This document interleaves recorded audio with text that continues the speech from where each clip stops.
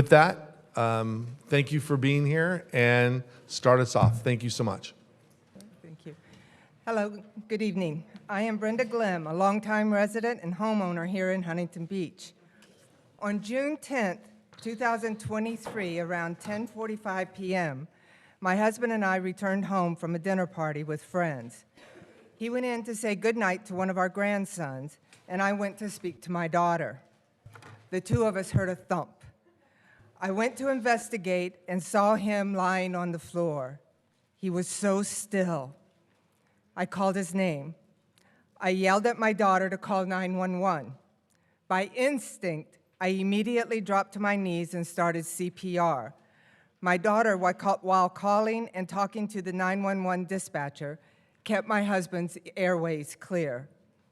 Within 5 minutes, the police arrived, and seconds later, the EMTs and fire department. It was a team effort, but his heart started, and he was rushed to Hoag Hospital. Ryan, and that's the only name I remember of that night, and his partner waited at the emergency room until I arrived and assured me that my daughter and I, giving him CPR, gave him a fighting chance. Later, I found out surviving sudden cardiac arrest outside of medical services is survived by less than 5%. CPR makes a difference. I don't know the names of the heroes that night, but want to give them our undying gratitude. Because of their prompt response, professionalism, and skill, my husband has a bit of recovery to go, but our happy tribe is whole. If anyone here knows who these heroes are, my husband and I would love to be able to personally thank them and have dinner with them. I'll keep this part short as I'm tired and out of patience and niceness. F4s, what the F? For the sake of Huntington Beach, quit acting like junior high school yard bullies. Stay in your freaking lane and work on the city budget, homelessness, crime, and potholes.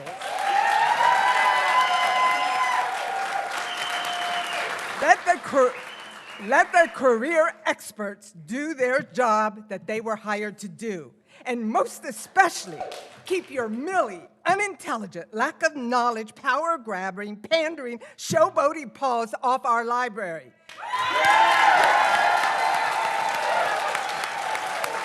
Two of your so-called porno books we have used in our house to teach our grandsons sex education instead of them going to YouTube.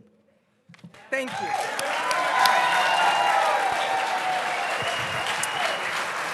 Thank you. Next speaker.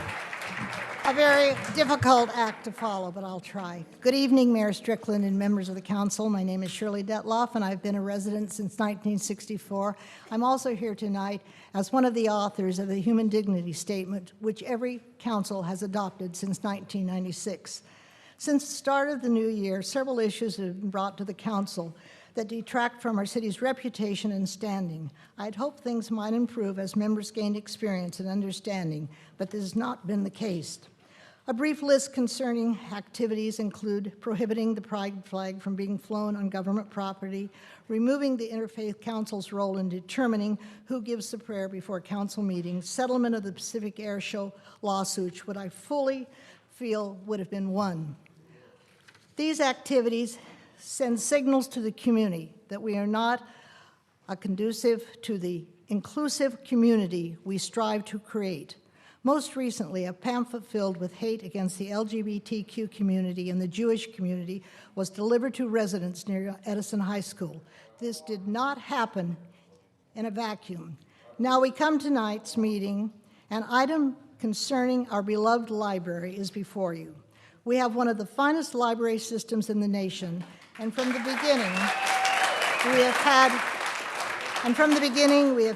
had outstanding librarians and staff.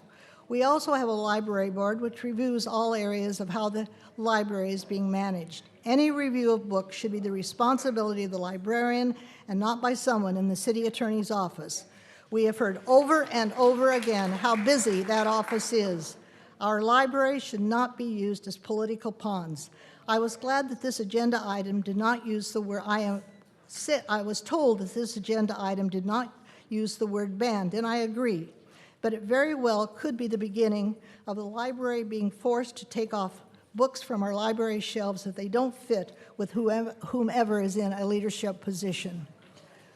We should look back in history to learn our lesson. While World War II might seem distant to you, but many of us grew up in the shadows of the war and with those who served during these difficult times. Millions of lives were lost and our democracy was threatened. Germany shut down democracy, and thank God, in the end, they lost. They banned books as a way to control the people and truth. We have seen the images of books being burned during the war, and we knew that millions of Jews lost their lives because others turned a blind eye to the deception of a few. This is a lesson you should contemplate and consider as you vote tonight. Thank you.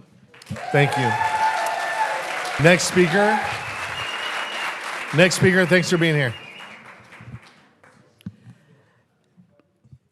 Good evening. The citizens of Huntington Beach are intelligent people. And you're sitting there thinking, of course they are. They voted me in. So some of your constituents are very upset that you do not trust them and that you think they're stupid. You're on a very slippery slope. We protect our children. We watch, we mold our children. Some of our children are outstanding to come home and say, you know what little Johnny said today? Some are not.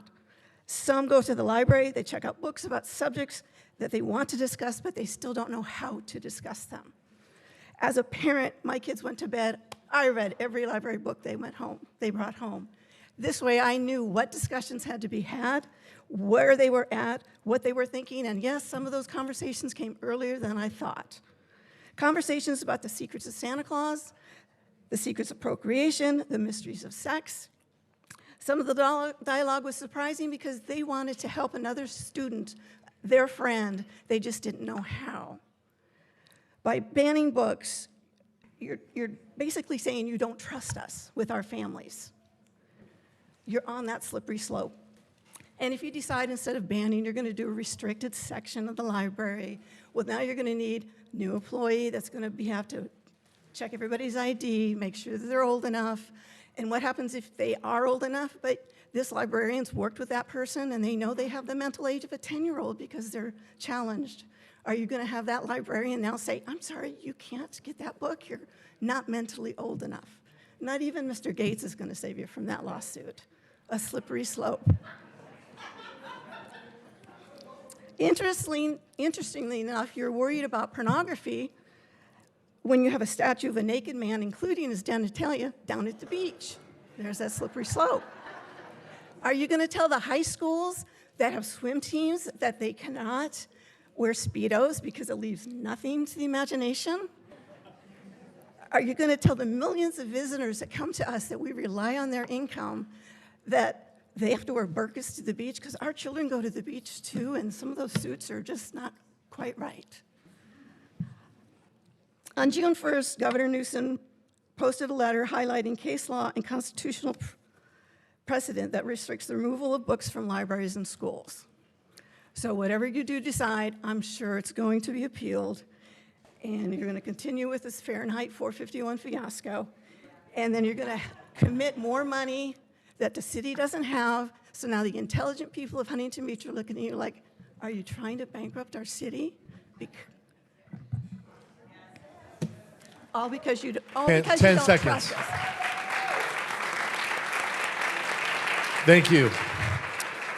Next speaker, thanks for being here. Hi, my name is Laura Adelot. I am a current resident of Huntington Beach, and I grew up here. This is my hometown. I'm here today to address the proposal to undermine our city's library with 3 points. First, I want to echo something I've been hearing a lot of in regard to this proposal, which is that it is insulting to the people of Huntington Beach.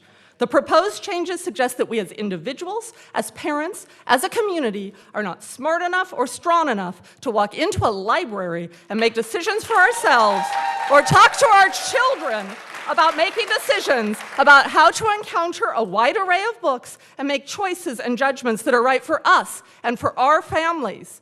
I know the people of Huntington Beach, and I trust that our community can handle the freedom to choose what is right for them at the library. My second point comes from a professional perspective. Item 18 proposes that the city attorney should make decisions about what books belong in the library, and that our city should break from the American Library Association, or ALA. I hold a master's in library and information science, so what I understand is that these proposals are the equivalent of hiring a lawyer who hasn't passed the bar or scheduling surgery with a doctor who isn't licensed to practice. It will lower our city's standards. You may notice I said my degree is in information science. This is because it's the absolute mission of librarians, the thing that is drilled into you in library school, that the librarian's role is to impartially provide his or her community with access to information that exists in the world, as much information and as wide and varied information as possible. We all want librarians to be the ones doing that job because they are the ones who trust you as members of their community to be smart and strong in what you do with that information. Like it, hate it, refuse to engage with it, that's up to you. Finally, an historical point.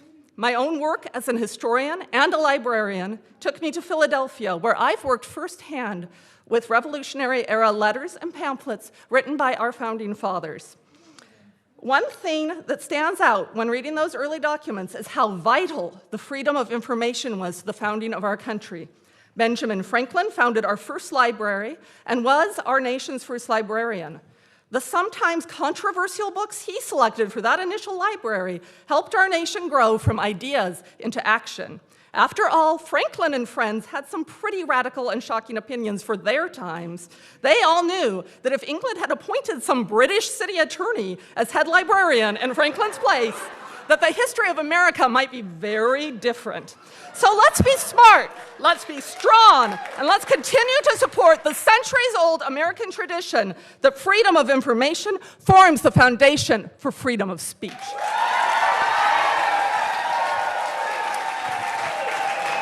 Next speaker, thanks for being here. Next speaker. Mr. Mayor, honored mayors of the City Council, and distinguished members of our Huntington Beach community, my name is Kelly Jones, and I'm here to read a prepared statement on behalf of State Senator Daveman. I am deeply disturbed by the proposed book ban being considered tonight, particularly given what is happening right now in more reactionary parts of the country like Texas, Utah, and Missouri, which have enacted similar bans. This country has a long and proud tradition of free speech and emphasizing the marketplace of ideas, and nowhere has this tradition been more present than in public libraries. Book bans are contrary to our most cherished American values and correspond with the ugliest parts of our country's history. Previous efforts to ban books have always been about targeting and erasing politically provocative ideas, and they represent a dark stain on our cherished traditions of robust free speech. Classics like Shakespeare and The Diary of Anne Frank were once banned in this country because they were seen as obscene and pornographic. During the McCarthy era, Henry David Thoreau's Civil Disobedience and John Steinbeck's Grapes of Wrath were obscene because they encouraged protests against the status quo. The classic story of Robin Hood was famously banned because it encouraged class rebellion. If parents choose not to expose their kids to certain materials or ideas, they are well within their rights to do so. But calling for a sweeping, overbroad ban on all controversial material is not only illegal, it's wrong. Because what you are aiming to do is to deny everyone access to certain ideas or materials simply because some people find them controversial. Public libraries have and always will be sacred places of intellectual freedom. They should never be used as tools of oppression or censorship. I respectfully urge the City Council to reject this proposed ordinance.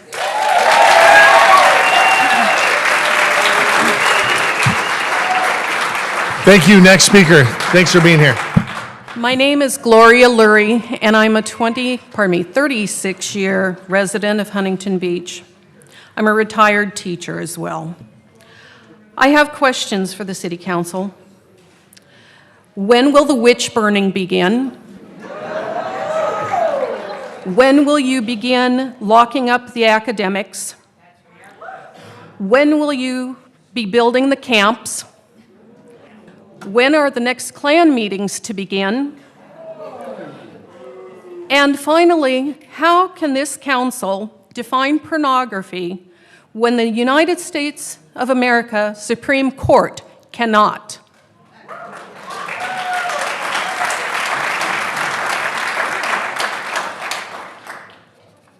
Council members Kamlick, Bolton, and Moser, on behalf of the marginalized, victimized, maligned, and discriminated against persons, thank you for your item.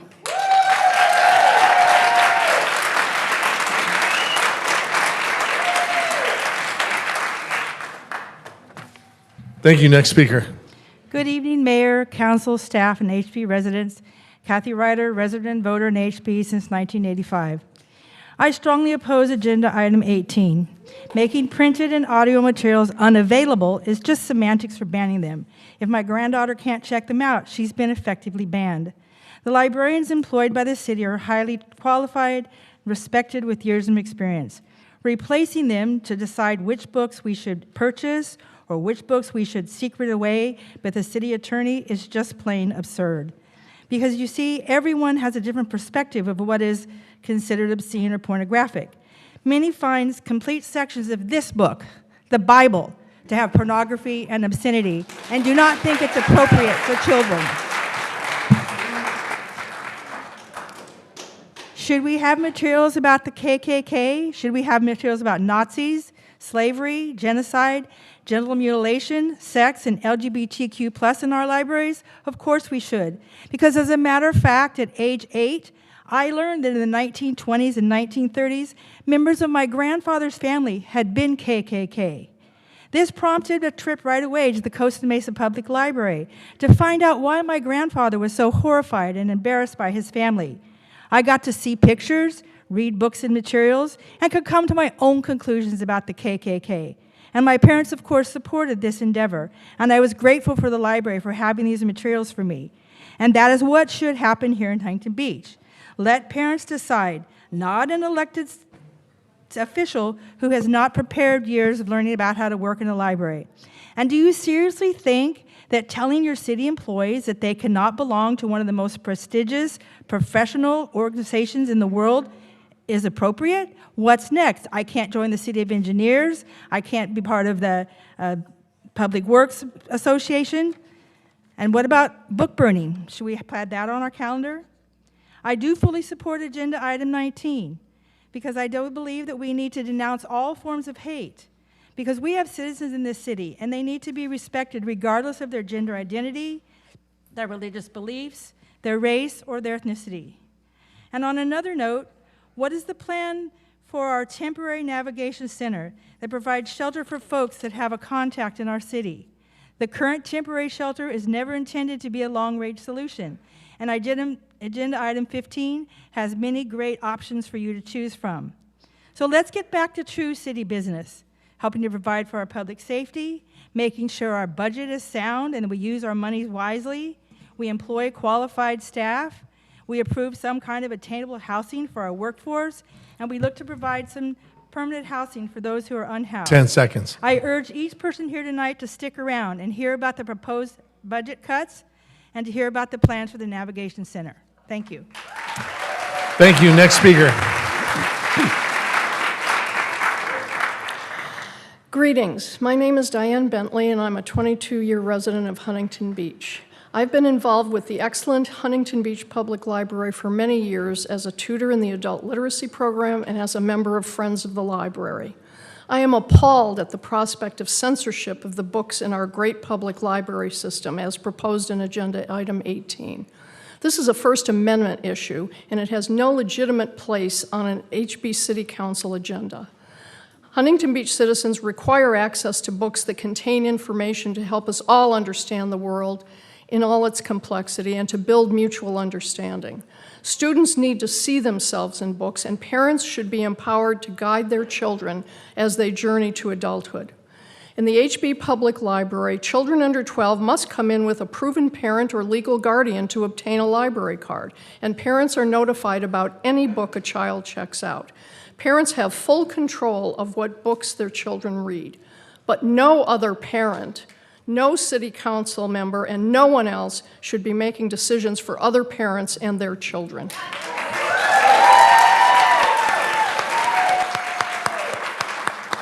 The role of the City Council is to support the operations of city services and to hire licensed and accredited professionals to perform the functions that keep our city operating. The accredited librarians in the HB Public Library have been thoughtfully curating the library's collections for many years, based on guidelines from the California Library Association. To suggest that there are books that require the oversight of the city attorney, who is not qualified in library science, is ludicrous and insulting. Further, the suggestion that the City of Huntington Beach should part ways with the American Library Association suggests a basic misunderstanding of the role of the ALA. The city is not a member of the ALA. Individual librarians are members, which accredits and qualifies library personnel. There are many issues facing the City of Huntington Beach that demand immediate attention of the City Council. Censoring access to books by our residents should not be on the City Council agenda. Vote no on agenda item 18. Thank you. Next speaker, thanks for being here. Hello, I'm Ian Mason, and I've come here to argue my case before here that item number 18 should not be passed. First off, the current system that we have to evaluate library materials is sufficient already. Whoever wants to challenge a bit of library material, they work together with librarians. They file a form. They work together with librarians to try to figure out whether the item in question is appropriate or not, and if so, it is moved to an adult section. Second is the potential for abuse of power this entire proposal has.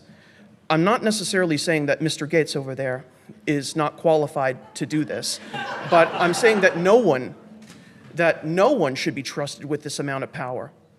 It's ripe for abuse. If someone wanted to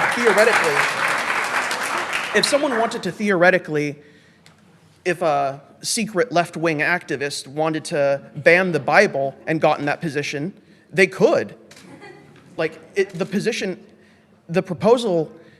Under that proposal, the city attorney would have that much power, and that's a bad idea. The third one is we don't have any evidence that pornography is a big problem among the library materials. There was no evidence presented here. In addition, this could open us up to massive lawsuits like there are in Florida. It could potentially cost the city millions, money that we need for other services. The fourth thing is the difficulties of separation from the ALA. Like the previous person said, librarians are associated with the ALA, not the library itself. But under this, but if we were to decouple from the rest of the OC library system, to get away from that, we would lose access to a whole bunch of materials, and that's a bad thing. Finally, this is not good for our reputation. News crews are outside reporting this. The state senator, he's aware of this, and that's bad. People are unaware that people are unaware, people. 10 seconds. People from all sorts of minorities will not feel welcome in Huntington Beach, and thus they will not live, work, or play here if they don't feel comfortable. That is all. Thank you. Madam Clerk, next 10, please. Yes. All right, last call for Dugan Becks. Pat Goodman, Karen Jackal, Andrew Einhorn, Joanne Arvizu, Laszlo Lack, Joanne, Kathy Shea, Sue Welfringer, Tony Dawes, and Carol Dawes. Thank you for being here. Good evening. I'm Karen Jackal, and I am here regarding the item to ban use of the American Library Association. I went to the Ocean View School District, and in your minutes you have a letter from them dated June 19th showing that they oppose the item, and I think things have been very well said by others on why this needs to be opposed. We need to focus on infrastructure, homelessness, and things that our city can be aware of and do, and we need to pass our budget. Thank you. Thank you. Next speaker. Thanks for being here. Yes, my name is Joanne. I am in support of item 18. I believe that these materials do not need to be in the library. When you said they're not offensive, how many people have looked at what's here? Go look at all this disgusting things that are being shown. What's vagina slime with fingers up people's parts? Two boys that are sucking each other's genitals. You're telling me that, did your parents raise you that way? Did your grandparents raise you that way? That wasn't in schools, but it is now. What are you going to do about that? Parents are the ones that should be raising their kids, not others. Hold the time. Hold the time. Exactly, it's my time. Let the speaker speak. Parents should be having the right to raise their kids, but also these things that are in the library should not be targeted towards kids that small. This is really, really sad. We're seeing an epidemic of things out there. It's in a very ugly place right now. People outside are very angry, understandably, because parents want to be able to teach their kids, not have their kids say, hey, I came home from school today and in science lab they were masturbating. I'm sorry, where's the reading, writing, and arithmetic? Very funny, not funny at all. What happened to academics? What happened to all of that? Why are we even talking about this subject? It's just completely wrong. It's completely wrong. And as a daughter of one of the greatest generation, my father was a World War II vet, we were raised with better principles than this. Please, come up. This is America. This is not, we're not in a third world country. Please don't change things. And I don't appreciate somebody calling the Bible pornographic. There's nothing in there. Thank you. Thank you. Thanks for being here. Next speaker, thanks for being here. Good evening, City Council. My name is Laszlo Locke. And thank you for the opportunity that you guys allow us to come and share these things. I do want to put my voice forward to support this move to take these books. We've heard a lot tonight about the importance of not burning books and going back in time and seeing all of our history and all of the things that we've heard about. It's so typical to redirect away from what it is mentioned why we're here tonight. We're not talking about burning books, about taking everything out that has the word sex in it. And yeah, the Bible is full of great things that talk about things straight up. But the fact is, this is a degradation. This is not something that is uplifting. All the parents that have spoken that they wanted to teach their children about sex, I don't think they took these posters and said, hey, look at this. This is what we're going to show you. This is not what we're talking about. We're saying that this should not be available to minors. We're not saying that, hey, everybody should take these books and we're all going to go out and burn them now.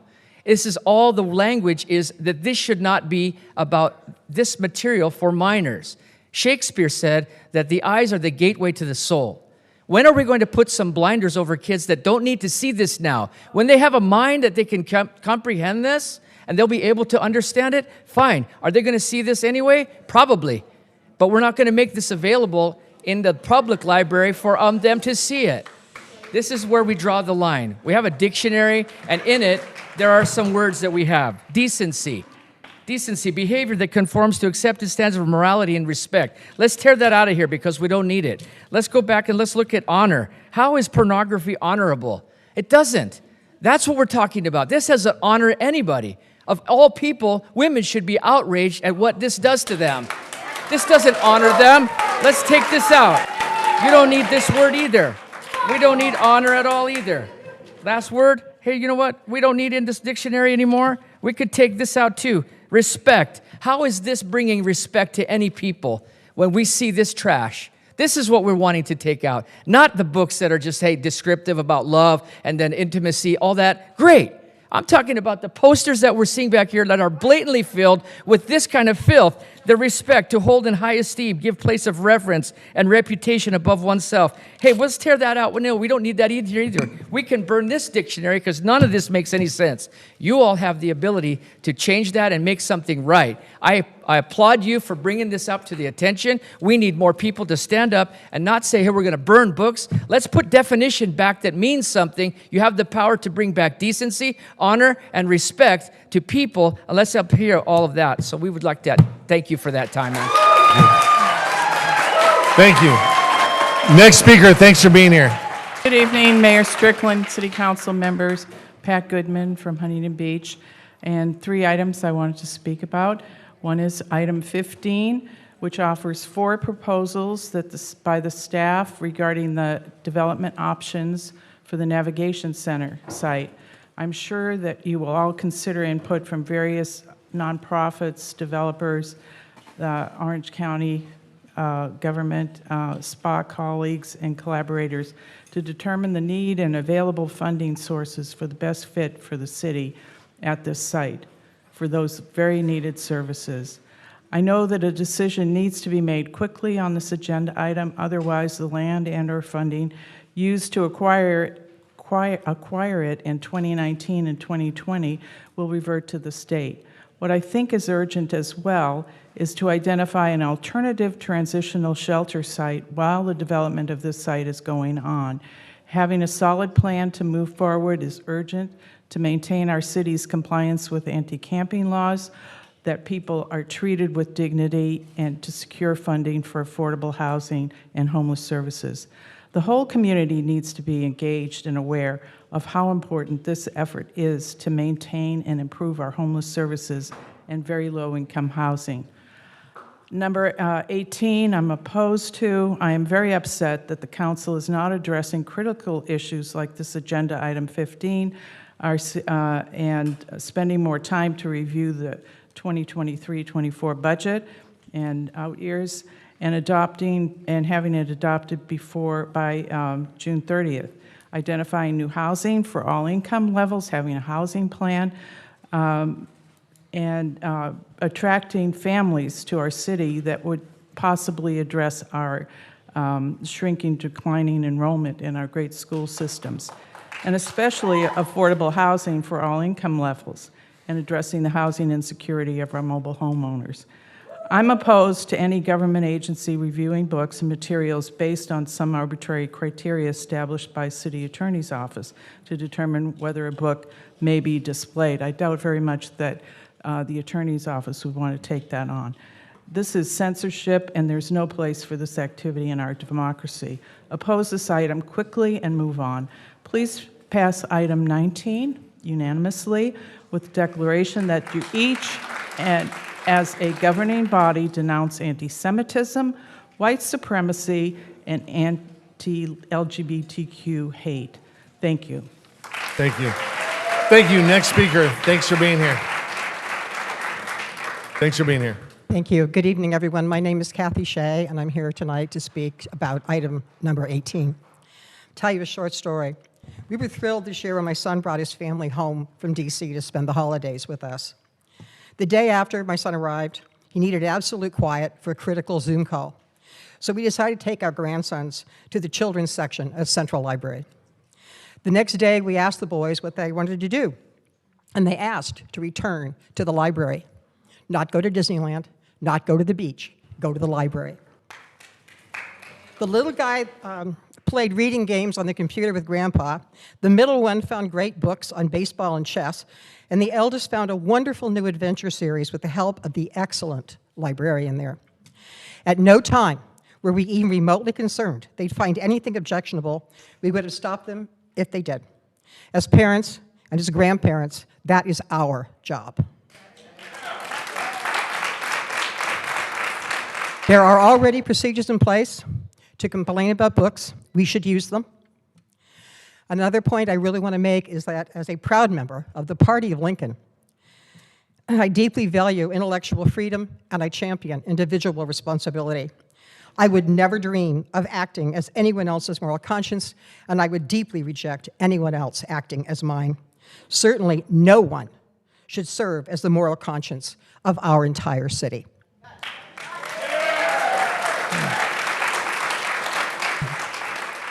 Lastly, I want to underscore a point a previous speaker made, which is that our city has absolutely no institutional relationship with the American Library Association.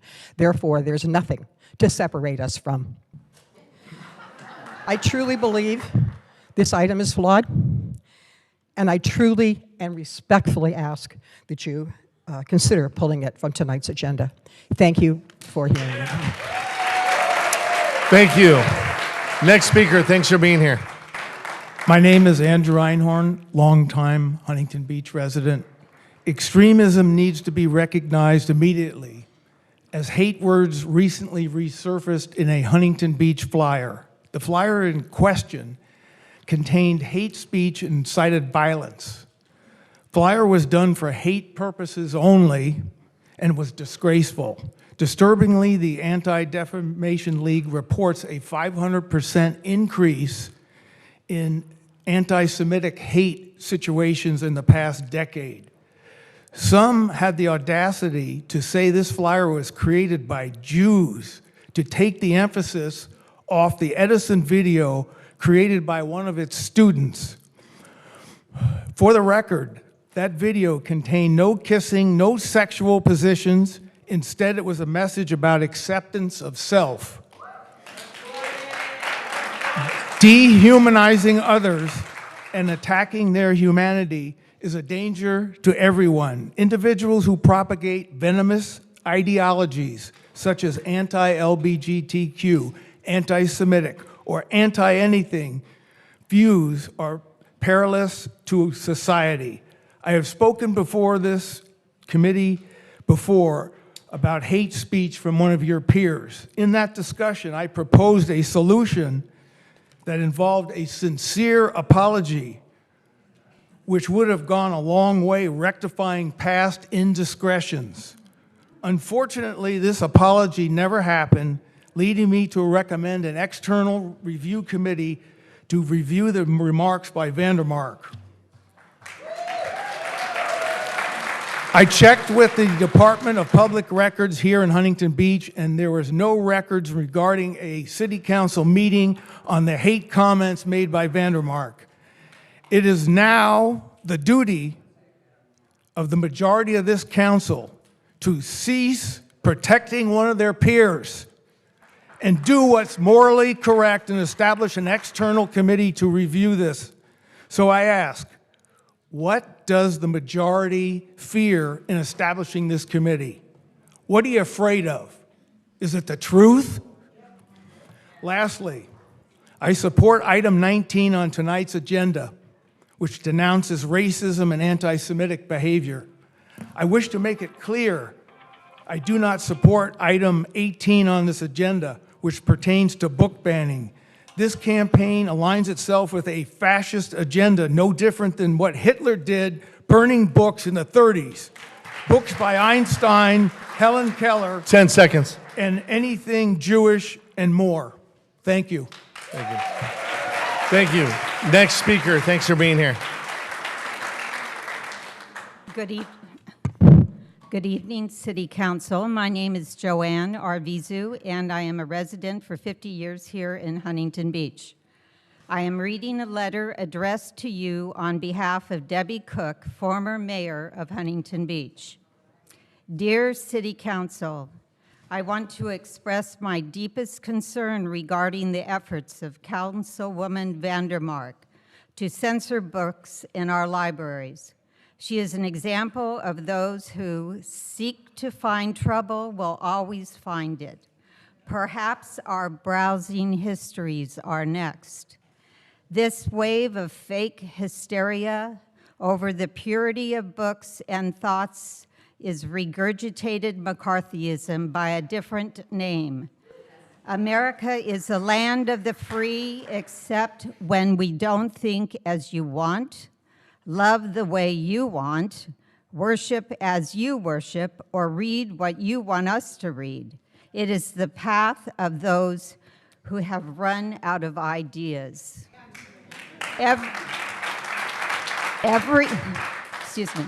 Every minute focused on culture war issues, attacking marginalized groups, Suing government agencies draws more and more negative attention to a town I was once proud to be mayor.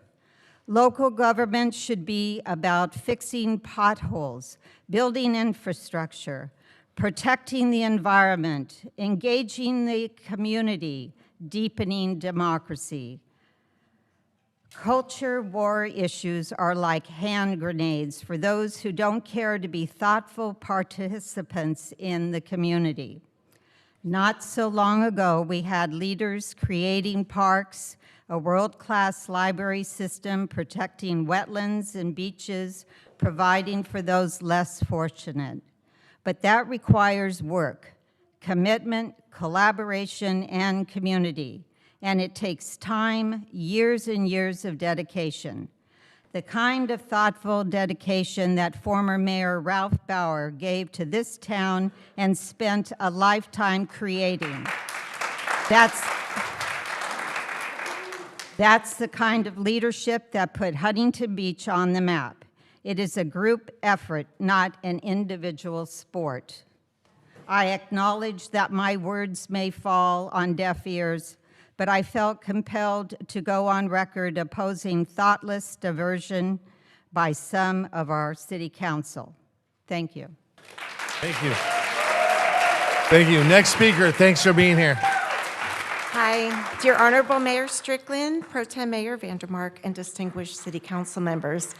My name is Sue Welfringer, and I narrowed down my comments to 3 questions and 3 statements.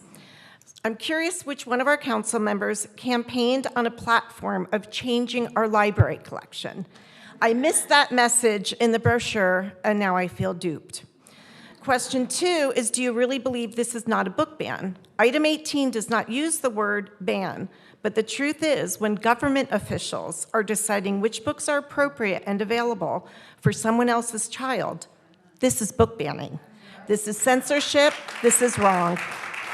My question 3 is regarding what specific concerns you have with the American Library Association.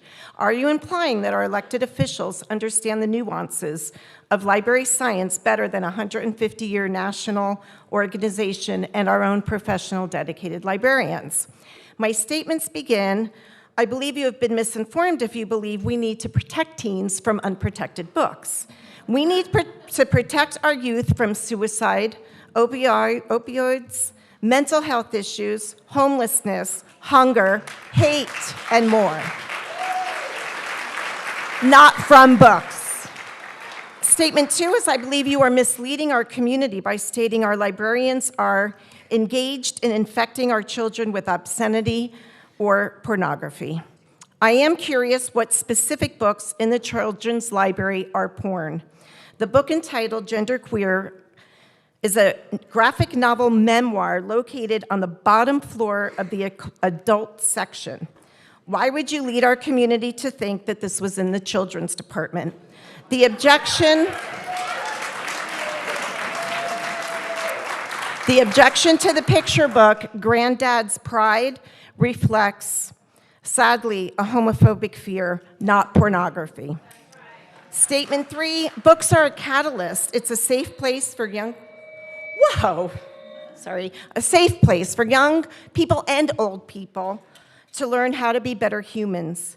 Even books with subject matter that makes us feel uncomfortable. We don't need a government official telling us what is and what isn't okay to read. Thank you for considering my concerns and that of all the people who have written in and come to speak tonight. Thank you. Thank you. Next speaker, thanks for being here. Thank you for allowing me to speak. My name is Tony Dawes, a 28-year resident of Huntington Beach. I would encourage the council to not vote in favor of item 18. I believe there's time, that your time is better spent working on bigger problems, bigger issues. We have a well-run library with qualified librarians who know what they're doing. This is a very divisive and unnecessary item, as you can tell just from the crowd here tonight. There's a lot of folks who feel very strongly about the library. It's tantamount to a nanny state and to government overreach. So that's all I need to say, and I'll thank you for your time. Thanks for being here. Next speaker, thank you for being here. Good evening. My name is Carol Dawes, and I urge the City Council to reject Councilmember Gracey Vandermark's proposal of the library. I'm a 28-year resident of Huntington Beach. I serve on the board of the Friends of the Library, and I have 3 adult children who spent many hours in this wonderful library. Our Huntington Beach Library is a true treasure, and it has only become stronger over the years. It's why I now volunteer my free time to assist this incredible institution. Its highly educated librarians are one of its greatest assets. They plan a diverse range of programs for residents of all ages and backgrounds and are experts in navigating the vast ocean of information that's available to our diverse community.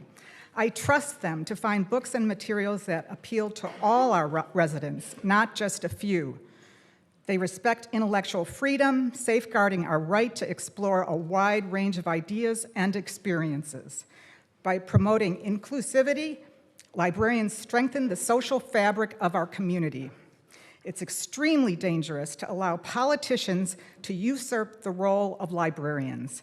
Why should they be responsible for determining what's obscene or inappropriate for teens and young adults? In fact, what they might consider is pornographic, some would consider supportive and life-saving.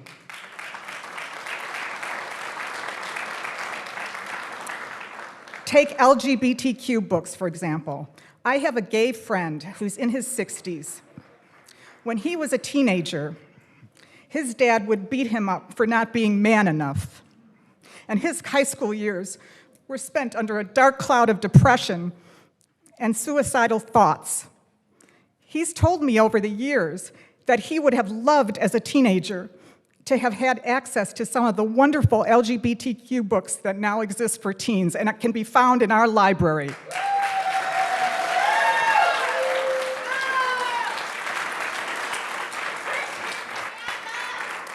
I urge the council to keep the library a welcoming spot which celebrates the richness of our collective knowledge. If parents object to certain books, they should restrict their children from obtaining those books. That's their choice. Local politicians who, as we know, all have hidden agendas, should not serve as the library's moral police. That is government overreach at its worst. Let librarians do the job they're trained for. Thank you.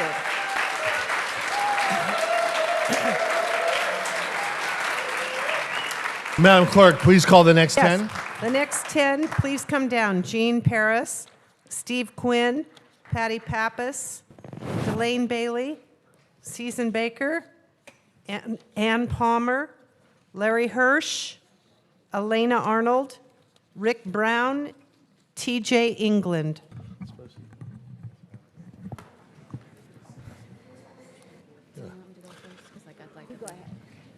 Thank you for being here. Okay. All right. Thank you, Mayor Strickland, Mayor Pro Tem Vandermark, and council members. My name is Judy Paris, and my husband and I have lived in Huntington Beach for 27 years. I am here tonight in strong support of Agenda Item 18.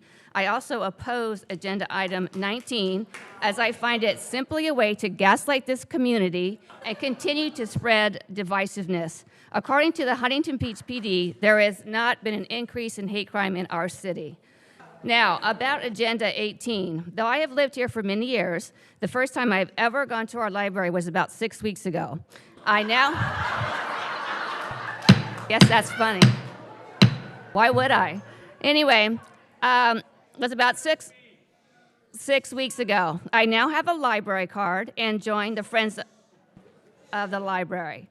I found the staff to be exceptionally kind and helpful. I also found a rather large variety of book selections. I was super impressed. Had I not been there before, I wouldn't know. I also found numerous sexually explicit books in the teen section, or the young adult section, which is defined as ages 12 and up. The issue here is not banning books, as many have claimed, but what is age appropriate? Many of these books have been recommended by, here we go, the American Library Association during Pride Month. It may seem harmless at first glance, but look at some of these pictures of books. You guys got to look at these. They're in the library. It may seem harmless at first glance, but after some additional searching, I also discovered there are numerous resources, including live chat rooms that one can attend regarding these topics. There is also a resource guide for K-12. It's this book called Read with Pride. It's for our educators, caregivers, and advocates for the LGBTQIA. Notice there's no parents in this book. Parents are being left out of this. In this book, it has, this resource guide, it includes recommendations for picture books for ages 0 to 8, middle grade book recommendations for 8 to 12, young adults 12 and up. This seems more like promoting a lifestyle rather than simply providing information. Why are we even recommending books and resources about sexuality to young children? It doesn't even make sense. This is a public library, not a private library. Our tax dollars are funding this. It's time that as a community we unite and rethink this entire process. As a side note, I also was at the library on June 6th, D-Day, the Normandy invasion. Not a mention of this anywhere in sight.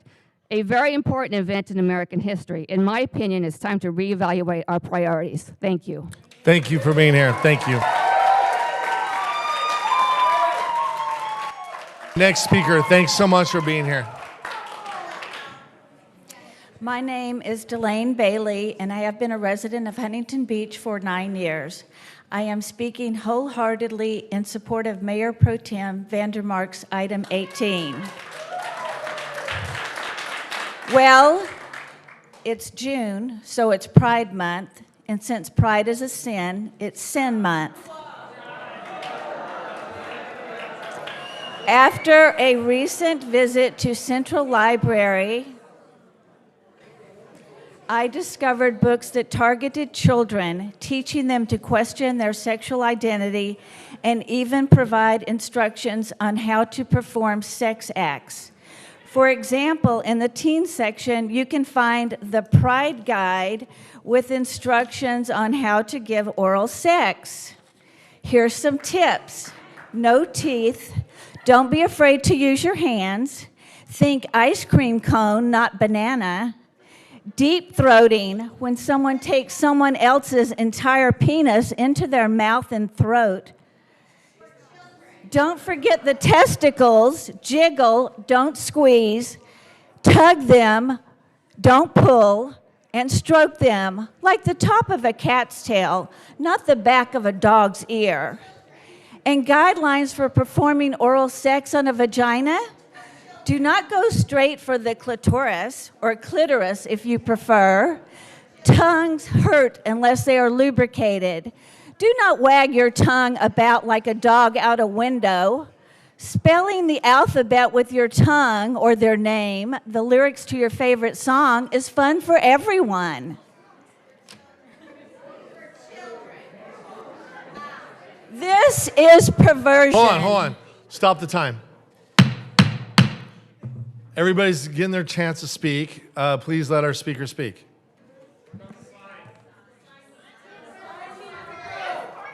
Hold on. City attorney, is the sign appropriate? It's free speech at this point. Free speech. Right? Okay. All right. Thank you. Hold on.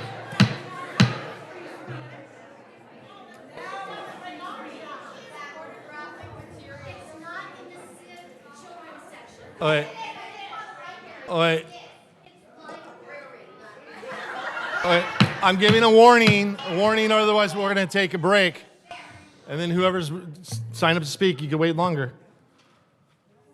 All right, please move forward. This is perversion. This phenomenon of sexualizing our children has come about only recently. Why? What kind of people want to destroy the innocence of children by making this crap available in our public libraries? The answer is that the 60s communist radicals have infiltrated our colleges, taught 2 generations of students to become radical Marxist teachers, and those teachers are grooming the next generation of children. Our education system is a building block for Mao's Red Guard, where children will turn on their parents and do the state's bidding. It needs to stop now. Thank you for being here. Thank you. Next speaker, thanks for being here. Good evening. Good evening, Mayor Strickland and council members. Stephen Quinn here. And our opponents accuse us of wishing to ban books, of trampling on the rights of others to decide what sort of books they can read, which is hysterical when you consider these are the people who want to ban Huckleberry Finn and Shakespeare. Actually, we don't want to ban anything. We simply question whether it is the role of a public library to interfere with the most intimate aspects of children's lives by exposing them to sexually explicit material not authorized by their parents. Would the library also make Hustler magazine available to kids? What about online porn? When did it become the job of the public library to promote any sort of sexual behavior or identity, especially to children? To sow confusion in the minds of little children is a terrible thing and has always been understood as such. Just last week, the board members of the Huntington Beach Union High School District got an earful from their constituents on this same subject. It seems a great many of the parents in the district, obviously not all of you, do not want this kind of material as part of the curriculum, as a lifestyle encouraged by the school board. One lady pointed out that the people on the board, most of them advanced in years and sporting fancy degrees, grew up in a different time, a different world really, and were the beneficiaries of an education system that didn't indulge in these sorts of ideological excesses. What has changed that they now feel free to impose such ideas and values on the children of others? The same can be said for the people who run our library. The people who advocate for drag queen Hold on. Stop. Okay, we're gonna recess for 10 minutes. You guys are gonna wait longer. I'm gonna talk to the police chief to find out what we're doing here. Sir, can I finish? It's unacceptable. I'm almost done. You guys, no, hold on. You get to start the next one, 10-minute recess. I guess we'll wait.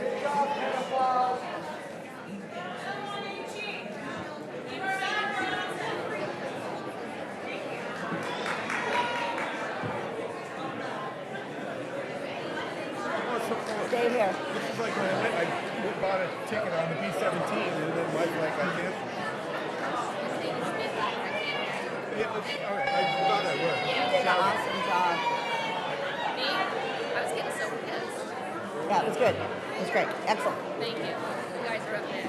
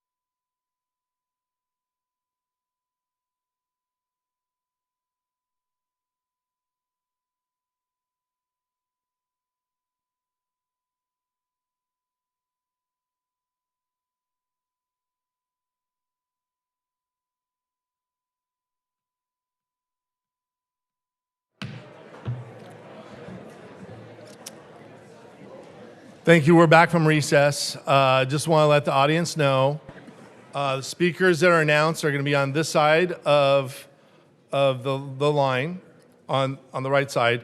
If a speaker would like to have a sign, a prop, you're allowed to do that. You can even have someone hold it up for you if you want. But after you're done with speaking, then you have to go back on the other side and go back to your chairs. So we're not having a big crowd in this area. It's only going to be the upcoming speakers. Everybody understand? All right, let's get going. Please, thank you for being here. Thanks for your patience, and please continue. Yes. In conclusion, I would like to say the people who advocate for Drag Queen Story Hour would no doubt be up in arms if someone wished to read a Bible story to a bunch of first graders. After all, they might find this in the Gospel of Matthew. But whoever causes one of these little ones who believe in me to sin, it would be better for him if a millstone were hung around his neck and he were drowned in the depth of the sea. A child's innocence is a gift from God, and once lost, can never be restored. You should think long and hard about what you present to children who are not your own. Thank you. Thank you. Thanks for being here. Thank you. Okay, is the gentleman with you? Because he was holding up a sign. Is he with you? The gentleman? Sure. Yes? Yeah, he is with me. Okay, I just want to make sure. Okay, please. Thank you so much, Honorable Mayor, council members, staff. My name is Patricia Pappas. I've been a resident of Huntington Beach for more than 43 years, and I'm currently taking the wonderful Citizens Academy and learning about our city, our staff, and they're amazing. I just, 2 weeks ago, attended the Community and Library Services course.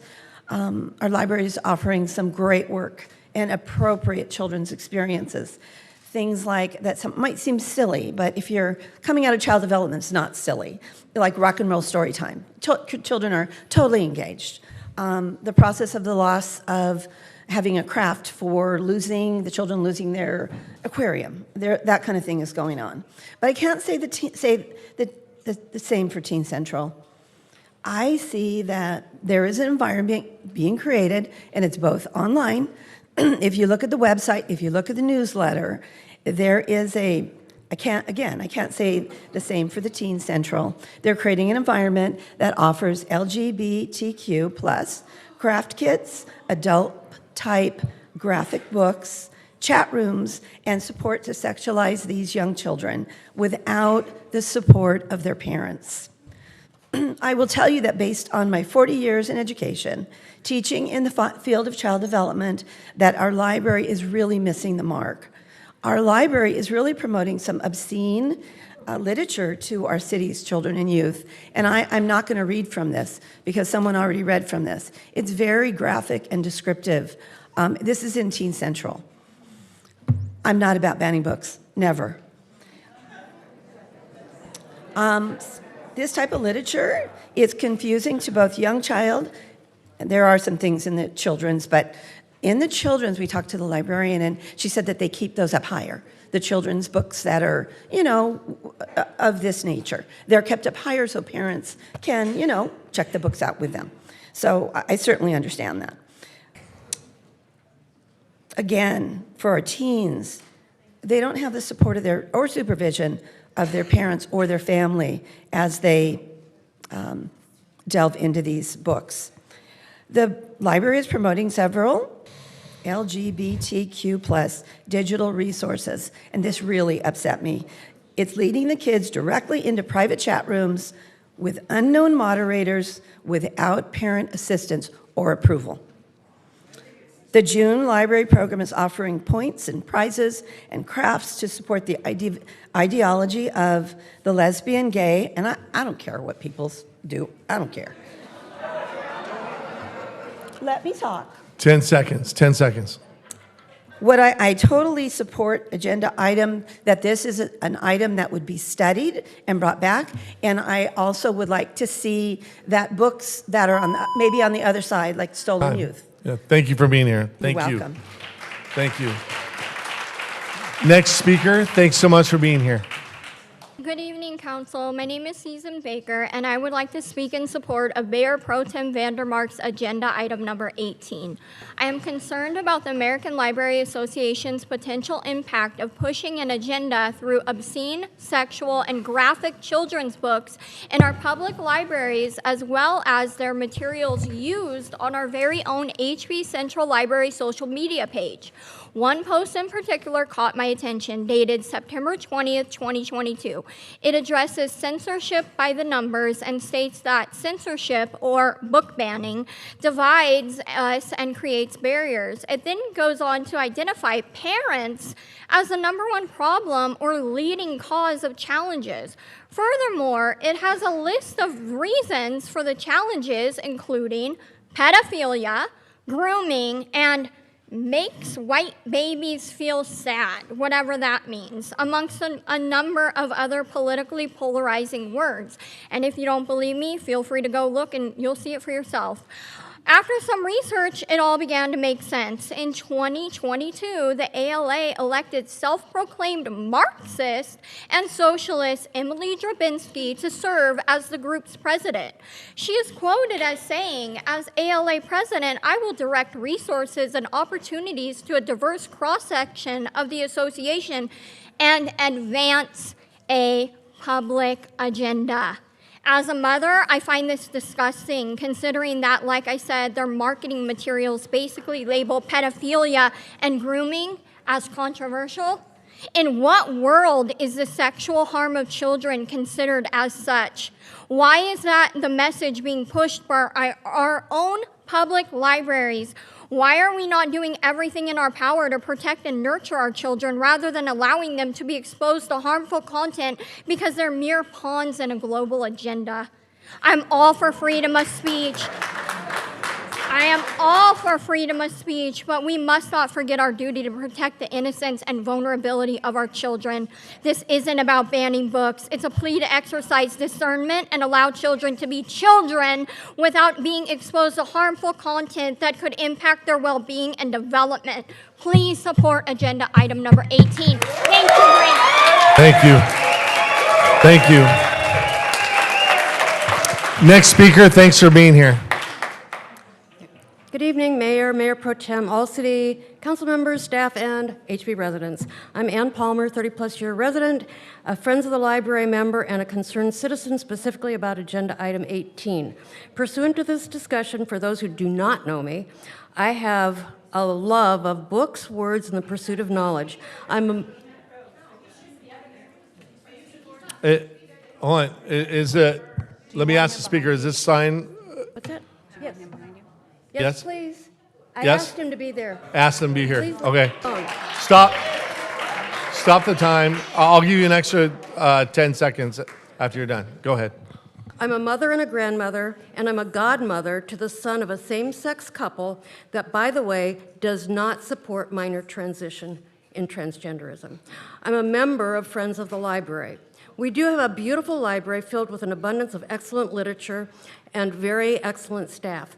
And I'm happy about the upcoming facility upgrades. So, I received an FOTL, Friends of the Library, notice to oppose any questioning of Pride Month content resources at our libraries and to attend this meeting to speak against agenda item 18. This thoroughly disturbs me, and while the rhetoric sounds appropriate, it is not. If the premise of this statement was 100% true in justifying the Pride Guide promoted resources, then the library would, by definition, also promote any pornographic materials that had been accessed in public library computers, which has in the past caused an uproar. While the furthering of knowledge and free speech may be a principle, libraries and librarians have traditionally been called upon to use discretion in the literature, the stock, and the audience to whom it is made available. So I went to the library and viewed many of the books and resources and the links that were being promoted. I was really surprised. You heard some of the material from another speaker. A lot of the content in much of the Pride for You stuff represents a direction and complexity too great and entirely inappropriate with which to burden children. And should they demand to do so, then full disclosure of the consequences of this pathway should be included with all materials. I advocate for a middle-of-the-ground solution. I believe that we should have ratings on books. Many publishers have advocated for this, and it's never taken hold. But we can do something locally by establishing a parent and resident committee to review books that might be controversial. Mr. Gates is wonderful at figuring out what is legally. Okay, that's enough. Go ahead, laugh. Go ahead. Wait until he brings another 25 million back to the city. Mr. Gates can advise us, Attorney Gates can advise us on what is legally pornographic, and I applaud that. But the call for parental overview can So be now accomplished. you get your extra 10 seconds to conclude. Okay. I also oppose item number 19. It's superfluous. We don't need it. We all oppose hate speech and defamation. Thank you. Thank you. Next speaker, thanks for being here. Thank you. My name is Alana K. Arnold. I am a best-selling and award-winning author of books for and about children and teens. Among other honors, my books have twice been California Book Award finalists. One was named a Michael L. Prince Honor Book, and one was a finalist for the National Book Award. Currently, I am the second most banned author in the United States, according to PEN America. Today we are here because Ms. Vandermark has declared that the public library is providing obscene and pornographic materials to our youth. Obscenity, pornography, scary words, but also words with clear legal meaning. And here Ms. Vandermark is acting with reckless disregard for the truth. Materials are considered obscene if they fail to meet the Miller test. The Miller test is the legal test for determining whether expression, like literature, constitutes obscenity. For a work to qualify as obscene, it must fit all three prongs of the Miller test, the third of which is that the work taken as a whole lacks serious literary, artistic, political, or scientific value. Let me be clear. My books and the books on this list all have significant literary value. No serious person can argue otherwise. And if Ms. Vandermark attempts to call these books obscene or pornographic by taking specific lines or images out of context, claiming they represent the work as a whole, I trust that many of you are smart enough to see through the charade. When we ban books, we are declaring certain people to be unacceptable. When we ban books, we shut down conversations. When we ban books, the bullies win. Ms. Vandermark is attacking not only authors and our books, but also teachers, librarians, and readers. This is an assault on liberty. Why do these book banners want to deprive teens and young adults of the opportunity to see themselves and to be seen by others? Who is this serving? Not the students. Why would we want our teens to have less information? Moreover, I would caution Ms. Vandermark and others. Words have meaning, and using them has consequences. As we've seen by looking at the actual wording of the Miller test, these books are not obscene. Likewise, pornography has a specific meaning. It's the explicit depiction in pictures, writing, etc., of sexual objects or activity in a manner intended to arouse. It does not include material intended for other educational, artistic, or aesthetic purposes. These works are neither obscene nor pornographic. To call them such is defamatory. And I assure you all, I and many other writers, along with our publishers, are taking legal steps to protect our work and ourselves from such patently false and harmful allegations. Here is the bottom line. Readers deserve free access. They have a First Amendment right to the freedom of press. Those who are taking away their books, who are stripping their libraries and book collections, are enemies of liberty. Thank you. Company with the worst authoritarian regimes in history. Thanks for being here. Next speaker, thank you. Shame on all of them. Next speaker, thank you.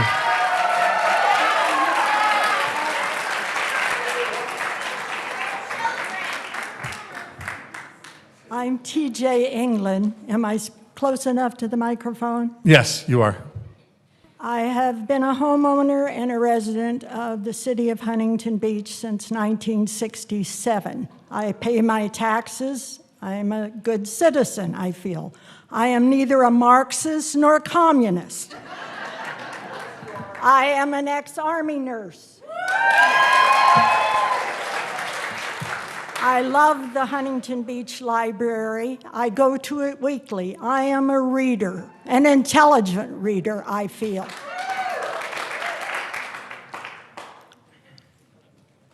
I can understand if people have problems with children's literature like they've mentioned here today, but I do not think it is up to the city council to tell me who can censor my reading. Who the city attorney is more qualified than I am to choose my books for myself or my grandchildren. This is a tragedy if you follow through with this. We are not Nazi Germany. Thank you. Next speaker, thanks for being here. Hi, my name is Larry Hirsch. For over 15 years, I've volunteered for our community's children through a variety of organizations. I want to talk about wisdom. I learned this from the movie Jurassic Park. I really did. In that movie, to paraphrase it, just because you can do something does not mean you should do something. There are 3 lessons about wisdom I wish to share with you tonight. Point 1, wisdom is the ability to work together for the common good. Our city council is factionalized into 4 on one side and 3 on the other. The majority rules and is controlling our city by fiat. No wisdom is required when you have that power. You can create the dinosaur, should you? Let's be clear on this. The government can interfere either by what it provides or by what it takes away. That is why we have the First Amendment, to give individuals the power of choice. I'm sure that I will find some of these books and materials to be objectionable, but it is not my right to impose my will on others, nor is it yours. Respect that freedom by working together to find the middle ground. Point 2, wisdom is knowing you serve the community and not yourself. The city charter talks about fiscal responsibility and prudent stewardship. Managing the city business is your job. You're not qualified to manage a library. 566 pages of email are telling you that. The city employs a professional staff that has managed the collection for decades, and the children benefited by that. My daughter was raised at the library. She went to story time. She got her library card at age 5. She did her Girl Scout Silver Award on the Teen Center, and the librarians attended the ceremony. The other day, she told me she worked with librarians on choosing the books she read. My daughter graduated with a master's in journalism from the Pulitzer School of Journalism at Columbia University. That is what our librarians can do. Respect their knowledge and qualifications. We did. Point 3, wisdom is asking the question, what happens next? The law of unintended consequences bears this question. Where does this stop? Once you create this dinosaur, you cannot uncreate it. Will you own the responsibility of your decisions if the members of our community take it upon themselves to act against others? This is real. My wife and I fear retaliation against ourselves, the groups we volunteer for, the libraries and their staff, such as we've seen here tonight. I was cautioned that I could be branded just by speaking out. That fear is the dinosaur, and you are creating it. What will you do next? I implore you to search your conscience and not your affiliations. Respect our rights, respect our libraries, and reject this proposal. It is not your job. Focus on healing the city council so that you may help the city. 10 seconds. This is your job. Please consider that wisdom.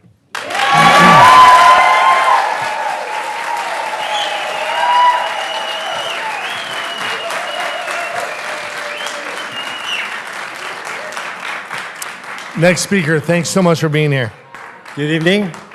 First, I want to, I think I'm going to gravitate towards item number 18 first, because I think I'm hearing all these voices tonight about the First Amendment protection, speech protection, and I'd love to hear that. But where's that same voice, where's that same concern about the mainstream media when conservative voices are shut down completely? Or where's those same voices in social media when conservative voices are shut down completely? And Gracey's not saying shut down the ability to rent books and check books out. That's not the problem here. The problem is there's some materials that are offensive, and parents don't like this material being taught in our schools. Our kids are being indoctrinated, not being taught like they should be. Now, let me go start in. The agenda item, I think, is really it's an attempt to create chaos, which doesn't exist currently. Last week, an unprecedented amount of HP parents shared outrage with the school board district about the showing of offensive pride video at Edison High School. That night, an ill-contrived plan and concocted plan was built around anti-Semitism by distributing anti-Semitic flyers in Huntington Beach. According to the Huntington Beach records, anti-Semitism hate crimes are virtually non-existent in Huntington Beach. One report last year, and there's one report this year. Huntington Beach has 11 million visitors a year, and we have 200,000 residents. That's virtually nothing at all. Now, not surprisingly, KTLA reporter, her camera crew, and not coincidentally, Gina Tarvin showed up at Edison High School with the intent of smearing Huntington Beach Councilmember Gracey Vandermark. In fact, the reporter said the teacher who aired the Pride video was getting death threats, which, by the way, was not confirmed by Huntington Beach Police Department. They said they cannot confirm that. Okay? Secondly, Tarvin said that this was spurred on by the actions of our community, specifically by what Mayor Pro Tem Gracey Vandermark did. The KTLA reporter said many in the community believe that these incidences are all connected. That Gracey showed up at the Tuesday board meeting and again attacked the teacher and brought a rabid mob of folks to distribute the magically in the morning flyers to talk about attacking marginal people. It definitely connected, she said. The facts are Huntington Beach Police Department detained a Norwalk man who was caught distributing the flyers, and he said there was no connection whatsoever. So what's frustrating here with me is the fact that the Democrats, and I'm not going to talk about Democrats, Republicans here, because you collectively are the ones that poison the water, and you show up the next day as a water commissioner. And if you find that funny, let me just tell you this, from the United States perspective, I've got 20 seconds, I'm not going to talk about that, but I will talk about the hate crimes here in Huntington Beach. Last year we had 2 anti-gay, 1 anti-Semitic, and 0 anti-transgenders, and we had 1 anti-Islamic, and 2 Hispanic, and 1 anti-black. So last year, this is not a hate city, and I find it offensive that we have to have a plan of talking about us denouncing it because we're not a hateful city. Thank you. Thanks so much for being here. Thank you. Okay. Madam Clerk, call the next 10. Yep. The next 10, Betty Canny or Connie, Ali Plum, Shahir Kader, Gary Casamento, Barbara Richardson, Leslie Casamento, Laura Rocha, Sharman Haberstock, Zignesh Pader, Richard Kelly. Please come down.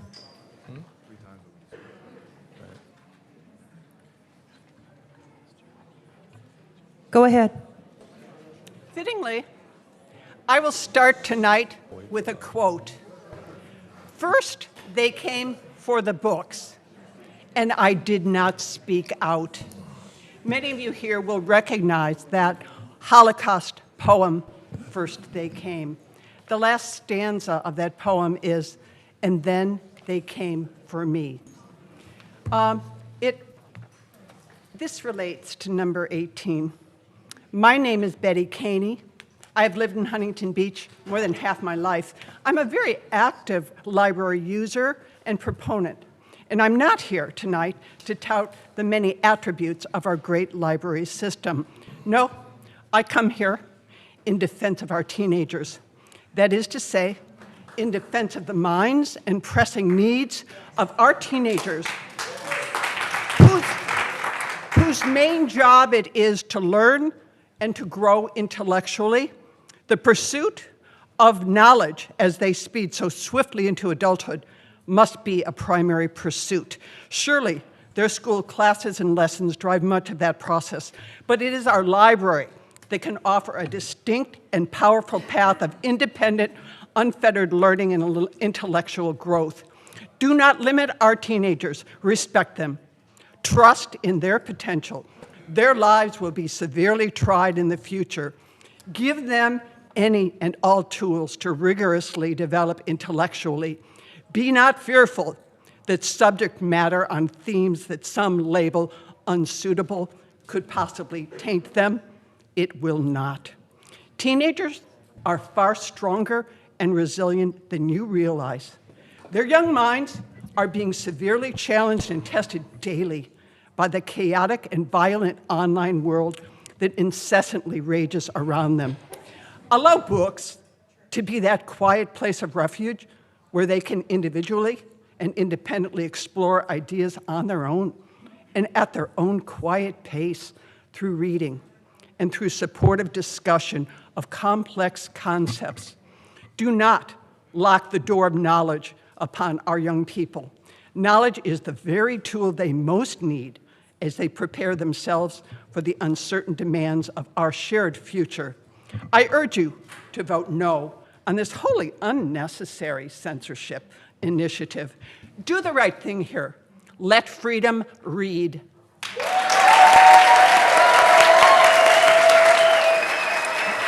Thank you. Next speaker, thanks for being here. Good evening, Honorable City Council, hardworking city staff, and concerned citizens. My name is Allie Plum. I have lived in an immobile home in Huntington Beach for a decade. I'm here to voice my apprehension for number 18, and actually opposition, to the possible banning of books. From small kid times, I and many others had a library as a source of free books and free vistas. I was dropped off at my local library in Riverhead, New York, and then wandered into worlds of knowledge and escape. Oftentimes, I was surprised by the many, many offerings way beyond my ken and yet available. I remember when the book Catcher in the Rye by Pierre Salinger was controversial. Of course, I couldn't wait to read it. I remember when Tipper Gore said the explicit lyrics were going to be on records. Guess what? Every kid wants to find out what those explicit lyrics are. The library was a safe place, a non-threatening place, a place where a poor kid could go check out a stack of books for free. Wow.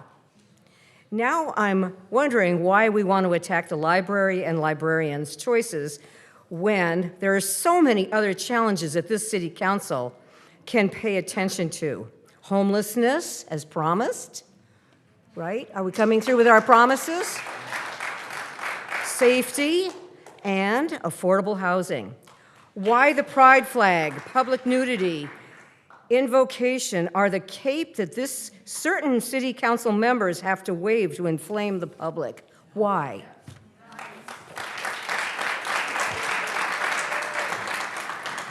I'm also here tonight to speak on item 19. This is a statement that the City Council of Huntington Beach denounces anti-Semitism, white supremacy, and anti-LGBTQ plus hate. It is a simple motion that should require no discussion. It is straightforward condemnation of elements which are a direct assault on our nation's democratic principles. It is also something this council has vowed to uphold these principles. So I want to end with Marianne Williamson's quote, "What you give to others, you give to yourself. What you take from others, you take from yourself." Thank you. Thank you. Next speaker, thanks for being here. Hello, I am Barbara Richardson, and I have been a resident of Huntington Beach since 1973. I have some questions and concerns regarding agenda number 18. It is said it is needed to protect the children. This sounds very much like the rehashing of Anita Bryant's Save the Children campaign in the late 1970s. According to Epic Times, this proposal would require the city attorney and city manager to develop an ordinance requiring the city librarians to screen books for obscenity or pornography and to ban such material from being accessed by those under the age of 18. The definition of pornography is material that depicts nudity or sexual acts for the sole purpose of sexual stimulation. However, if the purpose of that media form is something other than sexual stimulation, it is not considered pornography. Since the book the library have all received positive reviews from accredited library journals, how can it be said that these books have no artistic or educational merit? What is one man's rated R is another man's rated G. People have tried to ban Captain Underpants and Reese Sendax's In the Night Kitchen. Are books like these to be restricted? How does the city plan to deny access to these titles? Is the city going to be hiring book police to patrol book stacks in all Huntington Beach libraries to make sure no one under the age of 18 is looking at these restricted books? Or is the plan to take these restricted books and place them behind locked doors? Well, people need to show ID to prove they are actually 18 years or older in order to be able to access these books. Is it only children's and teen books that will be restricted? There are many adult books, which include graphic violence, foul language, and sexuality, such as A Clockwork Orange, Flowers in the Attic, and many titles by Stephen King. Will these adult books need to be removed and restricted to make sure no one under the age of 18 has access to them unless they are accompanied by an adult? And does that adult need to be the minor's parent? About cutting ties with the American Library Association. Besides promoting Banned Book Week, Pride Month, and Pride Books, the American Library Association also sponsors National Library Week and Children's Book Week. It chooses and awards the Newbery Award Medal for the Best American Children's Literature and the Caldecott Award for the Best American Picture Book. If the library is forced to cut ties with ALA, will it no longer be able to display ALA posters or purchase ALA award-winning book titles? If librarians are already members of ALA, will they be forced to renounce their membership? If they refuse, are you going to fire them? And lastly, does the city have the budget to defend itself from the lawsuits that will likely follow if the Huntington Beach Library and its staff are forced to cut all ties with the American Library Association? And does the city have the budget and staff to recatalog the library's entire book collection of 400,000 titles? Time. Thank you. Thank you. Vote no on 18. Next speaker, thanks for being here. Thank you. Good evening, City Council members. My name is Shahir Quater. My wife, Connie, and I have been residents of Huntington Beach for well over 40 years. And in all that time, I have never witnessed such gross governmental overreach. An overreach that is clearly designed to legislate morality and dictate to us what we can read. I am not here to debate or argue what is pornographic or what is not. Clearly, you folks have already made that decision by the application of the Miller test. But what you didn't do is apply the Miller test to the profanity that we hear on our beaches. And speaking of beaches, you did not apply the Miller test to the clothing that people wear on our beaches. Instead, you take an approach and attack our schools, our teachers, and our library, the Huntington Beach Public Library. These are individuals, the teachers, the educators, and the librarians are individuals that are well-educated, degreed individuals that have served our community to the benefit of the community for years. But instead, you all take a punitive stand against the library, asking if the library can resign from the ALA. I'll tell you what, if disagreements are what trigger you to do that, I would give Mr. Gates a heads up and say, if there's a disagreement between him and the city council, guess what? You're going to be asked to resign from your Beta Sigma Honor Society, or if you're a member of the ABA, maybe the ABA, who knows, you know? But here's the thing, please. We are parents that are responsible, loving parents in the city. My wife and I have two sons that grew up here, that went to the Huntington Beach school system. One of them went to an Ivy League school. The other one has got a technical degree locally. They are wonderful young men, settled in their life, and with no problems, and they're 10 years apart. And the reason I mentioned 10 years apart is because of the statement on your MIR issue statement, which says this is a long-standing problem. How many years are we talking about? Because I'll tell you what, in the 10 years that both my sons went to school, never once did I hear them mention a thing about 10 seconds. About mom and dad, teachers are showing us this, okay? But let me move forward. These choices that we make as parents are our choices. What we want to read. Time. Thank you so much. Thanks Thank for being you. here. Thank you. Next speaker, thanks for being here. Thank you. My name is Richard Kelly. I'm a 54-year resident of Huntington Beach. I'm a lover of books. I love the Huntington Beach Public Library, most beautiful building in Orange County.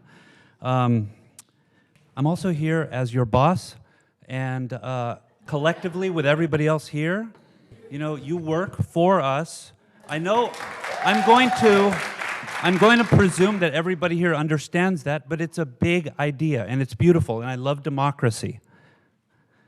Now, as your boss, I haven't visited very often. Last time I was here, it was for speaking against Poseidon, which is dead.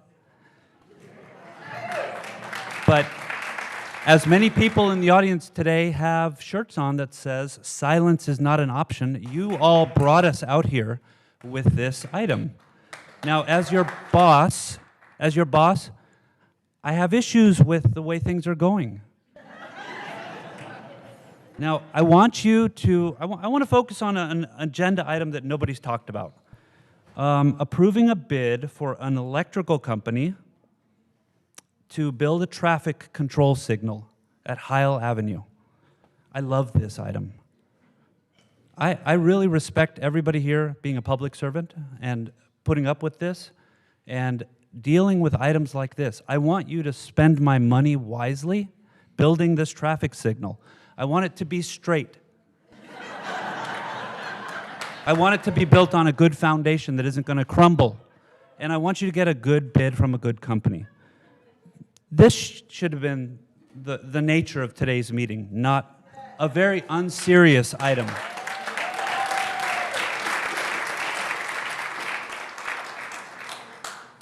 So the consensus here is clear. This item 18 does not represent us. And as your boss, I think it's so unserious. I have simple questions about it. You know, like Newport Beach tried to pass a similar book ban in 2017, and it failed.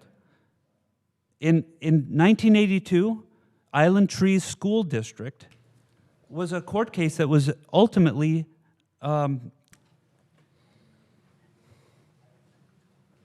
the Supreme Court disagreed and said that you cannot ban books based on disagreeing with their contents. So shouldn't that have been the first thing in this item? I mean, it says it has no, it doesn't back up its points at all. The first sentence is a problem, which the previous speaker made that point very clear. 10 seconds. Well, that's enough time for me. I think if you want to hear from your bosses, you've heard from them. You're hearing from them now. Dismiss this item. It's not worth our time. It wasn't worth bringing me out. Thank you. Next speaker, thanks for being here. Thank you. Hello. My name is Gary Casamento, and I've been a homeowner for 40 years with 3 sons and stepsons that have graduated from Huntington Beach High School's excellent education. In the issue statement on item number 18, Ms. Vandermark states, it's been a long-standing problem in public education that children are being exposed to obscene and age-inappropriate materials by adults, many of whom are educators we have entrusted with our children. This is a statement of ideology which is being presented as fact. Intellectual freedom is defined as the right of every individual to both seek and receive information from all points of view without restriction. United Nations upholds intellectual freedom as a basic human right through Article 19 of the Universal Declaration of Human Rights. Based on the stacks of books Ms. Vandermark posed with in a local newspaper, it's clear that material relating to LGBTQ identity is specifically being targeted. This unconstitutionally impinges on the rights and health, both physical and mental, of those who need exposure to broad, impartial, scientifically accurate information most urgently. Where are we going to go next in Huntington Beach? Are we going to follow other communities and remove books on the histories of blacks in America? Are we going to remove books on the Holocaust next? Current library policy is that children under 13 already require parental permission, and the parents are notified, as was noted earlier. 13 to 17-year-olds can get teen library cards. By this time, children are already forming their own ideas about their values, ideals, and place in the world. Historically, it's been librarians who are hired and educated to know what books are appropriate for the community. American Library Association, at 147 years, it's the oldest and largest library association in the world, internationally respected. The ALA has worked throughout its history to define, extend, protect, and advocate for equity of access to information. Parting ways with the ALA, as suggested in the report, would demean, degrade, and lessen the stature of Huntington Beach libraries. It would also cause professional librarians to seriously reconsider employment by or association with our libraries. We don't need anyone determining for our 10 children seconds. what they can read and not read. Parents are perfectly capable of doing that themselves. If something goes against my beliefs, I won't do it. But increasingly, we're seeing, if something goes against my beliefs, you cannot do it. Thank you for I'm being sorry, here. that is not America. Thanks for being here. Next speaker, thank you so much for being here.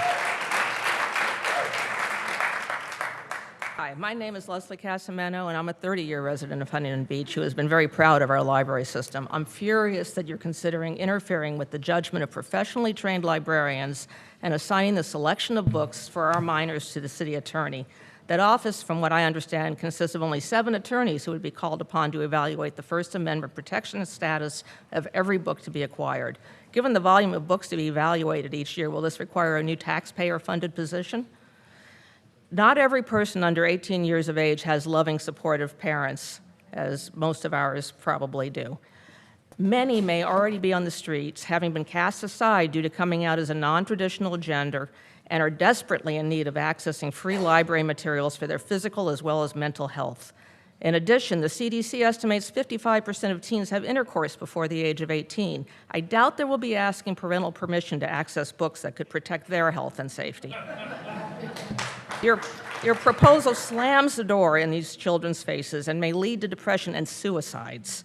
Your proposal even denies the rights of supportive parents who want to choose appropriate books to help their children navigate their path, since it not only recommends putting barriers in place to access books currently held, but on the procurement of all future material.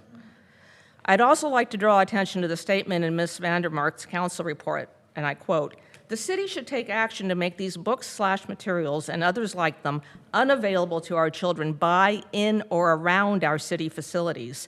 She's clearly looking beyond the boundaries of the library for her book banning. Our libraries must have diverse collections with resources from many points of view and provide access to information for all users, and those collections should continue to be curated by individuals who have devoted their lives to library science. Thank you, and council members, please do not pass this dangerous agenda item. Thanks for being here. Next speaker, thanks so much for being here. Good evening, council members. My name is Jignesh Padiyar. In America, we have protected rights, none more important than our right for free speech and expression. This is such a staple in America that we pride ourselves in it. So much so that we allow the space for the most evil and vile rhetoric to exist. Because what you see is in the public space and in a free society, we choose what voice to amplify and what message to drown out. What I am getting at is free speech is dangerous, and there's no way around it, and you cannot compromise on it. Yet those that argue for free speech are also trying to ban hate speech. You can either have all speech or none of it at all. You see, this is a double-edged sword. The same sword that allows for the speech I agree with is also capable as being used for the speech I disagree with, because even in America, the sick-minded and depraved also have a voice too. It's crazy enough that even the recent video that came from Edison is enlightening. Going off of what Ms. Vandermark said, that these messages are obscene and parents have every right to disagree with that agenda. And for some reason, those in the LGBTQP believe themselves to be all-knowing and that anyone against them is morally suspect. Reasonable people are not afraid of challenges and don't claim those who disagree with them as wrong simply for disagreeing. That's unfair and un-American. You would need to look even further at last week's affair at the White House, where President Corn Pop held a pride celebration. Yet even in that space, some in attendance could not even help but expose themselves. Some chick thought it was a good idea to display her double mastectomy, and some dude wanted to show off his boob job. This behavior is not a one-off incident, but instead standard operating procedures by the LGBTQP. If you cannot have even the decorum on the White House lawn, how can the rest of the public take you for face value? The argument is that messages in books are about empowerment, yet they are so disillusioned about the sexual purview of their messages, they can't even see it as that.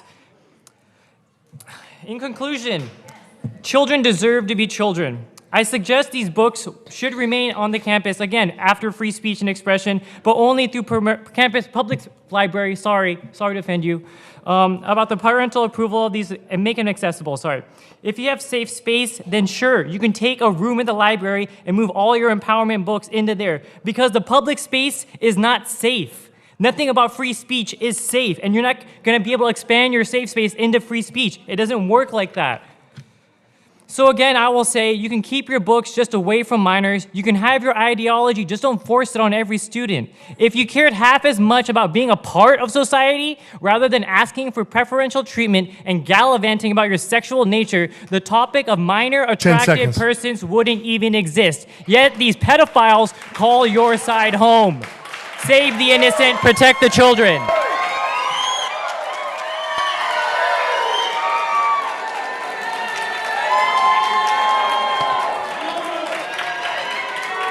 Next speaker, thanks for being here. Hi, my name is Laura Rocha. I'm a 25-year resident of Huntington Beach. I'm a teacher, and I'm a parent and a grandparent. And I wasn't going to come up here because, you know, so many great things have already been said about 18. I just felt like I've been following this issue on the news for a long time. And when it came to Huntington, okay, Texas, Florida, it's like, you're in Huntington, this is actually an issue in Huntington Beach now, or a non-issue. This is not a problem. This is a non-problem. And, you know, I told myself I needed to come up here and not be emotional about this. But I am emotional about this. It really pisses me off. There are so many things that this council could be focusing on rather than this made-up issue. And, you know, what we know is that it's really not about that anyway. You know, an excuse to censor books that are by and for LGBTQ people, people of color, just people who aren't, you know, who have different experiences. And I think knowing, you know, children learning about different experiences that, you know, not just my experience growing up in the world is really important and powerful. And, you know, I jotted down some things that some people before me said that I thought were super good. But one of the things that has really been making me angry is that there's already a process for any inappropriate books.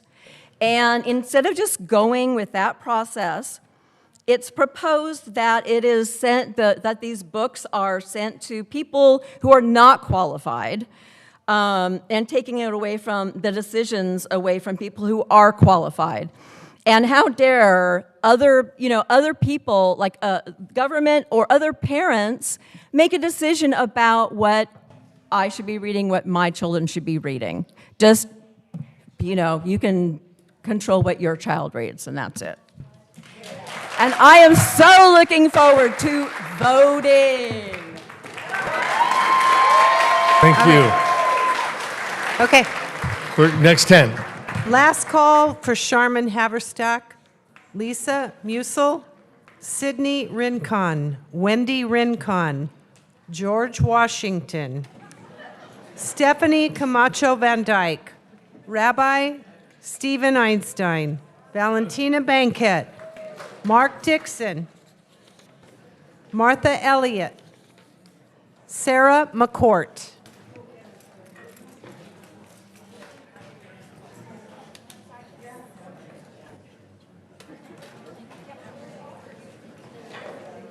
Please go ahead. Thank you for being here. Okay. Thank you. My name is Wendy Rincon, and I'm a lifelong HB resident. I'm speaking here on 18. Gracey Vandermark and her desire to ban books and remove the American Library Association, the ALA, at our HB libraries is all under the false and fascist narrative of, quote unquote, protecting children. Fascism, with its suppression of ideas and imposition of a singular narrative, poses a significant threat to our city. The ALA stands as a guardian of intellectual freedom, ensuring that our libraries remain havens for diverse voices and ideas. Fascism thrives on control and the suppression of dissenting voices.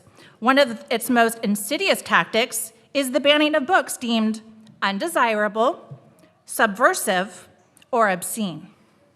By banning books, fascists seek to manipulate the narrative, shaping public opinion to conform to their ideology.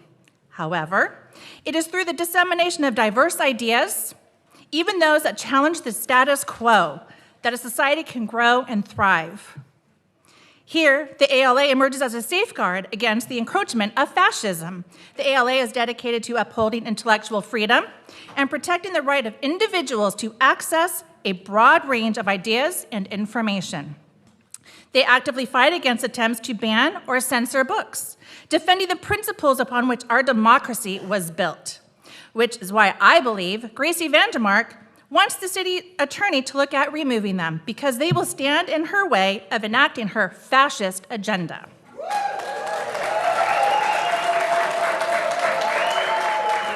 I implore you to vote no regarding Gracey Vandermark's proposal to ban books under the false guise to protect children. At our esteemed public libraries, it is our job as parents to determine what books our children should be checking out of the library, not the city government. And certainly not Gracey Vandermark. The city attorney should not be looking into eliminating the role of the ALA in our libraries. This is fascism in our city, and we will not and cannot stand for it. This council and what it has brought to our city is disgusting. We had faggot yelled at our house because we have a pride flag in front of our house. You should be ashamed of yourselves. Ashamed.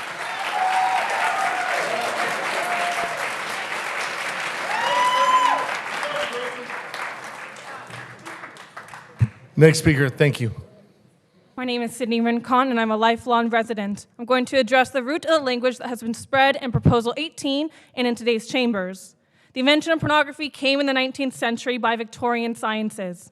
The term pornography, since its invention, has been used as a means of cultural censorship and the policing of morality and social virtues. Pornography and obscenity, by definition, are fluid institutional constructs. And as presented in Prop 18, this language is being utilized to instigate fear and mitigate access to vital resources and the freedom to access uninfringed media in a public and educational space. This language has always been used to vaguely identify cultural morality without a comprehensive understanding of what obscenity can be and how it will be used to control and open the door to banning more literature, banning language, and free speech. Many people have mentioned and explicitly displayed in many of these posters these vulgar images. The exact language and images that they seek to ban in public forums. A woman before me, in opposition of obscenity and pornography, gave me more instructions on how to perform oral sex today than I have ever read or seen in the public library. What the council may not understand is that by opening up this non-issue, by creating exactly what the council, by distributing media, you have created an issue. You've not found an issue of pornography, you have created one. Professor and author Linda Williams coined the phenomena as onsenity, that in an attempt to remove and hide content, to remove it and take it from the public, you have brought pornography to the forefront of our community where I have to stand up here and tell you that.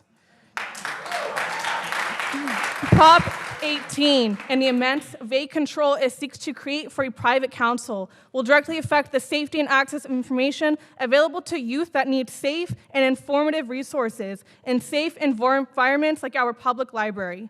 Prop 18 will not protect children. It will strip our public spaces of secure access to this information so that a young gay teen can know that he is normal, that a young girl can learn her own autonomy, her own rights, and how to insert a tampon safely. Prop 18 at its root is a facade of public security, a facade of safety for children. This is a distraction from legitimate issues in our community. You need to stop creating them to police our free speech. 10 seconds. That's all I have to say. Thank you. Thank you. Next speaker.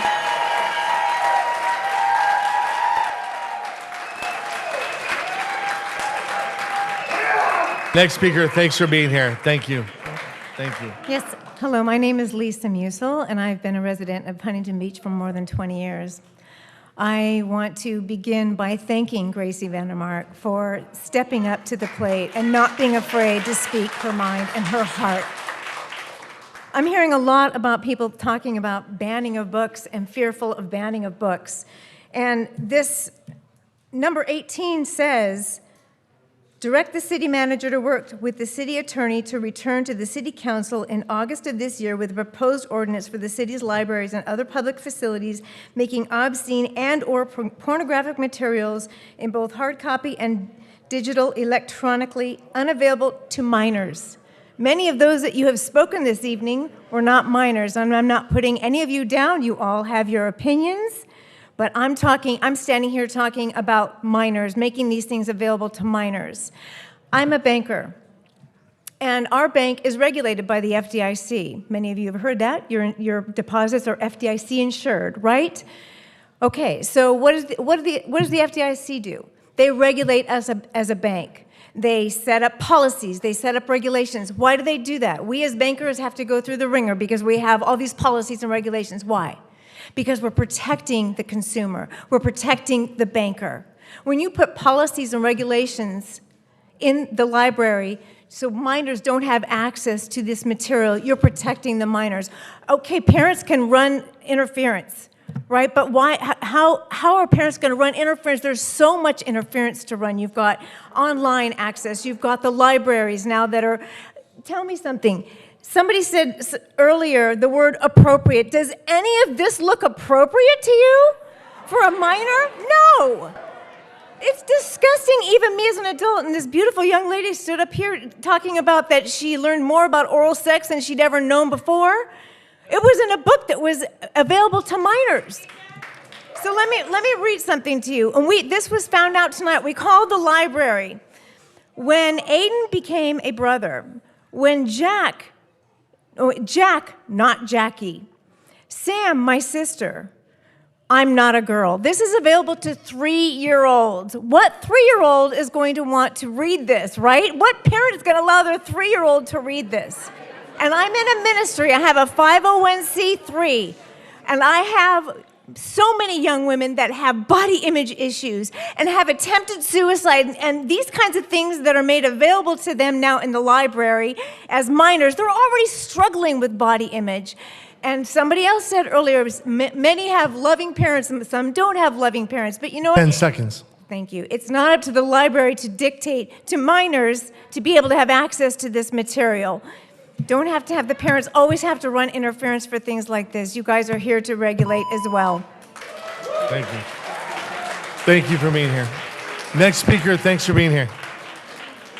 Good evening, members of the City Council. My name is Stephanie Camacho Van Dyke, and I'm the Director of Advocacy and Education at the LGBTQ Center OC. On behalf of the LGBTQ Center, I want to express my deep concern regarding the proposed book ban on LGBTQ content that is currently under consideration. Books have the power to educate. They have the power to inspire empathy and foster understanding of diverse backgrounds and perspectives. By attempting to ban LGBTQ literature, we limit our capacity for growth and deny our youth and students the opportunity to explore different narratives, to learn about the world around them, and to understand inclusivity and empathy. Banning books sets a dangerous precedent. Looking back on myself as a queer youth 15 years ago, books helped me navigate through life, find solace and find a sense of community, and develop a sense of belonging in a world that is often unaccepting to us in my community. Think of what this proposed ban would do to queer and trans youth living in Huntington Beach. What message are you sending to them? Please consider the long-term implications of such a ban. I urge you to reject this proposal and to keep libraries accessible and inclusive within Huntington Beach.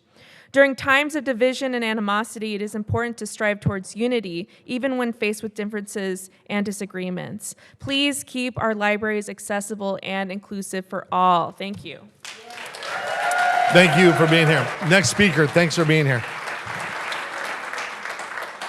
Good evening. My name is Martha Elliott. I've lived here and owned a home for 32 years, and I urge the City Council to reject the proposed number 18 item because it is unnecessary, unworkable, and infringes on my First Amendment rights. Since the city established a library over 100 years ago, they have used trained, experienced librarians from a variety of backgrounds to manage the library, its materials, and processes. This has worked for over 100 years. We have a children's library voted in 2022 as the best in Orange County.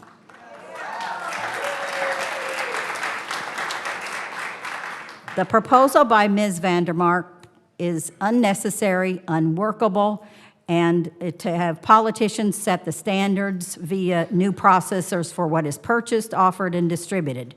A politician lacks the education, experience, or qualifications to perform these functions. In addition, this person should be doing the work that they were elected to do for the city instead of the work of qualified librarians.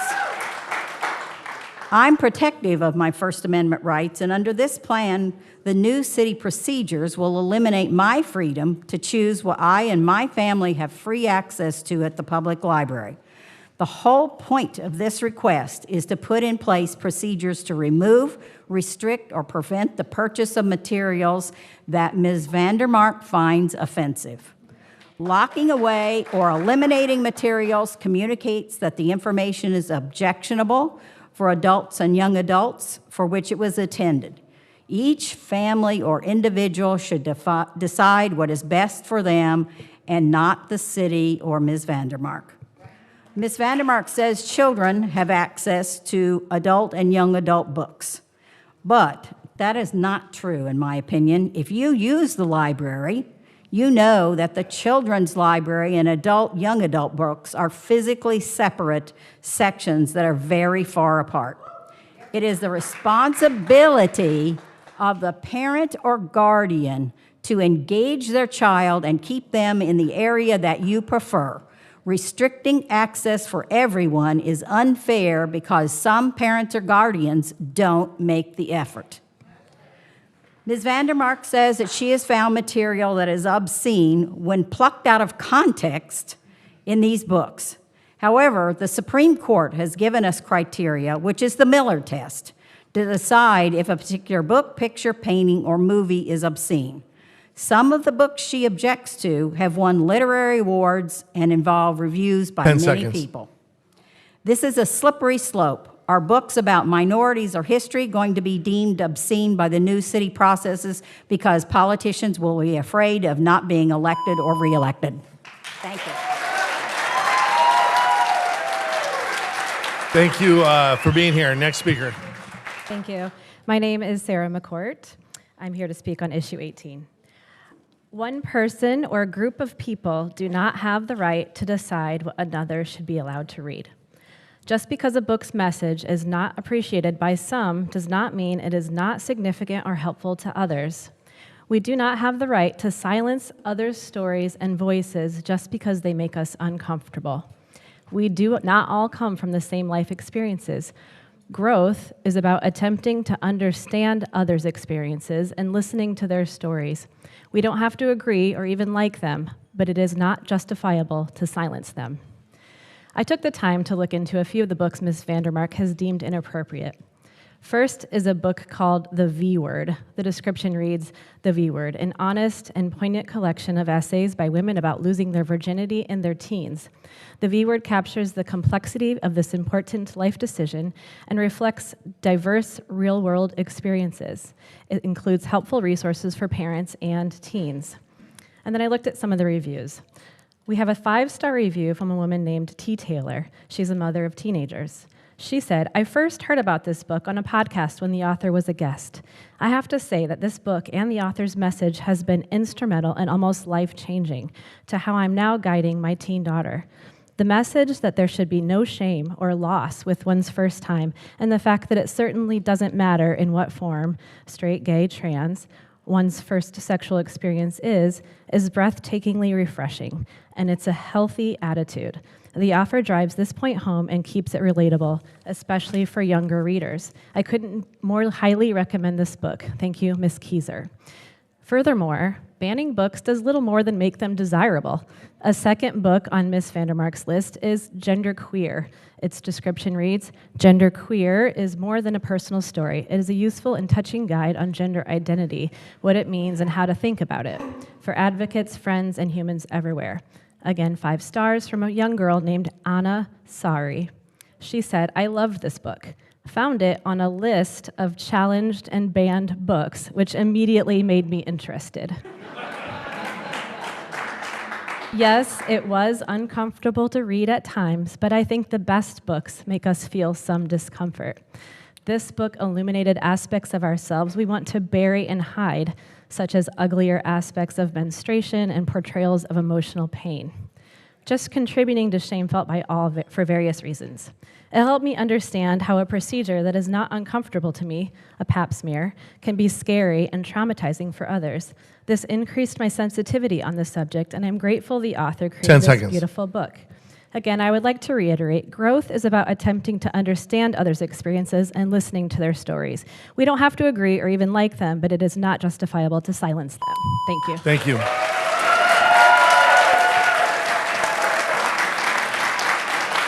Next speaker, thanks for being here. I'm Rabbi Stephen Einstein.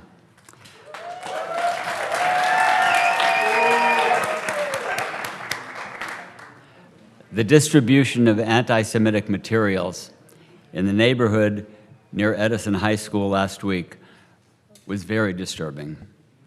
I thank you, Mayor Strickland, for your immediate, strong condemnation of this despicable occurrence. Thank you.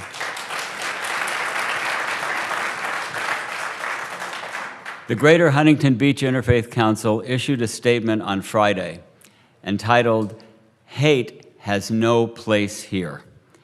It concludes with these words, we call upon all people of goodwill to join us in condemning this hateful act and all similar hurtful behaviors.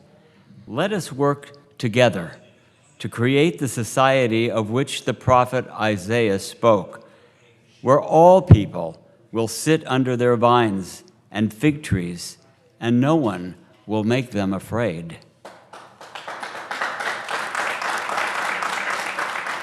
In light of this, I am hopeful that the Council will unanimously adopt the resolution on tonight's agenda that denounces anti-Semitism, white supremacy, and anti-LGBTQ hate.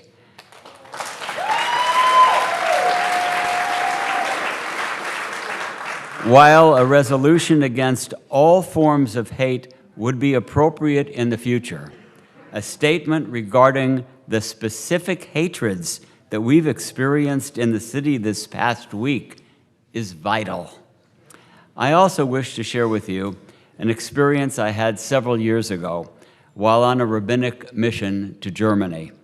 In Munich, we were taken to Königsplatz, where, on the night of May 10th, 1933, some 70,000 onlookers enthusiastically witnessed a huge bonfire in which books deemed offensive by the government were set ablaze. In the 21st century country that upholds democracy, there is no place for the government to be making decisions as to which books can be read. Let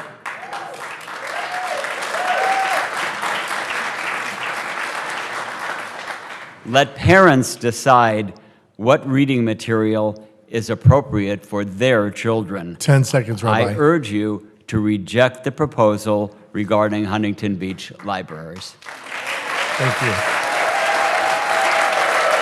Thanks for being here. Next speaker, thank you so much for being here. Mr. Mayor and members of the City Council, good evening. My name is Mark Dixon. I'm a 51-year resident of this wonderful city. What do you say we dial it back a bit and return to the substance of Agenda Item 18? I'm not here to talk about obscenity. I'm here to talk about parents of dependent children and librarians with master's degrees in library information and library and information science, accredited by the American Library Association, and maybe even a minor in developmental psych, having them assess the books and their value to the children.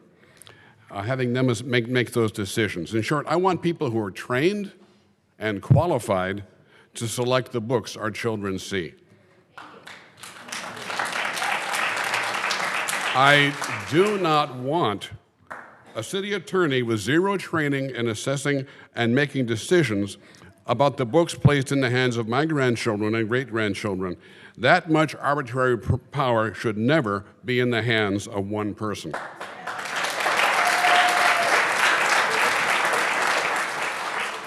If you can explain what qualifies a city attorney to assess the books in the libraries in this town, I promise to listen with an open mind to your rationale. Otherwise, please pull the item or vote with the overwhelming majority so far this evening, like 31 to 11, to vote with the majority in opposition of item 18.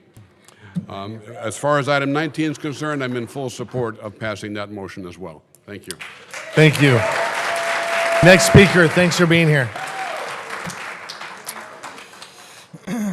Give me 4 years to teach the children, and the seed I have sworn will never be uprooted. Vladimir Lenin. This presentation of books, all found in the Teen Space Library, demonstrates how the left have stolen this country and our children's mind. A blueprint and brainwashing of our children's minds with the goal to destroy our republic and America. I'll start with this first book, Steal This Country, a handbook for resistance. An excerpt from this book says, the struggle is more important than ever, and the stakes are high when it comes to the key issues like climate change, immigration, LGBTQIAP rights, racial injustice, religious understandings, and women's rights. Sound familiar, right? Still, this country offers essays, profiles, and interviews about what needs fixing in this world, and the practical information about activism that will help you do it. Next, we go to identity politics. Chapter 4 talks about how identity politics can become more useful organizing political tools in the future. This book divides and marginalizes and demonizes any opposing leftist agenda using identity politics.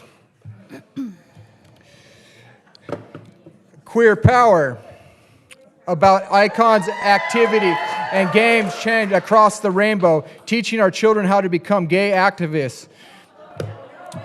Which leads me to this book, Antifa and the Radical Left. A good portion of the Antifa who are LGBTQP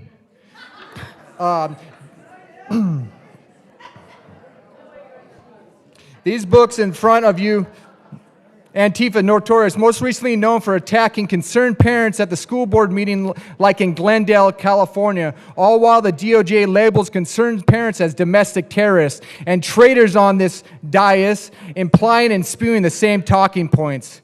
These books in front of you is how the left and our public schools alongside the media and the corporations have stolen this country, stolen our children, turned our children into gay Antifa domestic terrorists at the bottom and all the way through our very own local government, all the way up to the White House. Using the federal government, three-letter agencies, and lawfare against anyone who opposes the left-wing agenda to destroy our children, who are the future of this great country. The media, the public school system, the globalist corporations, our local and federal government, all who push false flag narratives like the anti-Semitic flyer drop. Ask yourself, who has to gain? 10 seconds. All conspiring against we the people of Huntington Beach. I'll end with this. Proverbs 22:6 says, train up a child in the ways he should go, and when he is old, he will not depart from it. Skywalker, over and out. Thank you. Thanks so much for being here. Thank you. Next speaker, thank you so much. Valentina Bank. Hold on. Order in the court. Order in the court. All right, next speaker, thanks so much for being here. Thank you, Mayor. Valentina Bankhead, resident of Huntington Beach. The left, the socialist, the communist. Yeah, you are. They are also the godfathers of cancel culture, tall tales, and aggression towards me and other conservatives. They speak lies, bogus stories, and seek to agitate, resist, and push irreprehensible defamation onto our conservative pro tem mayor. A strong Latina mom, wife, daughter, sister, and friend, a woman of color, as the left so proudly love people of color, like myself. Shame to all, as God is watching and will deal with you in due time. Thank you, Gracey, for putting on your full armor of God to support the residents of Huntington. The left tried to push their lefty agenda of sexuality and gender into the grade schools and high schools. Gracey Vandermark is an advocate for the innocent of kids and adults feel threatened by that. The left adults. They bring up anti-Semitism provoking Rabbi Einstein, who's in the house. He is full of hate. I pray God gives him freedom in his heart. I pray God gives him freedom in his heart from the lies. I pray God gives him freedom in his heart from the lies. Hold on, hold the time. Come on. Let's go. Order. Continue. Thank you. He is full of hate. I pray God gives us freedom in his heart from the lies he has said in the past and the shock and awe instigation he is trying to provoke tonight. The man who passed the hate messaging to South HB residents is from Norwalk. Maybe Norwalk should have an agenda item 19 for their city, not HB. Maybe Rabbi Einstein needs to go to Norwalk. I fully support agenda item 18. I am a mom, and I would want the parents to be able to control what their children check out at the public library, the Huntington Beach Library. These books that are displayed should not be banned. In fact, these books are crucial for consenting adults over the age of 18 to learn about sexuality at the right time in life so we know what not to do or make the adult decisions to do something by yourself that may or may not hurt you. As the lady that was up here speaking earlier, she's about 75 or 80 years old. No one wants to know about her sexual privacy and what she likes to do to her vagina and or anus, or how to make herself orgasm or ejaculate an old man with her hand or mouth. Pushing library books that are sexually explicit is pushing pedophilia and sexual orientation and harassment to your child. If you are under the age of 18, in my personal opinion, it should not happen. I don't think it is acceptable to have a young girl or boy to have access to books like that unless they get a parental signature or approval, not the librarian. If that is what can happen with an ordinance for Huntington Beach, yes, I am in absolute agreement with agenda item 18. Thank you, Pro Tem Gracey Vandermark. These books must not be promoted to the young, impressionable, innocent children. Please have an age limit to check out the pornography, explicit material, and a rating system to regulate it. Only parents can have the right to speak to their children about sexuality, not librarians. Give the parents the powers to sign up on the books their kids are checking out. Thank you. Thank you.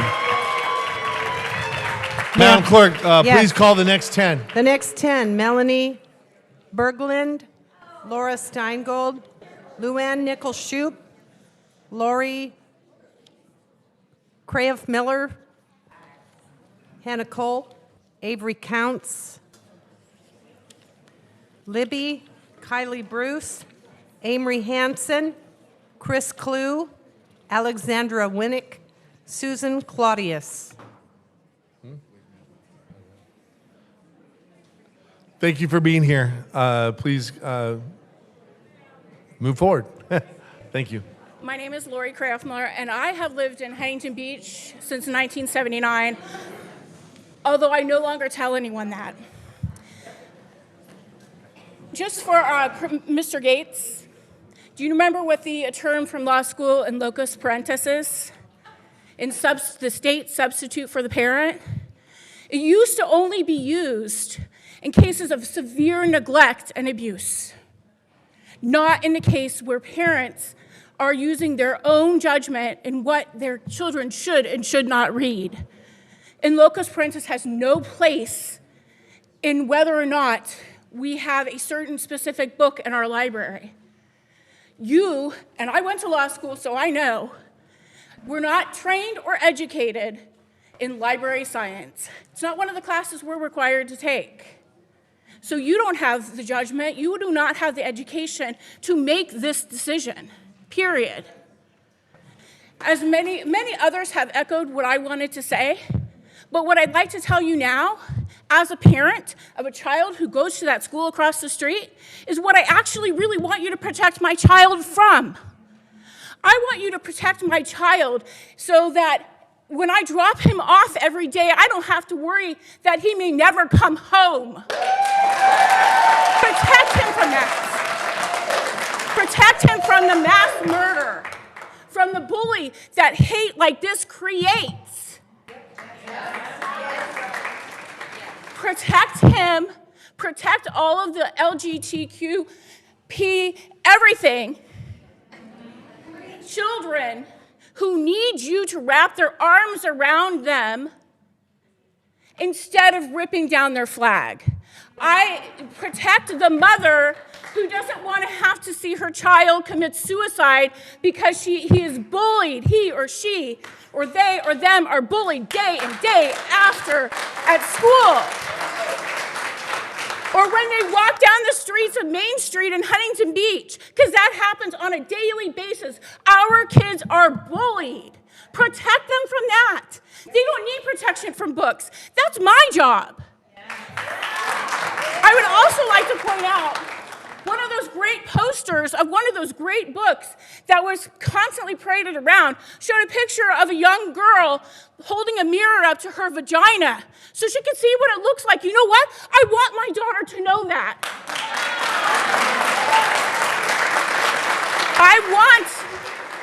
I want my son to know what masturbation is. I want my son to know what consent is. And you know, the number one teacher 10 seconds. You know, the best teacher of consent was our former president who had grabbed me by the pussy because I had a long conversation with my son about why that's not Thank you. appropriate. Thanks for being here. Thank you. Next speaker.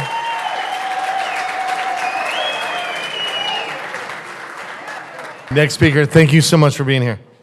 Hi, my name is Melanie Berglund, and I've lived in Huntington Beach for over 37 years. My kids went through the school system. They're upstanding citizens. I didn't see anything through the years that they've gone to the school that would tell me that there was something wrong with our school system. I have friends that have young people in their school now, so I'm not sure where the systemic school issues are, because I have people still that I know that go to schools now and I haven't heard anything. And I was an aide at Edison High School for the special abilities, and I did not see anything that would make me think that there was something weird going on at the schools. With that being said, I support the libraries, so I'd like you to reject Article 18. I want to choose what my children can read, and I'm not so sure that the government here, the local government, is that's in their purview. Your purview is to keep the city safe, as you have been. Do all the improvements that you have. I'm part of the City Citizens Academy, and it looks like you guys are doing a half-decent job, but I didn't see anybody's job description that said that you would have any kind of credentials to review books. So I'm here to support the librarians. It's an excellent thing, and thank you for listening, and please reject Article 18. Thank you for being here. Next speaker, thank you so much. My name is Luann Nichols-Shoup, and I am here to support item 18. I cannot believe we are even having to have this discussion. I've heard several people say that we are taking things out of context. I would like to know when this is appropriate. What context is this okay for a child?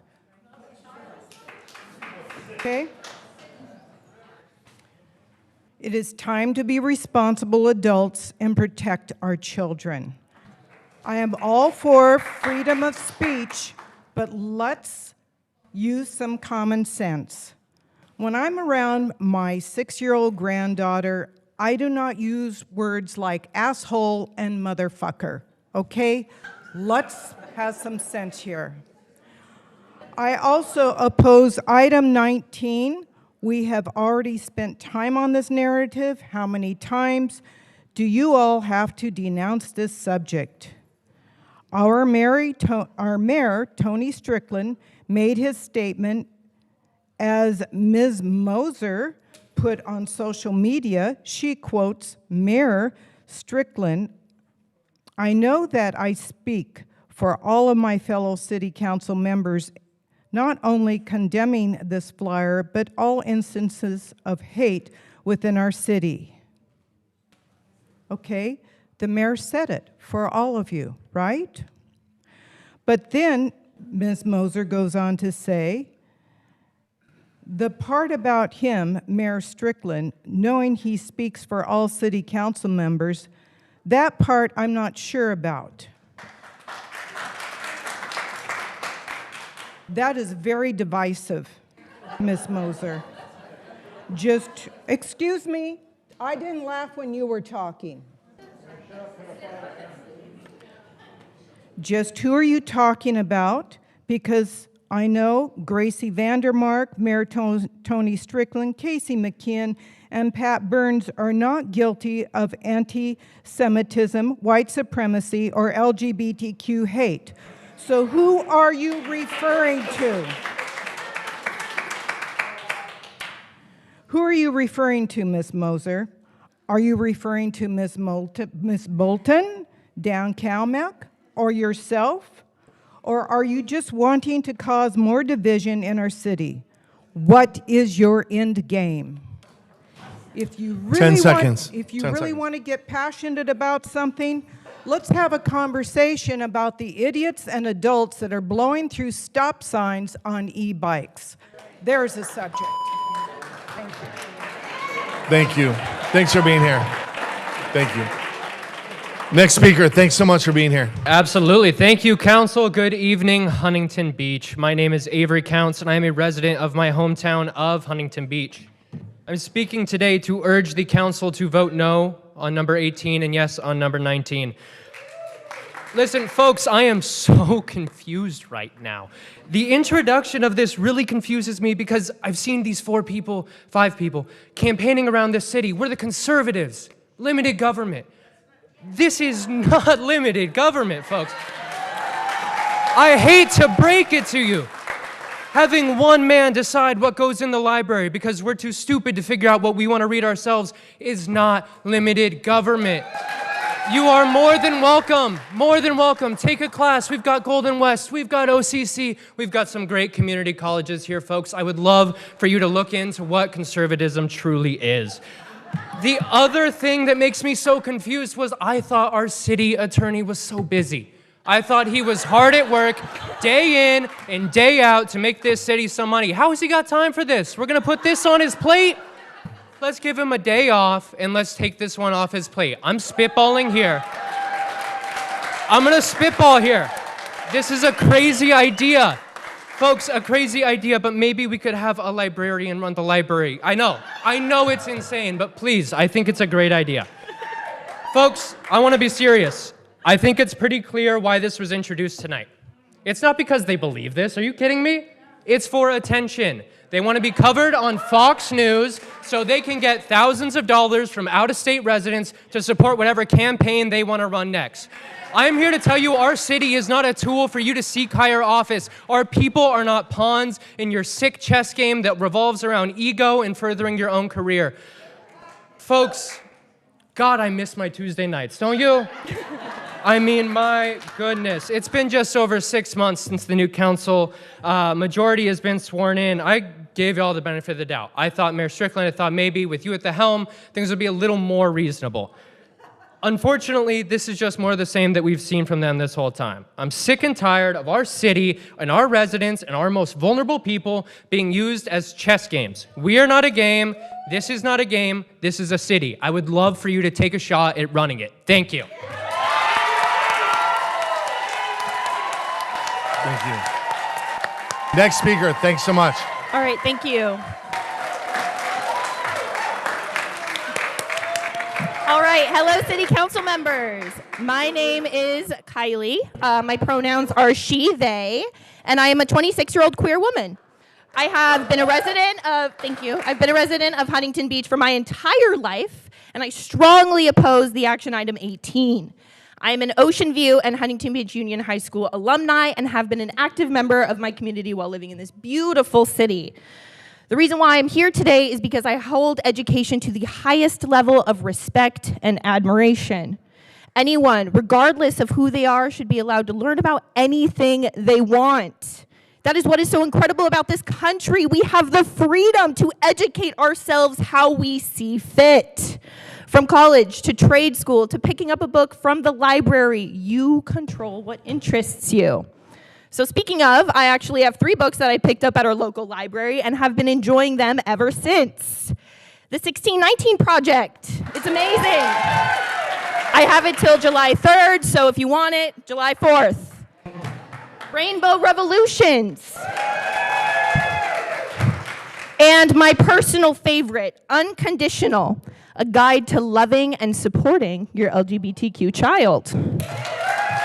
So now, in the legendary and great tradition of Paris is Burning, the library is open.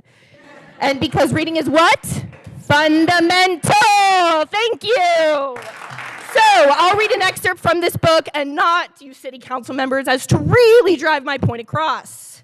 These are the do's and don'ts of how to support your child when they come out to you. A very hard experience that I can speak from myself, but can be very thankful that my parents love me for regardless of who I am. So, let's go. Do make this more than one conversation. Even if you're feeling uncomfortable, you are the adult and you need to be there for your child. Do be human. You're not perfect, and neither is your kid. As long as you are making a real effort with love and respect, your child will see that, and that love and respect will get you through many parental mishap. Do keep your mind open. Depending on your life circumstances, a lot has been asked of you right now. If you've been raised a strict Christian household and you believe every word of the Bible is word for word straight from God's mouth, I'm asking you to think about if it is your job to judge your child. You cannot just love your kid and let your child be responsible for their own faith and belief.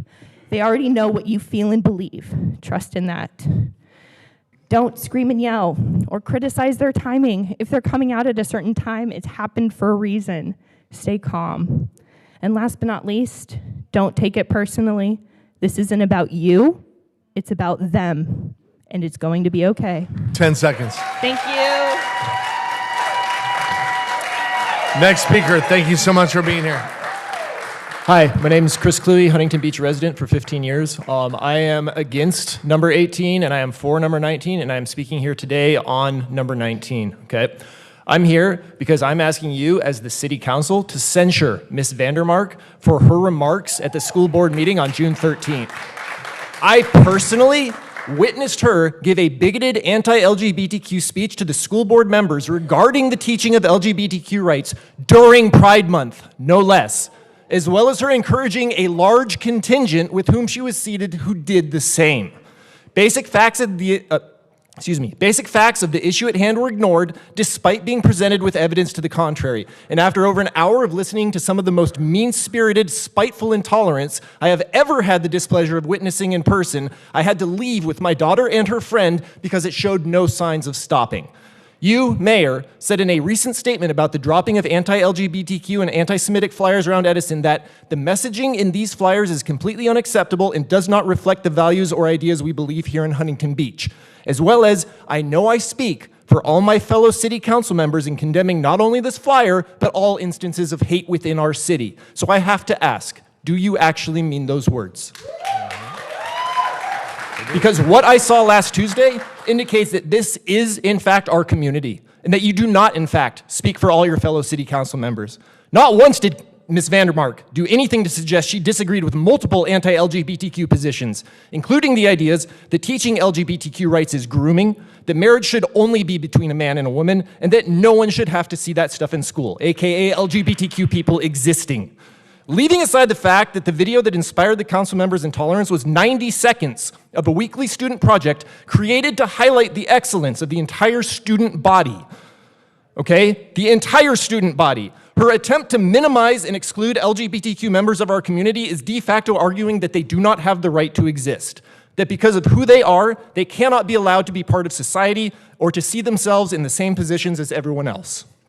When Ms. Vandermark says, we shouldn't have to see that kind of stuff in school, that tells every single LGBTQ student that she does not regard them as worthy of attention, that they should disappear and not trouble her with their rich and multifaceted lives, because that's not what she thinks our community should be. Sure, segments on sports and homecoming, dances are fine, but not those filthy gays. Get them out of there. We cannot debate someone's right to exist. We already know where that road leads, and yet here we are walking it again. LGBTQ students deserve to be recognized as much as any other student, to be able to see themselves in school videos, to be celebrated and accepted for who they are. There need to be consequences for actions like Ms. Vandermark. 10 seconds. There's a saying in Germany, if there's a Nazi at the table and 10 other people sitting there talking to him, you got a table and 11 Nazis. Fighting intolerance requires not just talk, but action. It requires consequences. Show us what kind of table you're sitting at. Thank you. Next speaker, thanks for being here.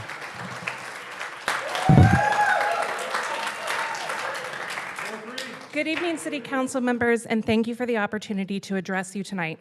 My name is Hannah Cole. I am a 4-year resident of Huntington Beach. I am also a 3-year, 11-month, and 29-day patron of Huntington Beach Public Library. I am a trained librarian with a master's degree in English Language and Literature and a master's degree in Library and Information Science. I currently work as an academic librarian in Los Angeles County. During my 8 years of higher education, I focused my study on censorship and children's literature, much of which was taught under the professorship of Dr. Emily Knox, author of Book Banning in 21st Century America and Foundations of Intellectual Freedom. I am here to urge the council not to adopt Agenda Item 18 proposed by Mayor Pro Tem Gracey Vandermark. The primary decision up for review is if the city attorney should have the power to determine what information our children and young adults have access to, rather than leaving this decision to the parents and guardians of Huntington Beach and the trained information professionals working in the Huntington Beach Public Library. I do not believe this power should lie with the city attorney. This proposal also makes no reference to the formal review process Huntington Beach Public Library already has in place that allows members of the community to request the removal of items from the library's collection. These challenged items are reviewed by a group of trained literary and information science professionals to determine if the item should be removed from the collection. Placing this power into the hands of one government official is a dangerous precedent which could lead to the removal of books based on one person's opinions, values, and beliefs. Let our librarians do the work they are equipped and paid to do, and let us parent our own children. It would also be irresponsible not to acknowledge that while this proposal makes no mention of sexuality or gender expression, similar legislation's real intent has been to target LGBTQ+ books, which are some of the most challenged and banned books nationwide. This begs the question, is this proposal actually concerned with obscene content, or is it more concerned with eliminating the acknowledgement of queer folks' existence in our public library? The job of a library is to support their entire community of patrons, not just a select few, and the community of Huntington Beach, whether we like it or not, contains queer adults, queer young adults, and queer children who deserve access to books that acknowledge their existence. In addition, this proposal requests the city manager remove the library's affiliation with the American Library Association, the primary professional association for all libraries. This is akin to requesting a medical practice cut ties with the American Medical Association. The ALA not only provides valuable free resources to librarians and patrons alike, it also provides grant opportunities which award money to critically underfunded libraries. 10 seconds. Free professional development for library staff and librarians, and a national network of library professionals which actively contributes to the public library's ability to offer outstanding service to the community. I urge you not to support this proposal. Thank you.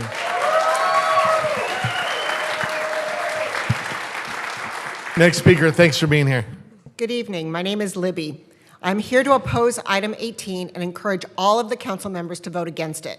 It is an ill-conceived idea and will obviously bring more lawsuits against the city. Considering the shortfalls you are facing after the yet-to-be fully disclosed settlements, it is simply irresponsible for the city to put another very expensive target on its back. There are loads of legal cases that can be cited to forewarn the city from moving forward with such a ludicrous idea as to have the city attorney be the arbiter of what is obscene and inappropriate for children. And who will even suggest which books the city attorney should evaluate? I found at least one legal decision that seems particularly relevant and should be considered as you make your decision. In Wichita Falls, Texas, city residents who were members of a church sought removal of 2 books, Heather Has 2 Mommies and Daddy's Roommate, because they disapproved of the book's depiction of homosexuality. The city council voted to restrict access to the books if 300 people signed a petition asking for the restriction. A separate group of citizens filed suit after the books were removed from the children's section and placed on a locked shelf in the adult area of the library. Following a trial, the district court permanently enjoined the city from enforcing the resolution. It held that the city's resolution constituted impermissible content-based and viewpoint-based discrimination, was not narrowly tailored to serve a compelling state interest, and improperly delegated governmental authority over the selection and removal of the library books to any 300 private citizens who wish to remove a book from the children's area of the library. And the background for your proposed ordinance suggests using the Miller test, as established by the Supreme Court, to determine if a book is obscene. As already stated, that test explicitly states that the item must be taken as a whole and should be considered obscene if, as a whole, it lacks serious literary, artistic, political, or scientific value. Selecting a particularly salacious segment from a book and determining it to be obscene does not meet the standards of the Miller test. And remember, the purpose of our Constitution is to protect the minority from the tyranny of the majority. Please protect the world-class Huntington Beach Library and vote no on item 18. Separately, I encourage you to all vote yes on item 19. As documented hate crimes and hate incidences have been increasing in Orange County and Huntington Beach has been the victim of more than one anti-Semitic flyer drop, it is important for the elected officials to once again declare that they denounce anti-Semitism, white supremacy, and anti-LGBTQ+ hate. 10 seconds. Let me remind all of you that are concerned about these actions of this council and items like agenda item 18, these meetings happen every first and third Tuesday, and I hope you'll continue to attend. And remember, elections happen every 2 years, and not voting is a vote.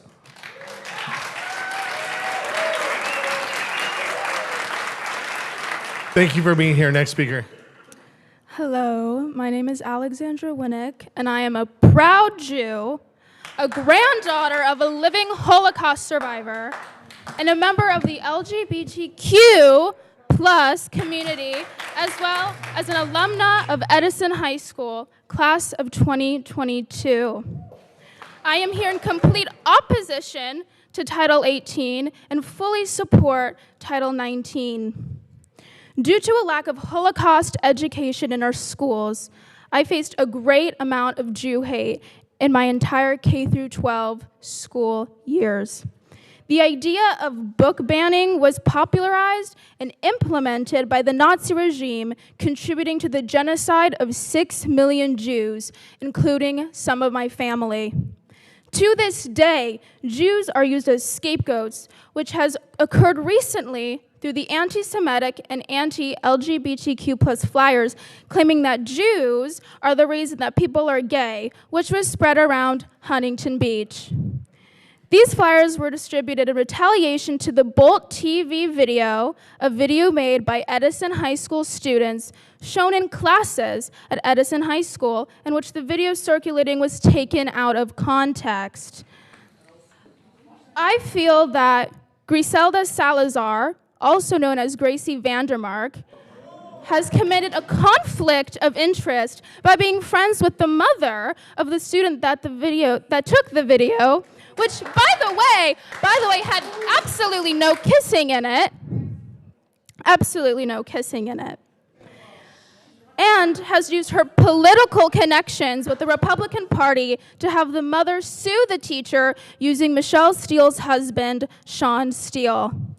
I am personally offended and repulsed at the immature and irrational reactions that the parents of students attending Edison are having in regards to the Bolt TV video shown in class. While attending Edison, not once were we shown any inappropriate or pornographic content.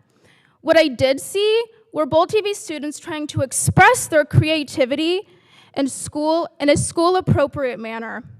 I witnessed harmful anti-LGBTQ+ bullying both towards me, my peers, and staff with no remorse, as if our entire being is a joke. Students tore down posters during Pride Month, called other students anti-gay slurs, and made the campus feel unsafe.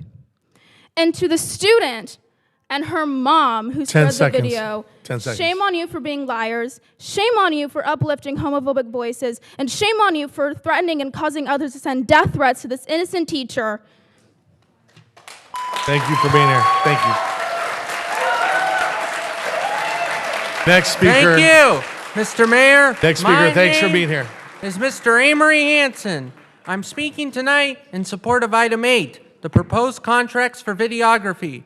By continuing to videograph events, Huntington Beach will highlight the contributions being made by so many to continue to make the city of Expanding Horizons a great place to live.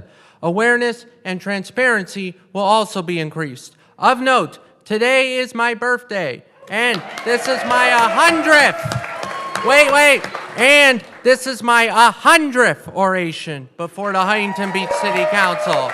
Once again, I urge a yes vote on item 8. Thank you. Happy birthday. Happy birthday. Thanks for being here. Next speaker, thanks so much for being here. My name is Susan Claudius, and I first would like to thank the council for the number of people you've allowed to speak here and for your patience. And I know you're all a little weary, but I do hope you're listening to us, and I do hope that you do consider what the majority of the people here are speaking about. I just wanted to give you some thoughts about taking out books from children's library sections. First of all, government deciding what books the public can read is always a very iffy thing to do. You can't put a plan into action unless you have rules governing it, and what parameters would you consider pornographic? Are you going to take out children's anatomy books? It's very difficult to define what you're taking out. Who's the committee or the individual who's so well-versed that they should be the one to decide? That's a major question, and I don't think it's been answered yet. So just a few thoughts on why this might not be a great idea. Book censoring is always a slippery slope.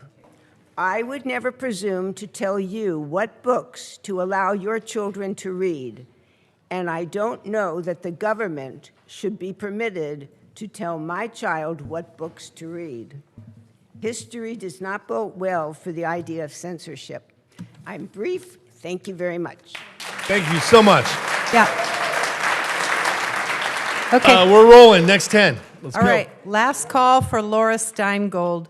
Nicholas Radke, Heidi Barlow, Carrie Meister, Karen Meister, Lynn Deekers, Honi Abramowitz, Susan Wexler, Randy Kokel, Leslie Golson, Meg Robinson.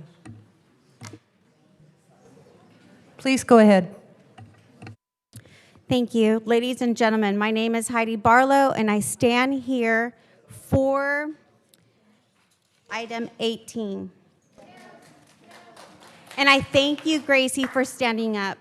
And I thank you, everyone that's considering to stand up for these children that do not have a voice, are not able to stand up for themselves. And for the parents that are here for pornography for these children, shame on you.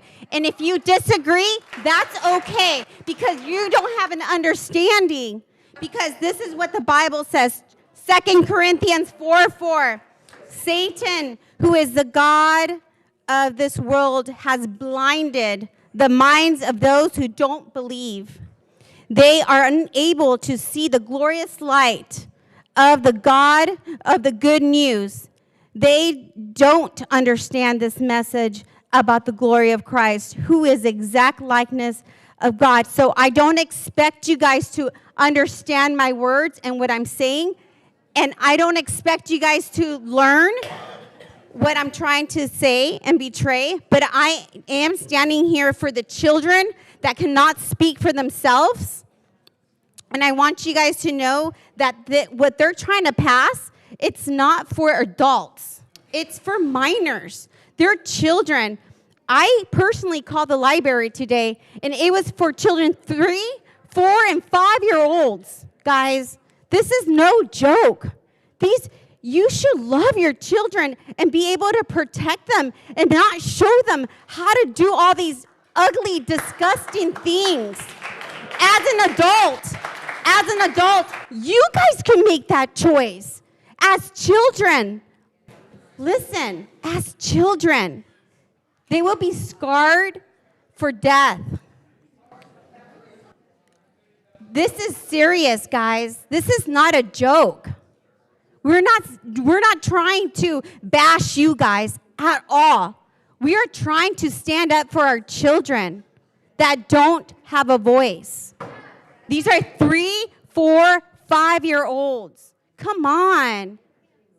Seriously. I'm talking to you guys because they are adults. Right? You guys are acting like children. That's all. Thanks.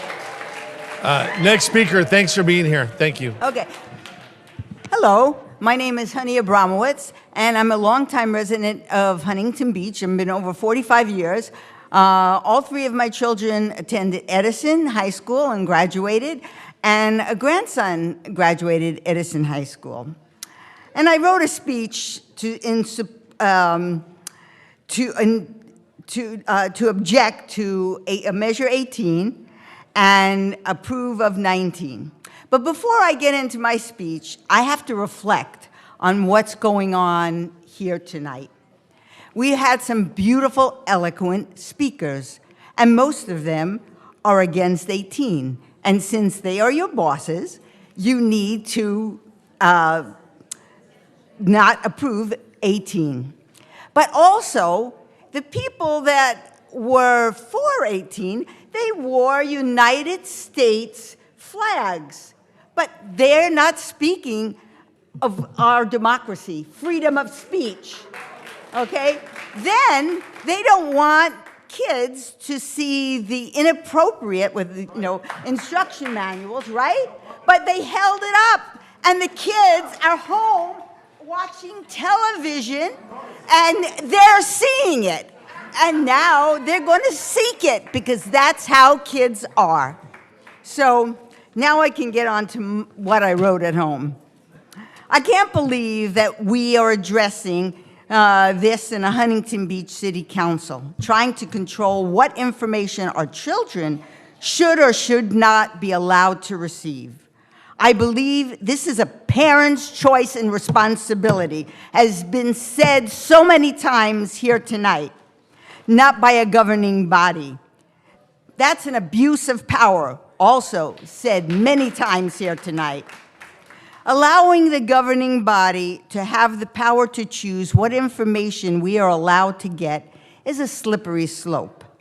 This is how Hitler got control over the German people. He first focused on banning books about sexuality and homosexuality. Then in 1933, he incited students across Germany to burn books written by Jews and Americans, books by authors as Ernest Hemingway and Albert Einstein. In Florida, they already are banning books and curriculum that bans information on the history of the Holocaust, slavery, and stories about the LGBT community. A child won't become black by reading about black history. 10 seconds. They have to be born black. A child won't turn gay and trans by reading or seeing a film about LGBTQ community, because you also have to be born that way. That's time. Thank you. Thank you. We're out of time. Thank you. Excuse me? Out of time. Your time's up. Oh, it's up already? It's up. Okay. Yes. Well, thank you for being here. Thank you. Next speaker, thanks so much. Thank you. My name is Laura Steingold, and I've lived in Huntington Beach for about 40 years. And I'm here tonight to express my opposition to item 18 on the agenda, but more importantly, I'm here to support a group of totally underappreciated professionals in our city, our librarians. I mean, these are some of the most knowledgeable, caring people that I've ever had the pleasure to have known. So, but getting back to item 18, just as I wouldn't want politicians or elected officials to make decisions about my health care, I also would not want to put the responsibility of choosing which books should be in our libraries and what books are appropriate for certain age groups in the hands of politicians. I'd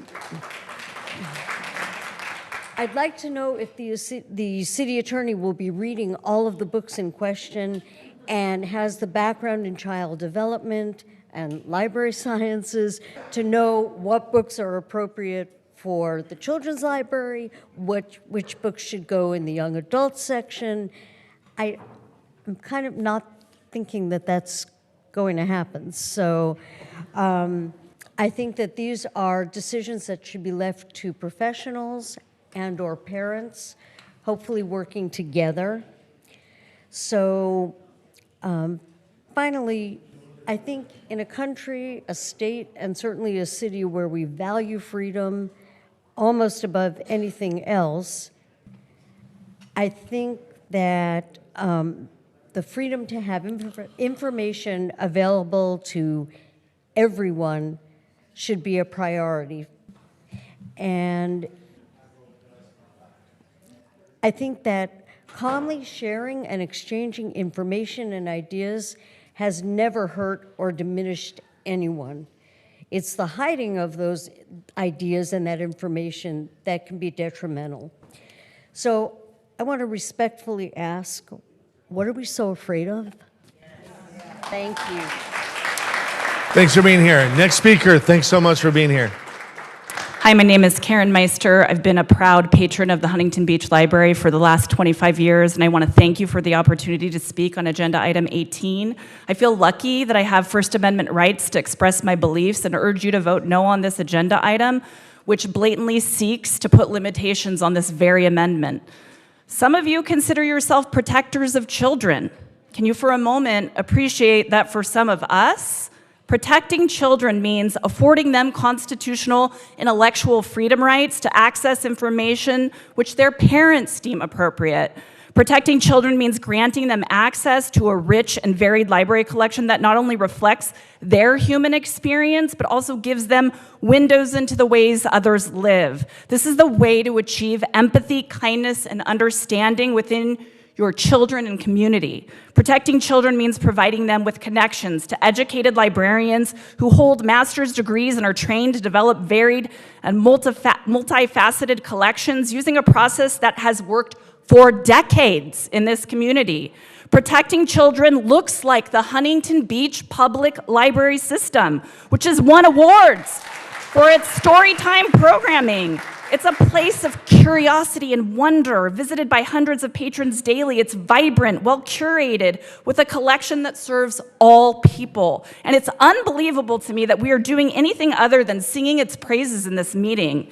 Your idea of protecting children looks like a plan to take control of the library's acquisitions and collections processes. I would love to know why you believe blatant government overreach is acceptable in the case of your city's public library. How much time and money would be spent by the city attorney doing the job that the city has hired professional librarians to do? There are already collection development and materials reconsideration policies in place to address the issues of obscenity which concern you. Why are you above these policies? Have you gone through the materials reconsideration process, or do you believe that your position as a city council member affords you the right to work around them? Ms. Vandermark, you have even been seen wearing a shirt that says, "This mommy does not want to co-parent with the government." Can you even begin to see the hypocrisy there? Please, let parents decide what is appropriate for their own children, just as you would. This mommy would appreciate it. Mr. McKeon, your response to my initial email of concern was that nobody's banning books. Unfortunately, many of us don't believe that. All over the country, we are seeing the use of censorship to veil racist and homophobic beliefs. The majority of book bans that have occurred seek to erase the voices of the most marginalized people. Your library does not exist to serve as a reflection of only your values and who you are. It must serve all people, regardless of political viewpoint or agenda. Thank you. Thanks for being here. Next speaker, thanks so much for being here. Good evening, City Council members. I'm here to speak in opposition of agenda item number 18. I've brought my Huntington Beach Public Library card with me today, which I've had since I was 5 years old, to show just how important the library is to me. HBPL is an amazing public library system that has served as an instrumental resource in my and many others' development as readers and learners. People in Huntington Beach and communities across Orange County rely on HBPL's extensive and thoughtfully curated collections as a source of both knowledge and leisure. To allow the city attorney to pick through library resources and determine what's obscene based on the standards of the few would be a detriment to the freedom of information currently enjoyed by the Huntington Beach community. Councilmember Vandermark's proposed plan seeks to protect children from library materials deemed obscene by the city attorney rather than allowing professionally trained librarians to handle library curation. As nonpartisan public employees, librarians are able to use their education and experience to best decide what books are appropriate for our public libraries. To remove this decision-making process from their capable hands and place them into the hands of an elected political official would be utterly irresponsible and an overreach of the City Council's power. A city attorney with no experience in library sciences or children's literature has greater potential to apply a biased lens to obscenity standards. This opens up the doors for censorship with an inherently political slant at the fault of elected officials who lack the qualifications necessary to decide what's appropriate for larger communities. Agenda item 18 seeks to control what library resources are available to kids who Councilmember Vandermark and her peers know nothing about. As a 19-year-old library patron, I feel it's important for the City Council to hear from a young person, since this proposal would largely affect library goers under the age of 16. In attempting to shield children from so-called obscene books, the passage of this proposal could prevent high school freshmen and sophomores from accessing materials they need for their classes. By 15 years old, many HBU-HSD students have gone through the sexual education curriculum and read Romeo and Juliet for school. While a librarian would likely see that these materials have scientific and literary merit that prevent them from being considered obscene, an untrained eye with a political agenda could decide that they are too obscene for our children. But beyond the problematic issue of equipping a single political official with the potential ability to prevent high schoolers from accessing curricular materials, the government should not act as a censoring parent to children. As it currently stands, the HBPL system allows parents to view what their child checks out, keeping the decision as to what is child appropriate where it should be, within families. Ultimately, agenda item 18 will serve as a dangerous measure to advance censorship based on a personal political agenda. I strongly urge council members to vote against this proposal, which will undoubtedly pave the path to an uncertain future of book banning and First Amendment violations. Thank you for being here. Thank you. Next speaker, thanks for being here. Hi, my name's Nick Radke. I've lived in Huntington Beach for about 8 years, loved it enough to buy a house a few years ago, looking forward to making long life here. However, Councilwoman Vandermark presents this issue 18 with the assertion that this is a, quote, long-standing problem in public education that children are being exposed to obscene and age-inappropriate materials by adults, many of whom are educators. She presents this assertion with no supporting data or evidence. The best I can find is some statements she's made in the past about State Assembly Bill AB 329, which for those who don't know what that one is off the top of your head, it mandated medically accurate sex education courses, which every school district I looked into allows parents to opt their children out of. Because she doesn't have any data or evidence other than that, this argument presents itself as just another iteration of the old, tired, won't somebody think of the children argument. This argument is a logical fallacy that is tailor-made to elicit an emotional response, remove all logical discourse from the discussion. Discourse such as, why is a person who campaigned on small government suddenly okay with expanding government's role in something it's done well to stay out of for decades?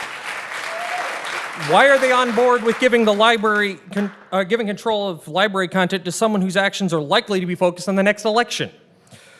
Doesn't our city attorney have better things to do with his extensive legal background? And why are they okay with removing control of what a teenager can and can't read from the teenager's parents? And finally, is any of this actually an issue that needed to be legislated on? As many people before tonight have said, there was already a mechanism to do this. It was on a case-by-case basis. Many of the books that get challenged, especially just in broad strokes like this, as obscene, are now considered literary classics. Some of those that aren't considered literary classics can serve as informational resources for sensitive topics. One of the few things Councilwoman has cited in the OC Register was essays about women losing their virginities in their teens as a problematic thing for teens to read. Let that sink in for a minute. The people who are contemplating losing their virginity, it's too sensitive for them to read other people's experiences with. Spoiler, some people may think that it's, too intense and may not go through with it. The average age which people in the United States lose their virginity is 17. That means around half of them are under that. These are people who need access to these resources. 10 They seconds. should not be denied them. Thank you.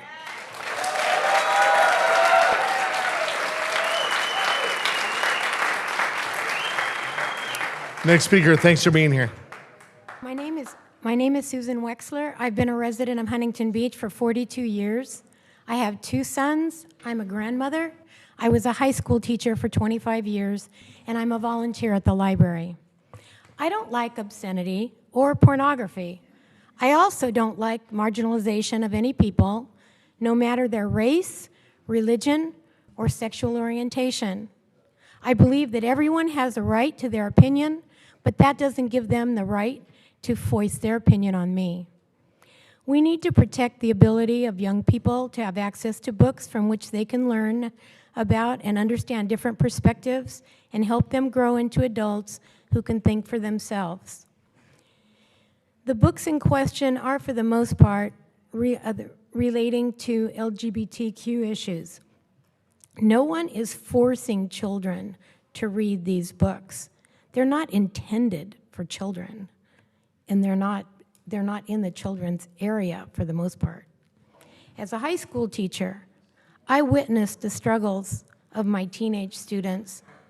In an age where obscenity and pornography are readily available on their cell phones, a book collection that has been read, reviewed, and examined by professional librarians is what teenagers need. I worry about teens who feel different from their peers or their families. A teen who goes to the library to do research, to find answers to their questions, should not be required to have parental permission. Some of those students can't tell their parents or are afraid to tell their parents about their identity. This is government overreach and violates their First Amendment rights. I expect the City Council and the City Attorney to work on issues related to city business, not to be the moral arbiters of our citizens. I respectfully ask you to reject this proposal. Next speaker, thanks for being here. Good evening. I'm Leslie Golson, resident of Huntington Beach for 30 years, homeowner, retired teacher, mother, and voter. Regarding the proposed action to police our city libraries, I am adamantly opposed. I have 3 points to make. Number 1, I am unaware of any obscene literature offered to children in our city's libraries. As a mother and educator in our city with 30 years experience, I have seen no obscene books or materials provided by the city library in the hands of my child or my students. What I have seen are children marginalized by their feelings and or experiences who wish to find information and community in the written word. It's imperative that we give them access to the information they seek. Without such information, such children can turn against themselves in mental anguish and even against the community. Number 2, yours is an entirely subjective opinion and goes against the principles of intellectual freedom. Why can't adults tell the librarian what materials youth shouldn't have access to? As the American Library Association says, like adults, children and teens have the right to find the information they choose. Librarians have a responsibility to provide information for a wide variety of users. If you are a parent or guardian, you have the right and responsibility to make decisions about what materials are suitable for your own family. No one has the right to make rules restricting what other people use or to make decisions for other families. Number 3, the American Library Association and our city's librarians are eminently more qualified to judge the appropriate content of literature than a city government official. Librarians' education and training makes them familiar with the law and what counts as obscenity, as well as the merits of a piece of literature. Judging the worth of a piece of information based on your definition of obscenity, which is not mine, is censorship. The ALA does not govern any library's selection of material, FYI. It is an educational and advisory organization. Your suggestion to part ways with this organization is unnecessary and a further waste of taxpayer dollars. This is outside the city government's jurisdiction. My tax dollars can better be spent on things outside the inevitable lawsuits such an ordinance would incur. Members of the City Council, I urge you to vote no on agenda item 18. Thank you. Thank you. Next speaker, thanks for being here. Good evening. My name is Randy Kokel, and ladies and gentlemen, I don't like politics, and I don't want to be here tonight. I've been a resident for about 30 years, and when my son was young, we'd go to the library every single week. He'd decide what he wanted to learn, we'd pick out the books. Parents are supposed to help their children learn, and if you don't want your child reading a book, it's up to you, the parents, to supervise them. The city attorney has no place in this discussion. I urge you to keep your government overreach and government censorship out of our kids' lives. How far will this go? Did you know that in Utah, a school district banned the Bible and is considering removing the Book of Mormon? The take-home message is that government cannot and will not replace lazy, ignorant, or fearful parents. I am here to oppose number 18 and number 19. And no matter what, and support number 19. No matter what party you are part of, we in Orange County love the Huntington Beach Library. It's a beautiful building which provides the opportunity for people to learn and grow. It takes quite a bit to make me drag my butt across town, sit for hours to make a 3-minute talk about good governing and censorship. Now, if you study history, censorship is often the first step into fascism. These are dangerous times. And if I'm wrong, please let me know, but I'm unaware of any time in history where those who implemented censorship were the good guys.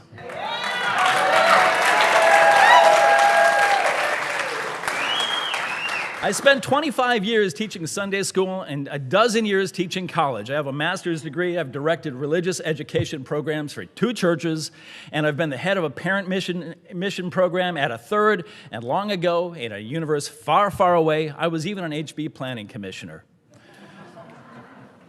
Ms. Vandermark, as near as I can tell from her campaign material, has no professional credentials. No professional expertise regarding libraries or the appropriateness of educational material. It appears she operates out of either ignorance or fear, or perhaps she's trying to create an opportunity to promote herself. But I ask, who are you to try to force your perspectives onto not only everybody in Huntington Beach, but all of the people in Orange County who use the library system? I feel, and I'm going to use a mixed metaphor here, you are so out of bounds, you should be tagged out, given a red card, and sent down to the minor leagues.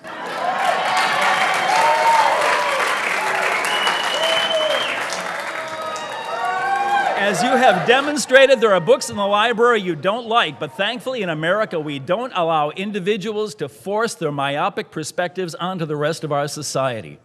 The Supreme Court defines obscenity in a very specific way, and there are no books in any of the Huntington Beach libraries that would fail the obscenity test. I 10 guarantee seconds. it. As this issue ends up in court, Huntington Beach will lose every case. Ms. Vandermark knows she's wasting our time and money. She should hang her head in shame and resign. Thank you. Thanks so much.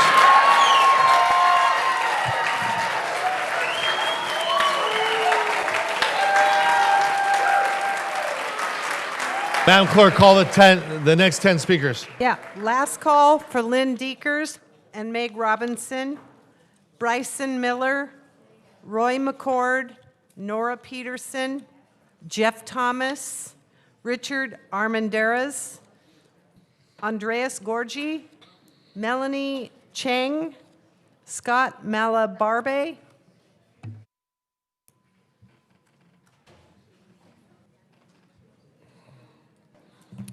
They're all not here. Read more. I'm just kidding.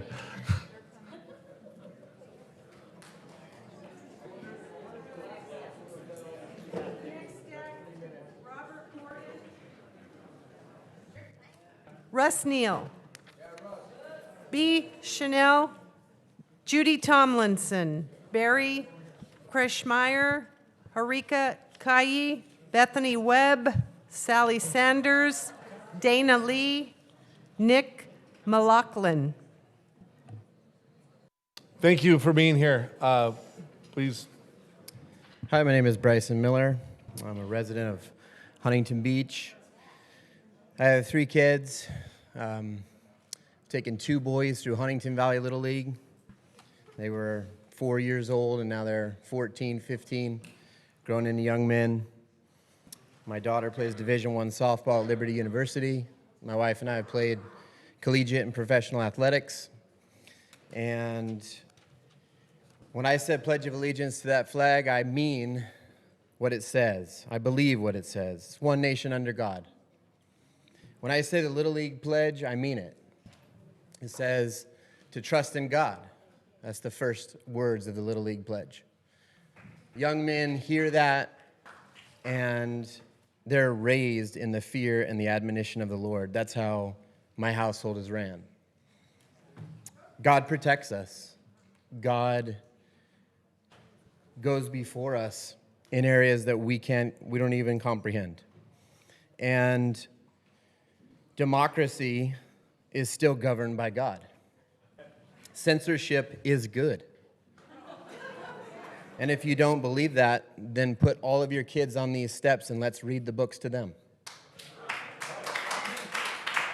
There is power in purity, and I think that we've lost the definition of purity. Because if I'm looking the definition of purity up, get that real quick. The definition of purity says freedom from adulteration or contamination. Freedom from immorality, especially of a sexual nature.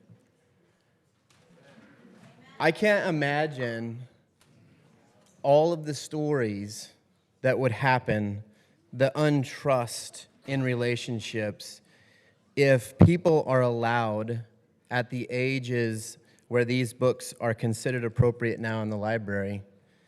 I can't imagine what relationships would be built on this. It would be horrible. Definitely wouldn't be raising families to fear God or their government or their elected officials or the police or anybody else. It would be chaos. I'm in full support of 18. Keep righteousness alive. I applaud you, Mayor Pro Tem Vandermark. Thank you so much that you would stand in the face of controversy. You have great courage. And those others who are considering to support this, I encourage you to support the sanctity 10 of seconds. good relationships. Young men and young women that are going to lead this city one day. You are setting the precedents now, and I think this is a great thing. Thank you. Thanks so much for being here. Thank you. Next speaker, thanks so much for being here. Hello, I'm Scott Malabarba, HB resident for 20 years. I've raised my family here. I've spent a lot of time at the library. I've read hundreds of books out of that library, both alone with my kids. It's been a happy place for us. So when I happened across this particular agenda item, I was in shock, frankly, because I see the assertion that our library staff have been, quote, infecting small children with obscenity and pornography. I've spent a lot of time there. I've seen how there's the YA section, there's the middle grade section, there's the little kids section. I'm thinking, what is going on in the city council? This is bizarre. I read on. They propose to direct a government agent, naming the city attorney, to evaluate and screen all incoming library materials on content, on ideological grounds, to determine if they can be displayed. Then, almost immediately, we find this is being defended as not censorship. It's not a ban. Well, if we go to the library and read a dictionary, I picked Merriam-Webster. A censor is an official who examines materials, such as publication or films, for objectionable matter and suppresses or deletes them as objectionable. People, that literally is what the word censorship means. To ban, prohibit the use, performance, or distribution of. Example given, ban a book. It's a book ban. If you put them in a vault behind a locked door and I have to show my driver's license to get to it, you banned it. That's what the word means. So this doesn't make any sense. What's going on up there? What is this obscenity or pornography they're talking about? Actually, the manipulative PowerPoint, along with some of the posters some of our co-speakers are carrying around, that gives you a clue. You look at the one of those, of a bunch that mix up stuff from YA, stuff that actually, is in the children's section and stuff that just is in the library somewhere. The one that would actually be directed to small children, it's got two old men hugging. That is obscene. Oh, now this makes sense. Anything to do with people who aren't straight is obscene. Okay, but why the misdirection? Why not just say so? Again, the library. George Orwell, War and Peace.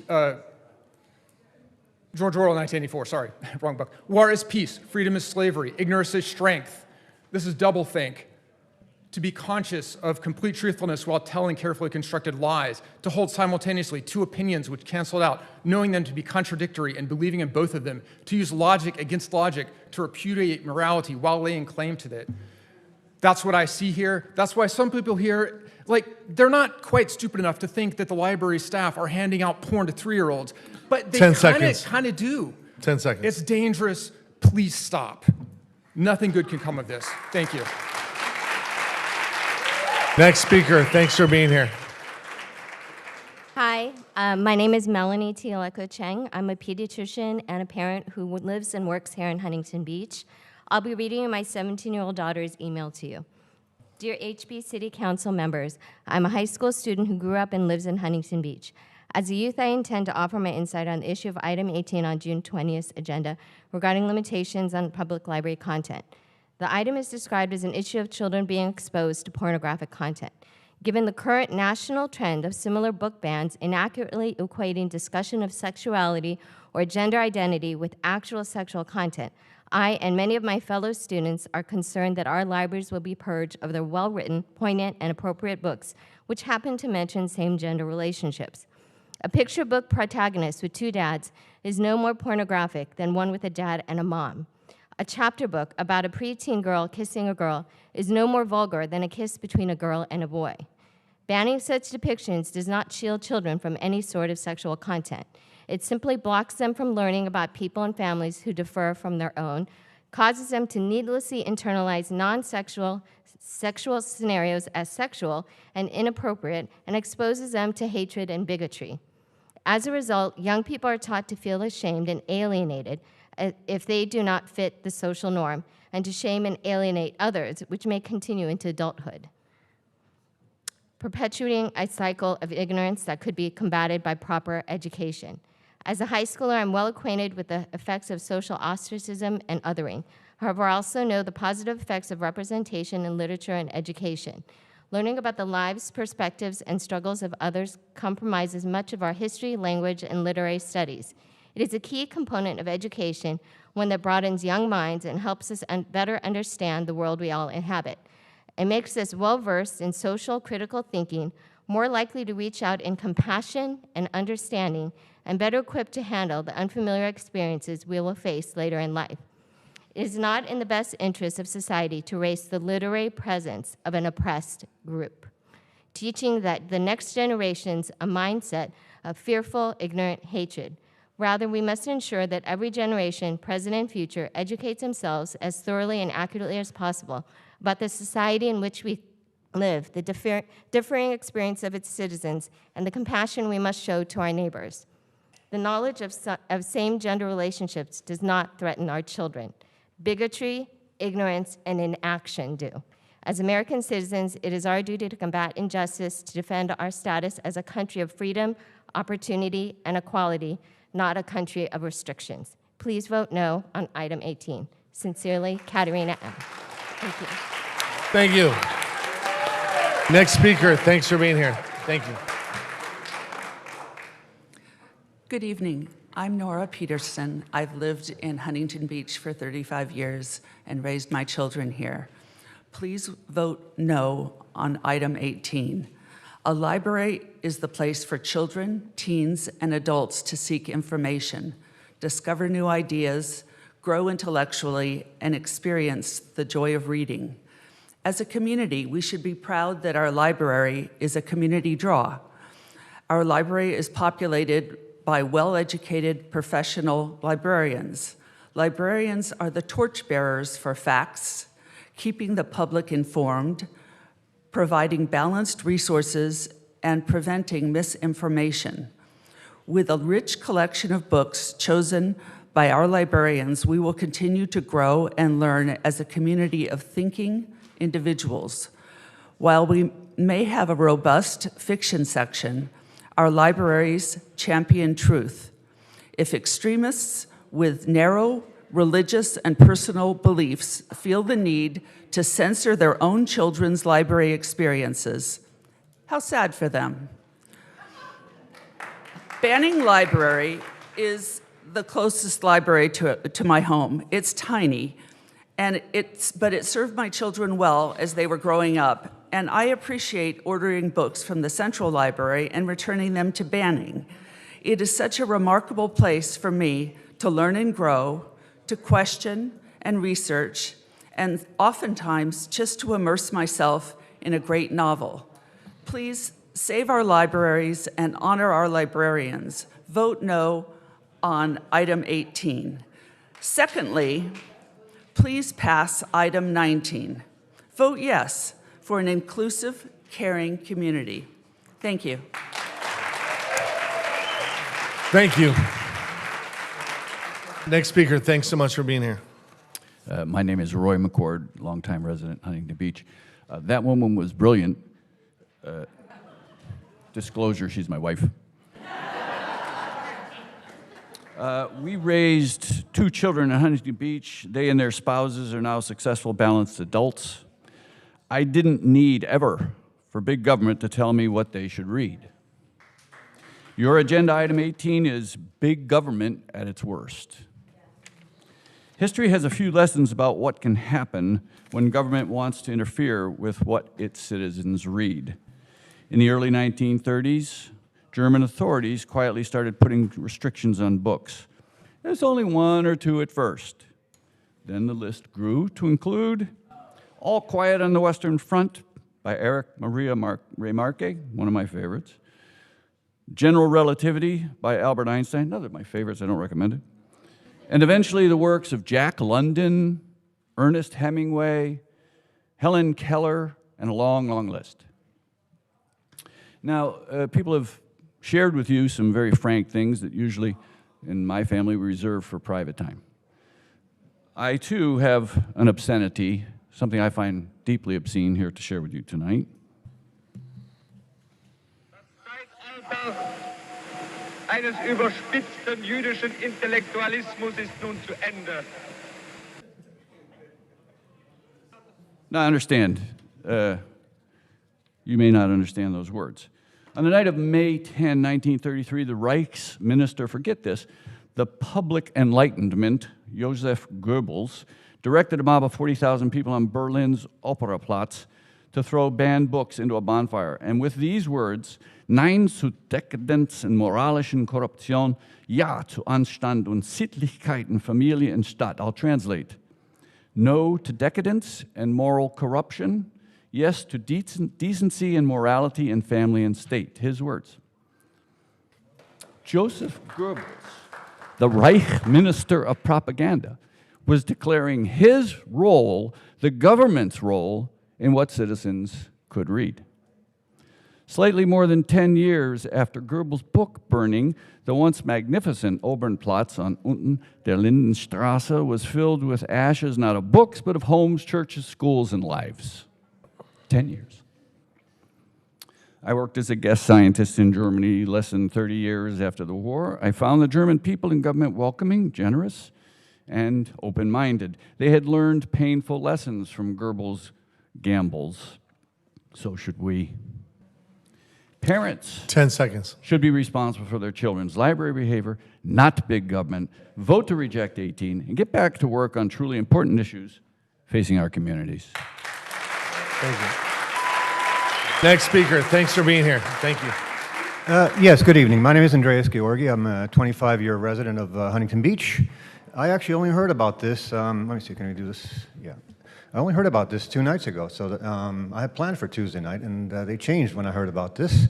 I've been a citizen of the United States since 1994. I've not missed any election, but I have to admit that I have not always paid attention to the down ballot election. I will correct my mistake from now on, and I would implore everyone here to do the same as well. I would urge you to I strongly implore you to vote against Measure 18. This is a spurious, ingenuous, misdirected, and quite honestly malicious, just a bit of propaganda. I mean, it is all about the TV trucks that are out there, you know.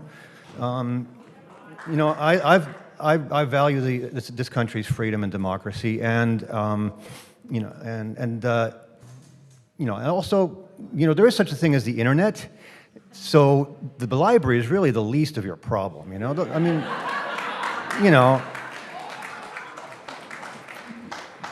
the library, libraries are curated by professionals who are very, as you heard tonight, by several librarians. These are very devoted, very professional people who really care about what their service to the economy. Sorry, I don't speak in public very often, so I would just vote. I would urge you to vote this down. Thank you very much. Thank you for being here. Next speaker, thanks for being here. Yes, thank you very much. Good evening, Mayor Strickland and council members. My name is Russell Neal, and I live in Huntington Beach. I would like to speak in favor of Agenda Item 18 and in opposition to Agenda Item 19. All that Agenda Item 18 calls for is for measures to be established to prevent our library from providing age-inappropriate sexual material to minors without parental consent. It censors nothing and bans nothing for adults, and therefore does not raise a First Amendment issue. And it's actually calling for the city attorney to help develop processes and procedures, and I'm sure what he produces is not going to require him to read every book in the library. Everyone opposing this ordinance must provide us an explanation of why they think the city needs to be in the business of providing pornography to other people's children, and why this does not run afoul of Penal Code Section 313. Agenda Item 19 is a slanderous accusation against the people of this city, disguised as a benign resolution no one could oppose. It itself is crafted to stir up hatred and division. If you want to talk about hatred, consider the words of Proverbs 6, which says there are 7 things which the Lord hates, the worst of which is he that soweth discord among brethren. I propose a substitute motion, namely that the city of Huntington Beach denounces all efforts to divide our citizens into warring subgroups, including all forms of defamation and false accusations. Thank you, and God bless you, Gracey Vandermark. Thank you. Thank you. Next speaker, thanks for being here. Hi, my name is Harika, and I am a 21-year resident, homeowner, and voter living in Huntington Beach. I would like to talk about my support for Agenda Item 19, a council resolution to unanimously denounce anti-Semitism, white supremacy, and anti-LGBTQ hate in Huntington Beach. I would specifically like to talk about the last one, anti-LGBTQ hate. Following the decision by the newly elected council members to pass the recent flag ordinance, I stuck a Pride Progress flag on both my blind spot windows on my personal private vehicle. Almost instantly, I started getting harassed on Golden West and PCH by other drivers pointing their middle finger at my car and shouting out anti-LGBTQ hate in my direction. An example of one such insult hurled at me was, and I'll censor the first two words, F you faggots. This is anti-LGBTQ hate in Huntington Beach. And I routinely experience what I would mildly describe as road rage in and around Huntington Beach, whereby adjacent drivers to my car will suddenly cut in front of my vehicle, hit their brakes momentarily to confuse me while driving. This never used to happen until the moment I placed those Pride Progress stickers on my car. Once again, this is anti-LGBTQ hate in Huntington Beach. Furthermore, to commemorate Pride Month on June 1st, I hung up a pride flag with mini carabiners on a flagpole on my private property, only to have it stolen 10 days later on June 10th. I filed an incident report with Officer Serta of the Huntington Beach Police Department. 2 days later on June 12th, I hung up a Pride Progress flag, but this time with zip ties. 3 days later on June 15th, someone had pulled the flag off with such force that they broke the zip ties, bent the flagpole, and broke off the rotating ring that holds one of the side of the flag. This is anti-LGBTQ hate in Huntington Beach. Once more, I filed an online incident report with the Huntington Beach Police Department and have now hung up another pride flag secured with padlocks. Love will always win. To those on the conservative right, do you actually think pride flags, pride merch, and pride books is going to make your kids gay or trans? To those on the conservative right, do you actually think that your kids seeing two men kissing or two women kissing is going to make your child think, oh, I want to be gay now? You know that's not happening, and your true issue with the LGBTQI+ community is that your child will see these things in normal life and normalize them, and that your child will then become tolerant and accepting of others and their differences. That your child will, in the end, be better at humaning than you, the parents. That's your real fear. I support Agenda Item 19 and Council Members Carl McBolton and Mosher in denouncing hate in Huntington Beach. Thank you. Thank you. Next speaker.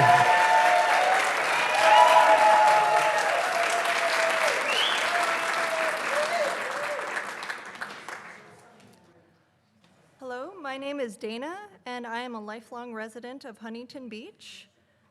As a kid, my parents took me to the Huntington Beach Library. They walked me across the street to go there, and I've been going there ever since. Shockingly, I have not been traumatized by my experiences there.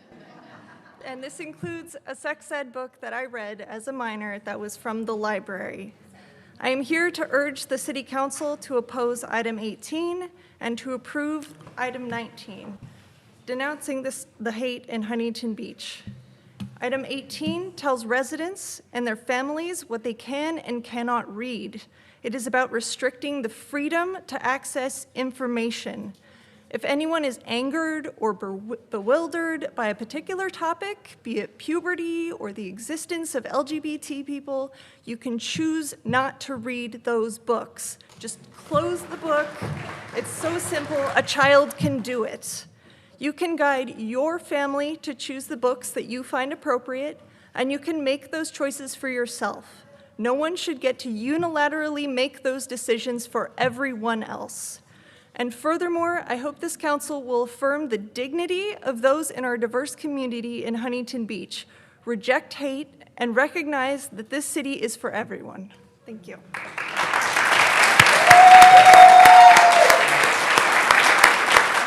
Next speaker, thank you for being here. My name is Nick McLaughlin. I'm a resident of Huntington Beach. I own a home in over 55 mobile home park. I am here to encourage a unanimous no vote on 18 and encourage a unanimous yes vote on 19.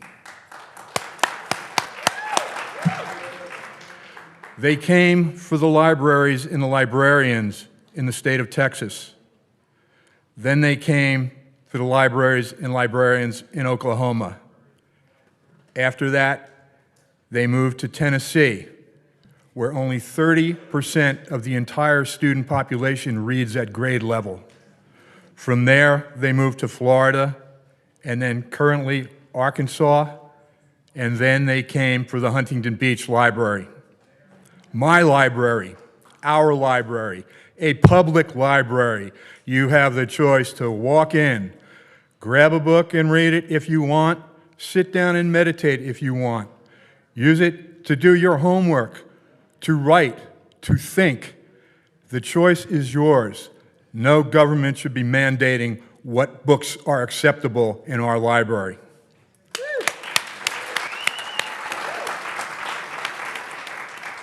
Several speakers have wondered how Councilwoman Vandermark came to this reasoning to have this 19 or 18. Well, for those of you who don't know, I encourage you to go to a website called Save Surf City. On that website, sarcasm, irony, hypocrisy are totally clueless to these people. It should be called Enslave Surf City. How I got on this how I got the email, they must have done a senior mailing. Anyway, I got an emergency email yesterday telling me to come to the council meeting. I'm here. On that website, they quote their sources as Charlie Kirk, Robbie Starbuck, Tim Pool, all of them, Trumpkins, all of them support Canway West. All of them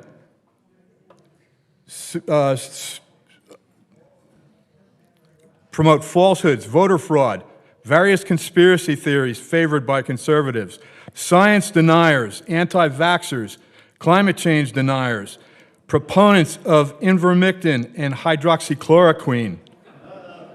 10 seconds. Sell hate, bigotry, anti-diversity, conspiracies on YouTube, podcasts, conservative talk radio, and the favorites of the conservative community, Thank Fox you. Entertainment. Thanks for being here.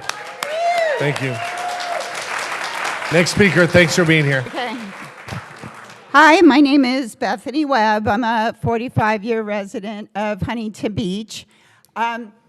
I have been grooming my two children for their entire life. I've been grooming them to be honorable, to read books. Like, we read a lot at home. This is the grooming I do. I have groomed them to tell the truth, to be open-minded and open-hearted to other people. In that grooming, one of my children is LGBTQ, and my husband and I are accepting and loving of that. My youngest, I don't think has picked a partner yet, and whatever he decides to pick, we will be loving and supportive of that. The number one thing that is threatening our children right now, the number one killer of children right now is guns. Okay, a lot of those guns come from suicide, from children not having the support that my children have at home. I also support Planned Parenthood. So, okay. Hold on. I'm just, you know what? Let the speaker speak. Let's go. Okay, thank you. With all seriousness, we have so much more to do in Huntington Beach. I think that the amount of people that have spoken today have spoken to those of you with an open mind. I know 3 of you. Mr. Gates, you don't have the experience or the background to be choosing books for our children. We have enough problems with the air show that you just gave $7 million of our money away for. So what I would suggest you do is take your cronyism and your anti-Semitism and your homophobia and stay away from us and let us parents choose the books that our children should read and decide who and what our children should love. Thank you. Next speaker, thanks so much for being here. Thank you. My name is Buffy Channel. Thank you, City Council and Mayor, for the opportunity to speak out against Agenda Item 18. I am also for Agenda Item 19. As a 34-year resident of Huntington Beach and business owner, I'm appalled and sickened that Gracey Vandermark wants to censor books in our public library system. The American Library Association and librarians should authorize the books because they have the training, experience, and education to oversee book selections. Local politicians should not be deciding what books are okay for a public library that is utilized by the public. This includes adults, kids, college students, teachers, professors, and researchers. There is no possible scenario that a city attorney should have the power to veto what books a professor or researcher has access to. We must stand up to authoritarianism. This is not Nazi Germany. Despite Ms. Vandermark's prior attempts, we do not burn books in this country. Book banning and censorship are about marginalizing people, ideas, and facts. Reading and understanding the viewpoints and lived experiences of other people is the cornerstone of a free society. We will not tolerate this blatant attempt at thought control. Ms. Vandermark claims that there is rampant pornography in the children's section of our public library. This is categorically false. I have spoken to a local librarian about this, and she confirms this is a lie. A book about a kid having two dads is not pornography. It is a book created to invoke thought and empathy about a different kind of family. That is okay. We can accept differences. That is what makes our free country great. There are books with more mature content available in different parts of the library. Are we dropping off our second graders to roam the library alone and check out books in secret? No, this does not happen. Let's talk about teens. If you think teens don't know about sex or that gay people exist, that is just ignorant. Every teen has the internet in their pocket and can look up any topic about sex at will. This policy is not saving them from the evils of knowing that people have sex or how to use a tampon. You are so afraid one picture or phrase in a book is going to traumatize them? Come on, they hear worse on their campus every day of the week. Sheltering feelings and censoring thought is not the path to a healthy intellectual society capable of coping in a modern global world. Shielding citizens from uncomfortable subject matter makes us weak and gives competing modern countries an advantage over us. Do we want to raise a generation sheltered to the extent of fearing ideas that do not conform to their own limited, lived individual experiences? No. A good parent is open to discussing difficult subject matter with their children. Sorry, but sex exists. Gay people exist. You cannot censor these realities out of our kids' lives. No one is trying to turn your kid gay or sexualize them. Reading about a penguin with two dads is not going to turn your child gay, but it might stop them from bullying their classmate with two dads. Thank you. Thank you. Madam Clerk, call the next 10. Yeah, I'm going to call the next 10, and I'm just going to let everyone understand. Some people think I've missed their name. I haven't missed their name. There's over 70 sheets that haven't been called yet, so your names are in this packet, and I'm just going to keep moving forward. Last call for Robert Gordon, Judy Tomlinson, Barry Kylesmeyer, Sally Sanders, Jeff Thomas, and Richard Armendariz, Heidi Villa, Paula Schaefer, Jean Ferens, Arthur Estrada, Dina Chavez, Catherine Goddard, Kane Durham, Kathy McGuire, and Terry Rose.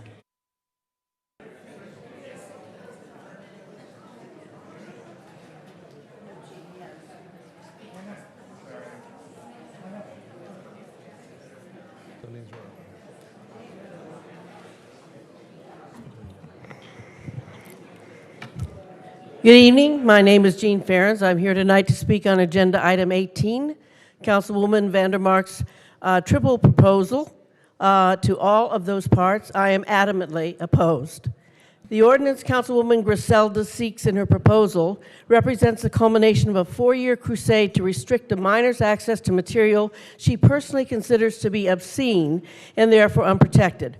Her efforts as a Huntington Beach resident up to this point have been unsuccessful, but now her position on the city council has empowered her to try to make the city, led by its own attorney, accomplish what she on her own could not.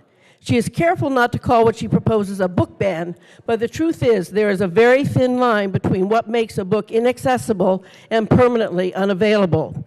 In her issue statement, the councilwoman refers to the DOJ's official explanation of the criteria for obscenity, but it's clear she's not read the criteria in its entirety. If she had, she would know that what she's proposing, specifically that Attorney Gates evaluate library materials to determine if they meet the criteria for obscenity under the First Amendment, might very likely be unconstitutional and result in yet another Huntington Beach lawsuit challenge. The three-tiered Miller test to which she refers is the official test to classify material as obscene. All three tiers designate that an average person, presumably not an attorney, must apply contemporary community standards to the whole work. In Tier 1, the work must be found to appeal to perverted interests in nudity, sex, or expression. In Tier 2, the work as a whole must depict or describe in an offensive way any actual or simulated normal or perverted sexual act or contact or a lewd exhibition of the genitals or the female breast. And Tier 3 designates that a reasonable person, reasonable being the operative word, finds that the work, again, taken as a whole, lacks serious literary, artistic, political, or scientific value for minors. So first, the entire work, not just excerpts, must be evaluated from the perspective of an average person applying community standards, but just what community is or what those values are aren't specifically defined. It should be evident that the councilwoman's proposal is greatly flawed. Finally, I close with this. There were two women, daughters of the same mother. They became prostitutes in Egypt, engaging in prostitution from their youth. In that land, their breasts were fondled and their virgin bosoms caressed. The older was named Ohola, and her sister was Oholibah. Ohola engaged in prostitution. Her sister, Oholibah, carried her prostitution still further. She carried on her prostitution openly and exposed her naked body. She became more and more promiscuous as she recalled the days of her youth when she was a prostitute in Egypt. There she lusted after her lovers, 10 seconds. Whose genitals were like those of donkeys and whose emission was like that of horses. Councilwoman, do you find this passage in the book from which it was taken as too explicit, inappropriate for children? Thank you. Would you make it unavailable? Thank you. If you did, you would be choosing to make the Bible inaccessible to children. Thank you. Next speaker, thank you. Good evening, Mayor and Council. My name is Arthur Estrada.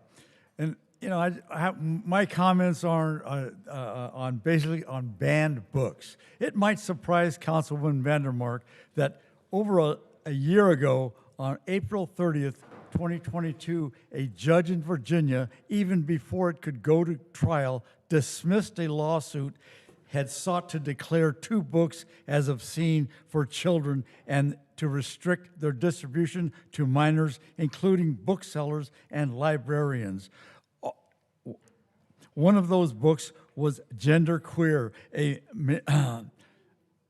very same book Councilwoman has personally determined to be obscene because of the sexual content, like the petitioner in this case, the Councilwoman contends that illustrations of two minors engaged in sexual activity make the book obscene.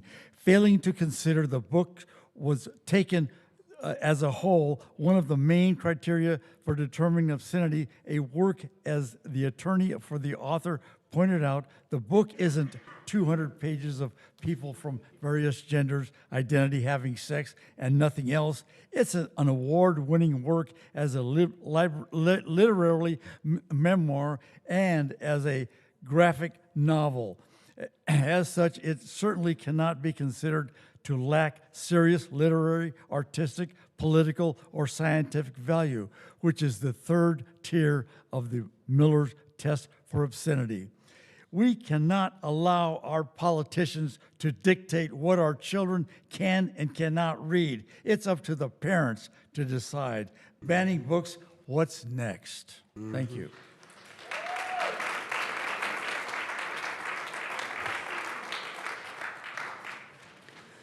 My name is Kane Durham, and I'll be honest, I'm getting pretty tired of having to give up my Tuesday nights to try and protect my community from poorly written ideological politicking. But here I am. First of all, I'd like to start off my comments with a resounding approval of Agenda Item 19, presented by Council Members Kalmick, Moser, and Bolton. Of course, especially considering recent events, we should be publicly denouncing anti-Semitism, white supremacy, and anti-LGBTQ hate. I hope that this obvious resolution moves forward with unanimous support, but, we'll see. More urgently, I'd like to spend my remaining time commenting on agenda number 18, put forward by Gracey Vandermark, which creates a system with which to allow books to be banned from the public library based on the completely unqualified opinion of the city attorney, whose only qualifications seem to be that he attends the same church as the councilwoman. I'll note that the agenda item also includes a phrase, quote, "I would like to direct our city manager to look into the process to part ways with the American Library Association," unquote. A statement that, while being absurd on its own already, misses the very important detail that Huntington Beach as a city does not have a professional connection with the ALA in the first place. Ms. Vandermark would have learned this if she had spoken to a single HB librarian when creating this agenda item, showing that this effort was not led by any research or facts, but by ideology.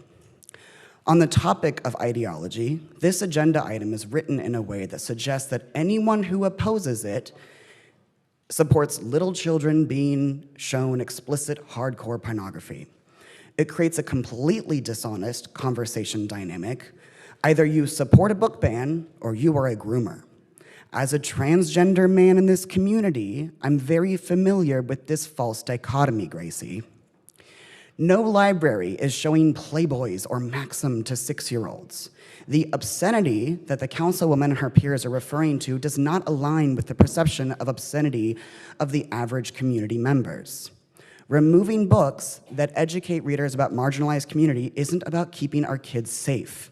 It's about keeping a supremacist worldview safe. As for anyone who thinks I'm reaching, My name is Heidi Vea, and I'm here in support of agenda item number 18. I do not support the radical ideologies, sexualization, and pornographic materials currently plaguing our public institutions.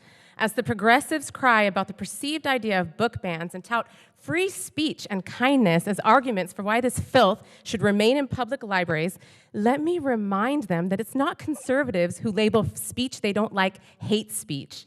It's not the conservatives who ban anyone who dares to challenge the official narratives spoon-fed to us through our tell-a-lie visions, public institutions, universities, and corporate news.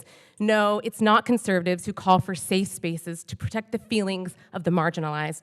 Perhaps until now, when it comes to protecting the most vulnerable people in our society, our precious, innocent children, we call for public libraries to be safe spaces, free of content that sexualizes and initiates them into the cult of the order of the LGBTQ rainbow of mental illness. The irony of this whole thing is that it's the liberals, it's the progressives who hate free speech. They are the ones who seek to ban people and ban questioning the authorized and accepted opinions. But now they seem to love the First Amendment when it comes to books that indoctrinate children. I've personally been accused of engaging in the leftist label hate speech. So with that, it seems that people are able to make up labels willy-nilly and then claim moral authority because of those labels. So I label your books indoctrination speech, grooming speech, inappropriate for children speech. Who gets to decide what's good for society? We don't think your ideas are good, and you don't think our ideas are good. So what do? The answer is simple: more speech, more open conversations, more listening, more debate, because in the marketplace of ideas, the best ideas win. When opinions are labeled bigoted or hateful and therefore not allowed to be discussed, that's when we really live in a tyrannical, communist, fascist society. Targeting children with very sexually explicit adult topics is not free speech. This is not about tolerance. This is not about kindness. It's aiding and abetting the sexualization, mutilation, and mental illness in children. On a side note, I have a message to the political operatives that operate in the shadows to manufacture outrage when it's expedient for political purposes. I just want you to know we see you, we're watching you, and we're going to expose you. We're well aware of your rules for radical playbook that calls for labeling your political opponents anti-Semitic, Nazis, and bigots. You've cried wolf way too many times. Nobody believes your lies anymore. The jig is up. You're losing the cultural battle, your ideas are in a death blossom, and your desperation stinks to high heaven. It is my prayer that the good men and women in this world, in this moment of utter madness, stand up and fight to protect the most innocent. If this is not the hill to die on, the one where we protect the innocence of children, I don't know what is. Thank you.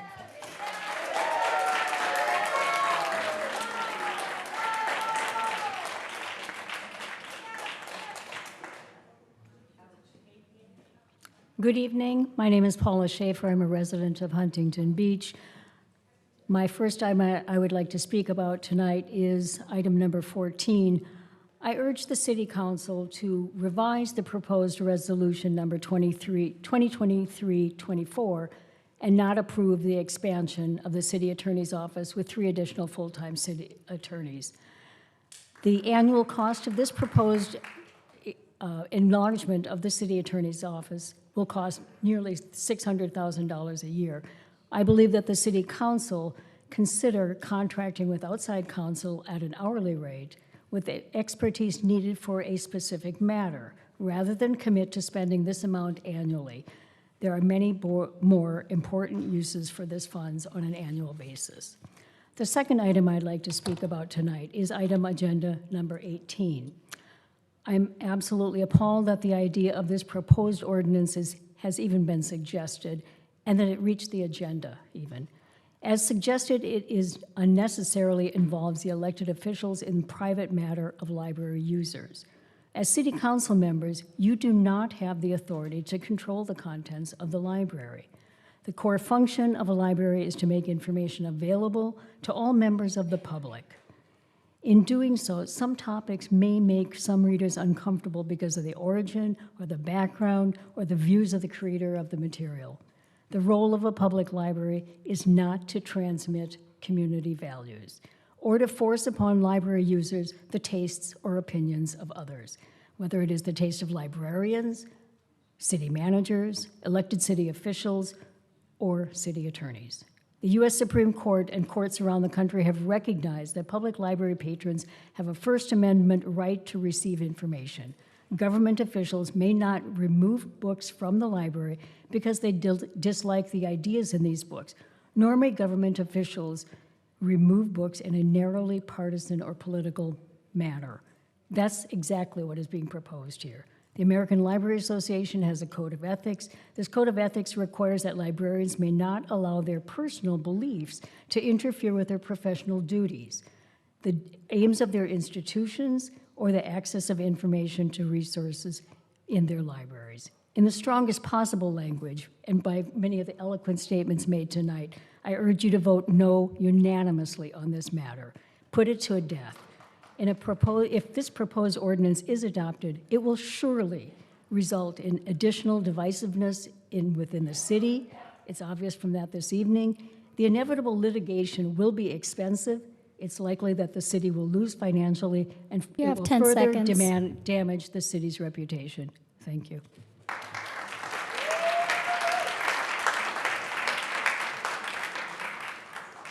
Next speaker. I'm Catherine Goddard, and I'm here to speak about, my perception is that we're actually at a very pivotal point here at the beginning of the 21st century, discussing the ideology of what it takes to make this fragile democracy, this democratic experiment work. It involves educated, informed, and participating citizens. And how does that happen? It does not happen by locking things away and locking ideas away.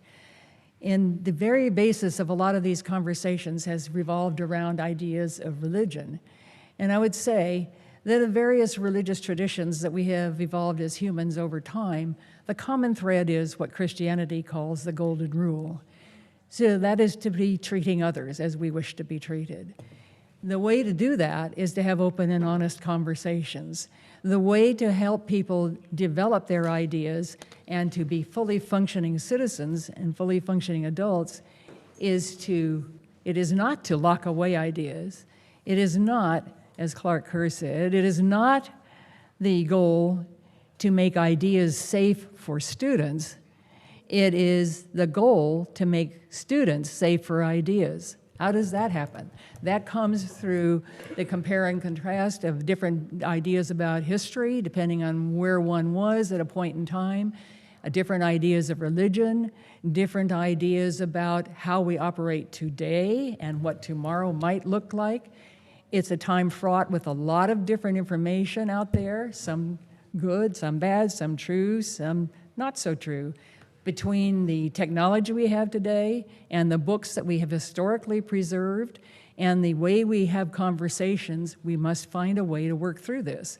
You don't do that by just saying this whole segment of whatever it is we're discussing is not to be discussed. That's simply not the way to go, and that is simply not the role of government. The role of government is to create the environment for the conversation, not to force it into a box. So I urge you to vote no or remove item 18 from the calendar, and to vote on item 19 to affirm the fact that we are an open and inclusive society. Then let's get on with the work of actually the dialogue and the conversation that will bring us to some common next steps. Thank you.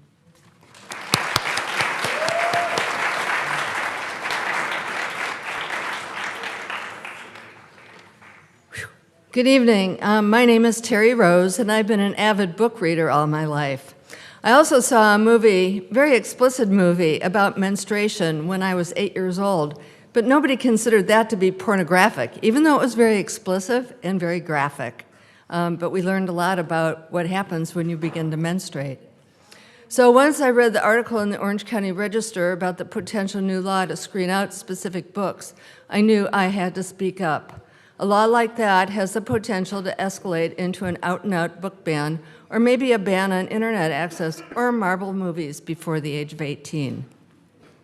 To begin with, I feel it's up to librarians and parents to determine what books they want their children to be reading.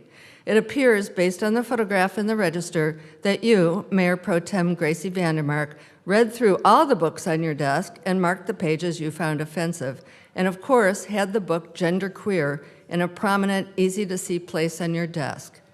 I decided to consult with Wikipedia regarding that particular book and discovered there is only a handful of sexually explicit illustrations, done by the author, by the way, and one of which is based on a piece of painted ancient Greek pottery depicting a courting scene.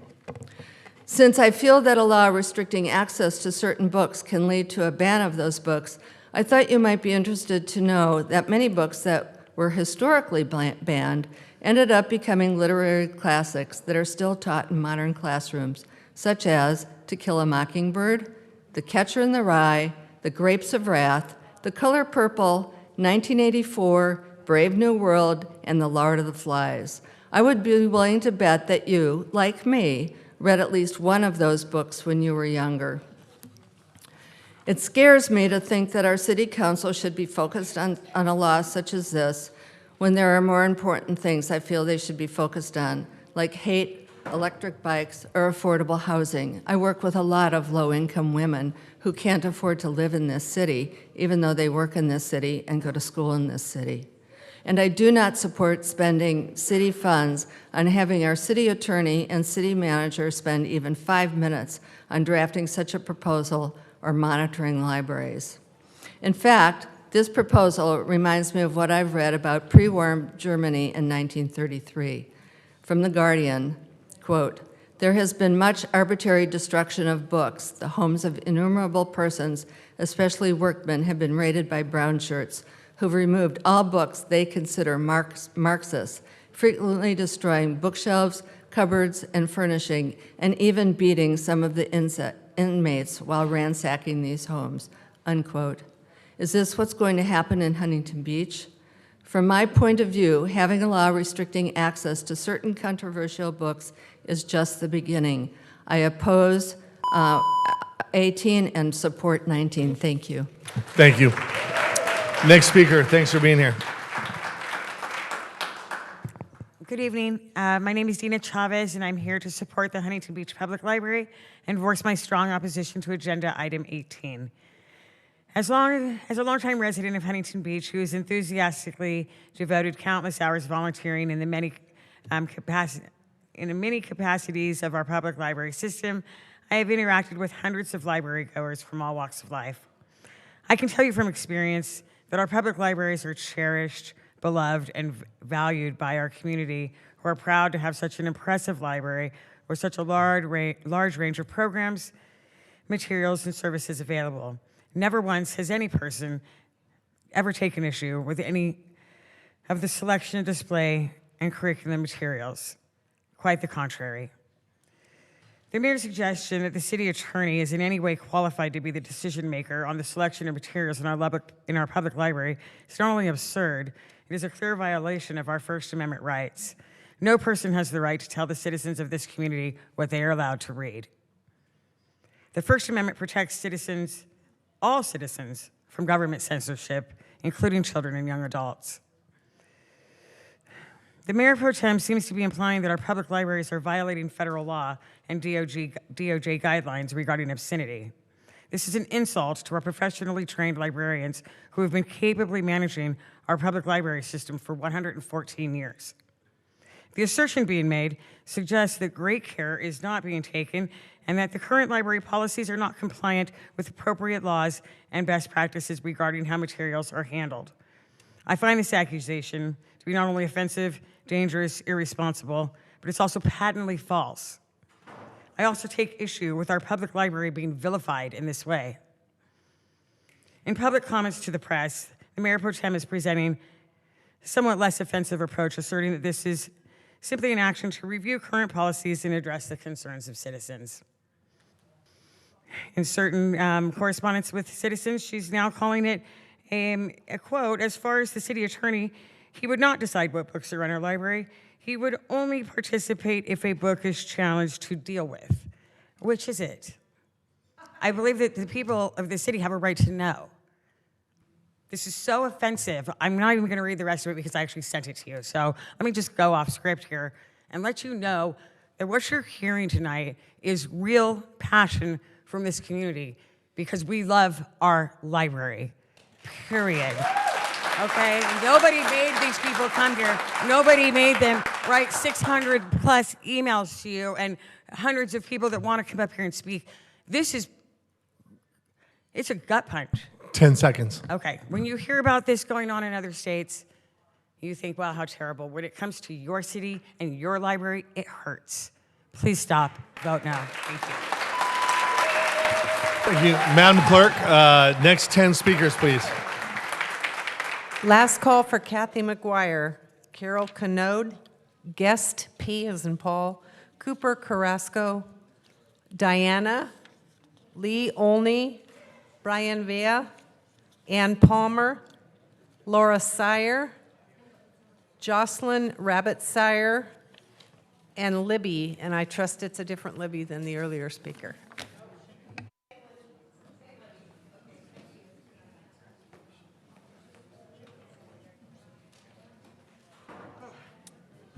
Thank you for being here. Yeah.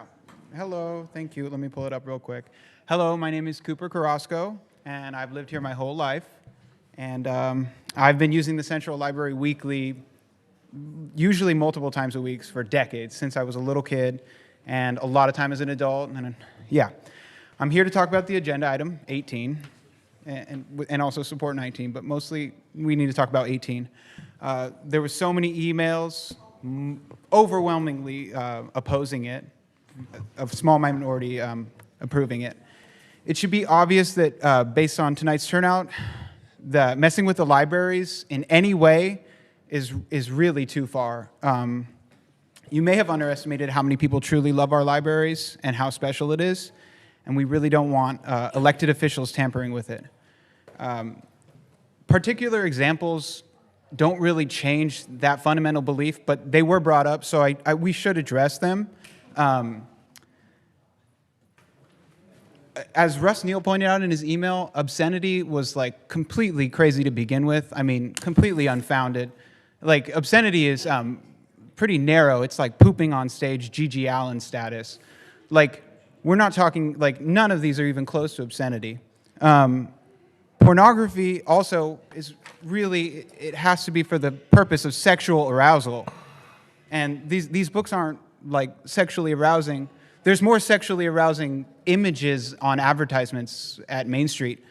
Like, it's really not. I mean, look at them, and people ask, like, what are the merit to them? But you could actually look at all those billboards pointed there. Like, I mean, they're a little maybe unusual for you, but there's merit to them. Kinda, but like, okay, so one of them was like, there's, don't put a thing without a flared base in your butt. I know, weird, right? But like, it's also bad for someone who's 16 to put something in their butt without a flared base. It's still dangerous. And so it's on the board. I know, it's weird. Well, but it could actually protect someone. So, like, the librarians know what they're doing. Trust them.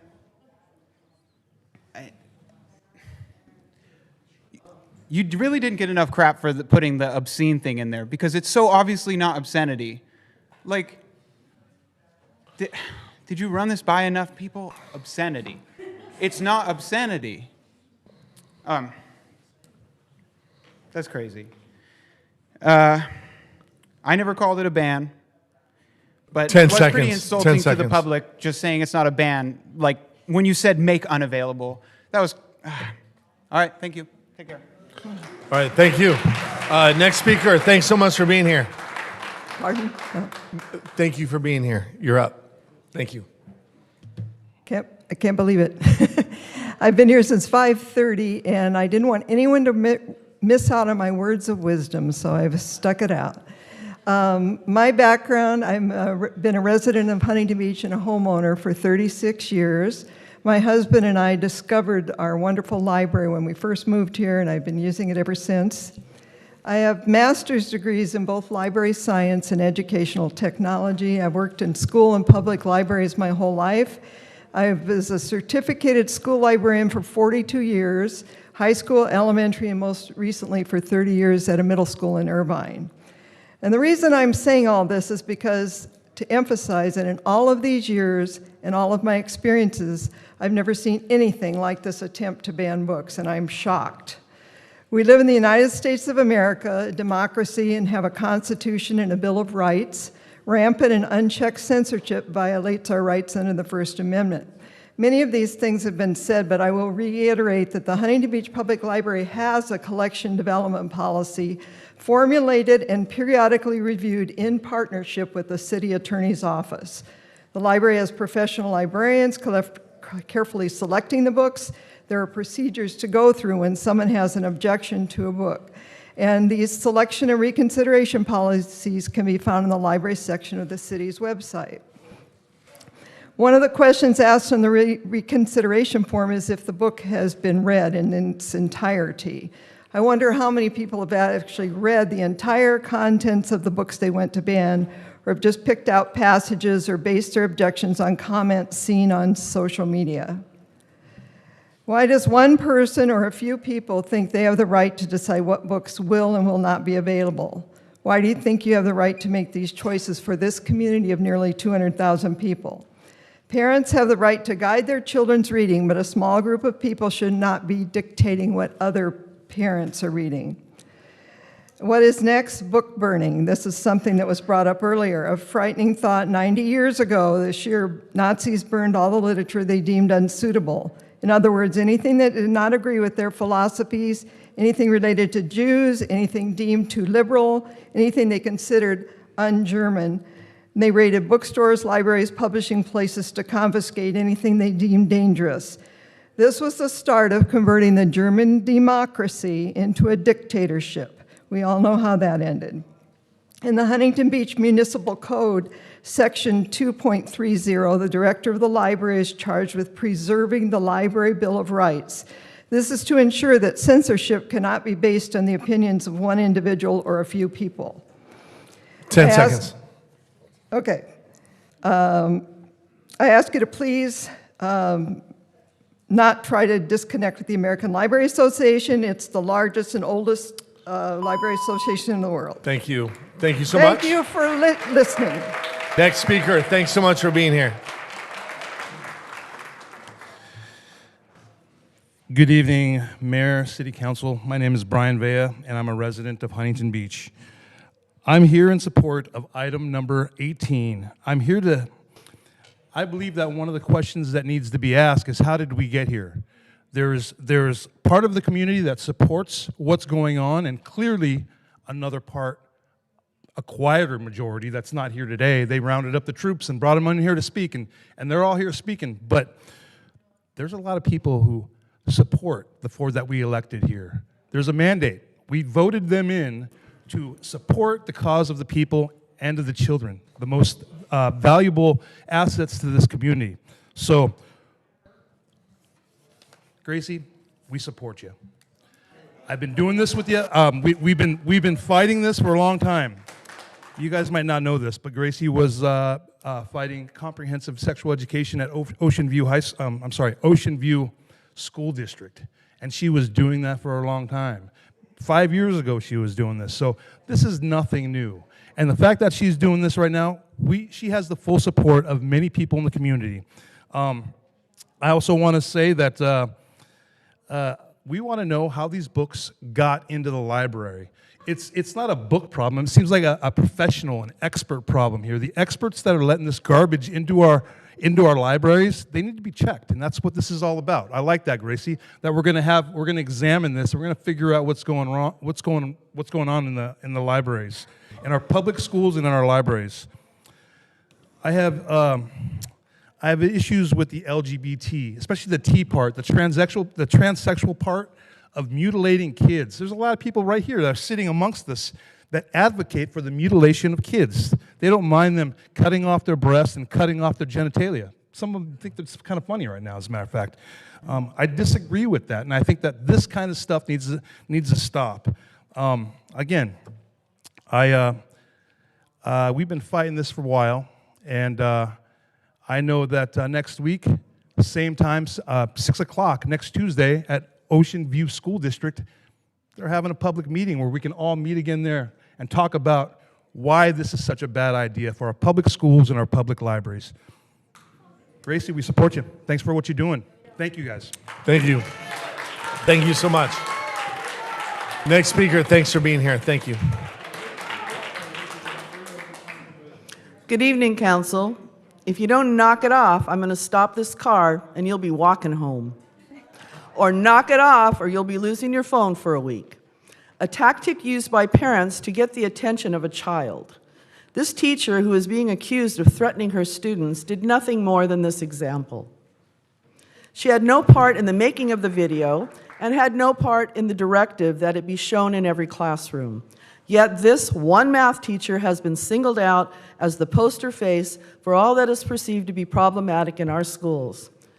Within hours, Gracey Vandermark was on Facebook putting out a hit piece on this teacher. She then spoke at the school board meeting, identifying as Mayor Pro Tem, further vilifying this one teacher. The comments were unsubstantiated and ignorant, clearly designed to incite. A meeting was transcended into a combination of a religious tent revival and a reenactment of Mary Shelley's Frankenstein. With 3 rows of students watching, the unhinged actions of these adults were the perfect example of what children should not aspire to be. For years, Gracey Vandermark has never missed an opportunity to tell anyone who would listen that she is a victim of threats to herself and her family perpetrated by still unidentified phantoms. Ironic that she would have no issue putting a target on this exemplary teacher. The big difference here is there is verifiable identity to those issuing threats, and Gracey Vandermark is one of them. This teacher has worked tirelessly teaching algebra to at-risk children, ensuring they would pass and graduate. A true educator. She's been advocating for students years before Gracey Vandermark jumped onto the bandwagon. It's no secret that Gracey is a foot soldier for the nationwide agenda involving education and censorship. Receiving praises as an individual who is bringing forth vital change is disingenuous and fraudulent. I don't know if you're aware, Gracey, during your campaign, those who questioned your qualifications to hold office were told by your camp, yeah, we know she's messy and not qualified, but we can spin that. You just need to hold your nose and vote for the greater good. As far as I know, you are not a reporter, a journalist, an educator, an undercover officer, or any credentialed individual. Yet you profess to be doing research every time you are participating in horrendous gatherings, promoting discrimination and anti-Semite beliefs. Research to determine whether or not the Holocaust happened? While you are at the library with the smut busters, Find your way to the nonfiction section where you'll find many picture books of the Holocaust. You and Luke may even find a picture that is satisfactory to put on the next flyer. One last thing. Does your participation in this nationwide agenda to protect children include 10 Jewish seconds. children? And you do 10 not seconds. take an oath with your left hand. Thank you. DBZ out.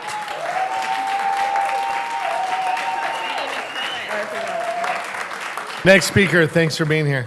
Thank you. Wow, what great speakers we've had tonight. I'm going to do a little bit of different spin. I'm here for no on 18, but yes on 19. I want to thank Dan Kalmick, Natalie Moser, Rhonda Bolton for being the sane voice of our citizens of Huntington Beach and for putting this on the agenda. I find it very hypocritical that our new city council doesn't want Sacramento to tell us what we're doing here in Huntington Beach, but yet they want to tell Huntington Beach what to do in our libraries or what to take home with us. Kind of hypocritical. I find this also as a distraction from the very unpopular lawsuit from Mr. No Settlement Gates on Code 4.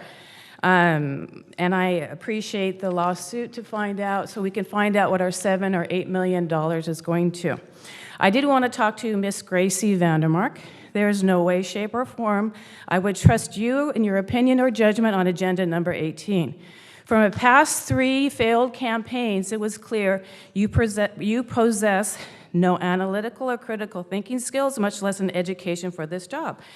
As a professional educator, I'll leave the book selections for the professional librarians.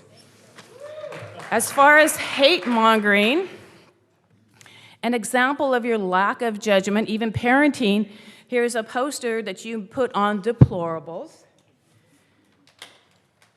Encouraging hate. We'll have it right here.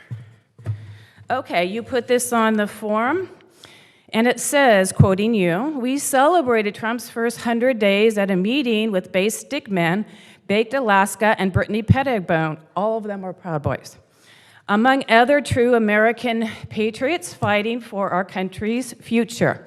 My son got a few tips from Base Stickman, who was arrested and is a Proud Boy, on how to protect himself against the Antifa mask cowards at rallies. Oh, yeah. This is Valentina Bankhead's response. "Oh, he must have loved that." And Gracey said, "Yes, we already have the gear set aside in my Amazon cart. Both of my boys want to go to the next Berkeley. They had a great time. We have to get more kids involved." Let that set in. We have to get more kids involved. And here he's getting fitted by Base Stickman with a gas mask. This was about a week or so after he was arrested in Berkeley for assault, as well as Luke Dennis over there getting arrested for assault. 10 seconds. We have another. 5 seconds. Gracey Vandermark harasses Jews from Neo-Not-So-Proud Thank you Boys. so much. And Johnny Benton. Thank you. Thank you. Madam Clerk, please call the next 10.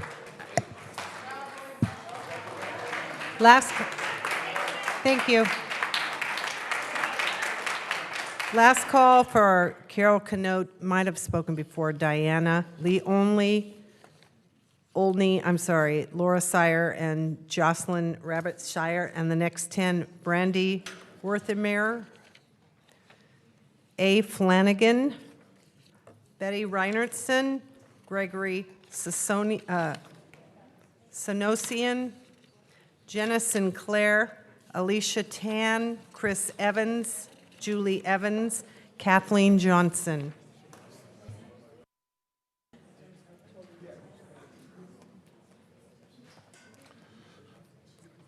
Thank you for being here. Good evening. I don't have much to say. I just want to support 18. And I think it's very brave that you are out there to try to keep this away from the children. I am actually a mother of younger children, and unfortunately, I think most parents are probably extremely busy raising their kids, so they can't be here. So I think it's very important that you guys do protect the kids from pornographic and disgusting. Those books are disgusting. They're inappropriate, like, they're not necessary. And that's about it. Thank you. Thank you so much for being here. Thank you. Thank you. Next speaker, thanks for being here. Hi, my name is Kathleen Johnson. I'm a Huntington Beach resident.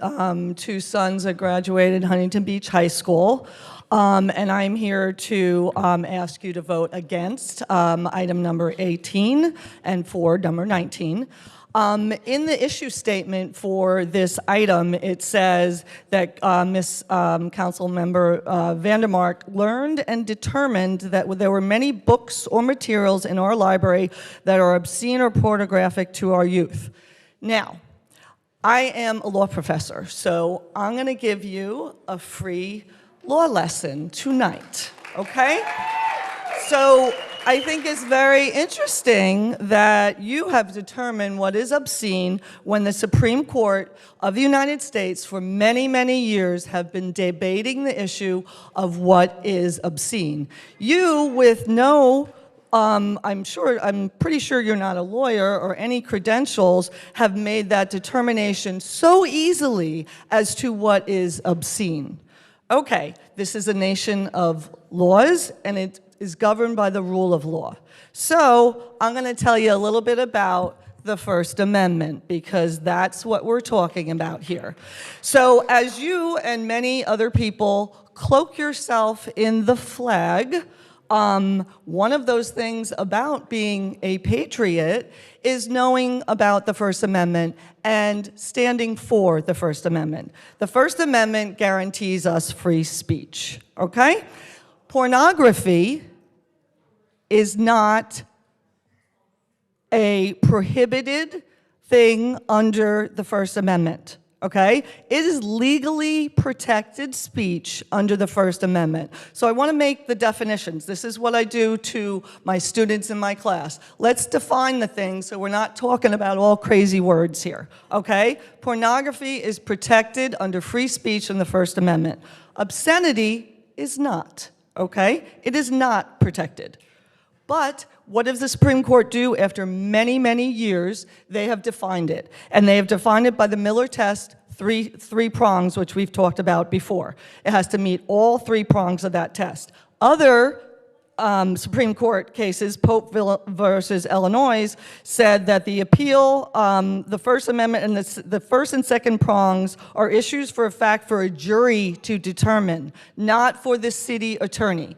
Now, as an attorney myself, I don't understand how the city attorney would be comfortable with this, that he gets to determine what is obscene when the Supreme Court has a 3-prong rule on how to do that, and the Supreme Court leaves it to juries to 10 determine. seconds. I don't know how the city attorney is going to do that. The Board of Education versus Island Trees states that a student's First Amendment right to access of information is violated when Thank someone, you. because they dislike. Thanks for another. being here. Thank you. Thank you. Next speaker, thanks so much for being here. Read the case law. Next speaker, thanks for being here. Good evening. My name is Alicia Tan. I just graduated from Los Alamitos High School, and I live in Los Alamitos. But I also work as an intern for the Huntington Beach Public Library. My mom started reading to me before I was born. While I was still in her belly, she would spend her nights reading picture books to me in an effort to help with my early development.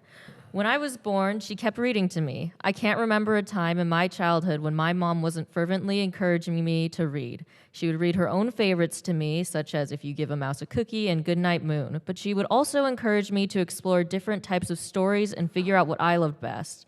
She would take me to Barnes & Noble or the library to browse all the different novels. She made reading the best part of my day. My love of books grew so much that I started volunteering at my local library in 7th grade. Now I work for a library and I plan to go to graduate school to become a librarian.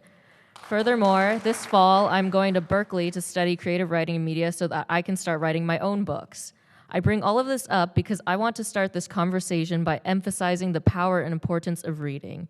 Mrs. Vandermark and some other parents believe that several of the books in the library are obscene and even pornographic. One of the books being discussed is Genderqueer, and while Genderqueer does contain illustrations with nudity and sex, the true crux and meaning of the novel is a coming-of-age story about a non-binary and asexual teenager.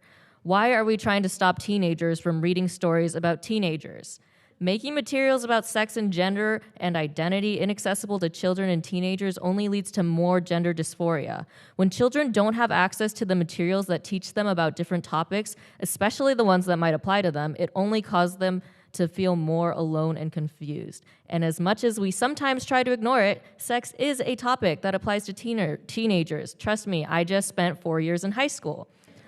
The average age that people become sexually active is 17 years old. Of course, it's up to everyone when they choose to start that experience, but it's a reality that many teens need to have conversations about sex and virginity in order to better understand it. That's why we learn about sex education in middle school and high school. Reading a book about sex gives teens an idea on how to be safe, how to be wise, and whether or not they even want to start having sex. Books are powerful. They've influenced my life so much that I want my future to revolve around them. My mom played an important role in that. Because of the freedom she gave me to read what I wanted to read, I have a better understanding of who I am and who I want to be.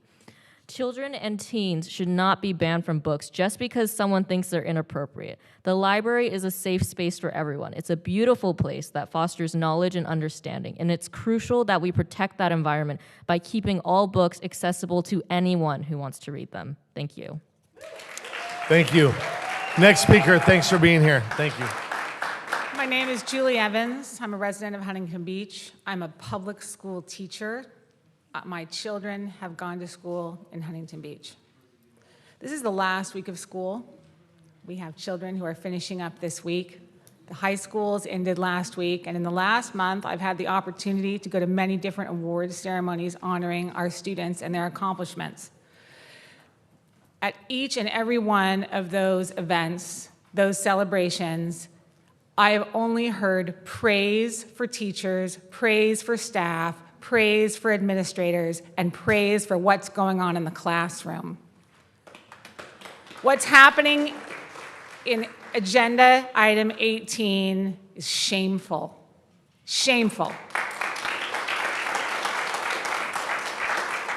The issue statement asserts it has been a long-standing problem in public education that children are being exposed to obscene and age-inappropriate material by adults, many of whom are educators we have entrusted with our children. Not too long ago, I learned that our city public libraries also provide similar obscene materials to our youth in the form of obscene and at times pornographic children's books and other materials. Our city library should not be engaged in infecting our children with obscenity or pornography. Let's sit with this language for a minute, okay? Let's sit with this language for a minute. We have a political leader in our community using words like expose, obscene, and infect with teachers, staff members, and librarians. Shame on you. Shame on you. My husband, my children, and I strongly oppose item 18. The city attorney and the city council should not create an ordinance that empowers itself to evaluate the materials in the city's libraries and public facilities or to establish new screening protocols for books, materials, content to be acquired for the HBPL or other public institutions. This is the beginning. Instead of placing control into the hands of a small group of politicians, those hoping to gain notoriety and publicity from stunts such as this, and a single city attorney, all who have no training nor expertise in such matters, we should trust our librarians, trust our teachers, and trust the American Library Association, which has made its mission to enhance learning and ensure access to information for all since 1876 to provide the guidance, not you.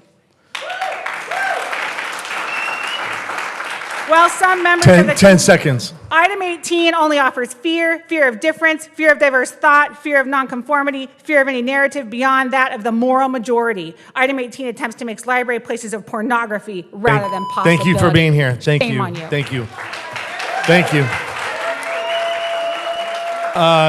Madam Clerk, please call the next 10. Yes, just a housekeeping item. It's 11 o'clock, and we typically vote to continue action after 11 o'clock. Can we get a I move that we continue. Second. And second, all those in favor? Aye.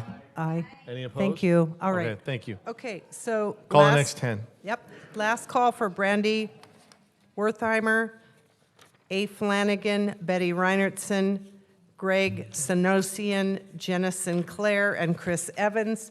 Then we have Tim Geddes, Althea Bean, Paul Horgan, Suzanne Hart, DB2, Amanda Herring, Jessamine Garner, Adrian Lowe, Michelle Ferry, Chris Burns.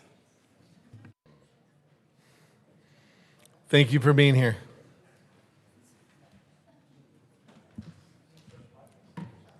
Hello, my name is Alethea Bean, and I go to Huntington Beach High School, right across the street.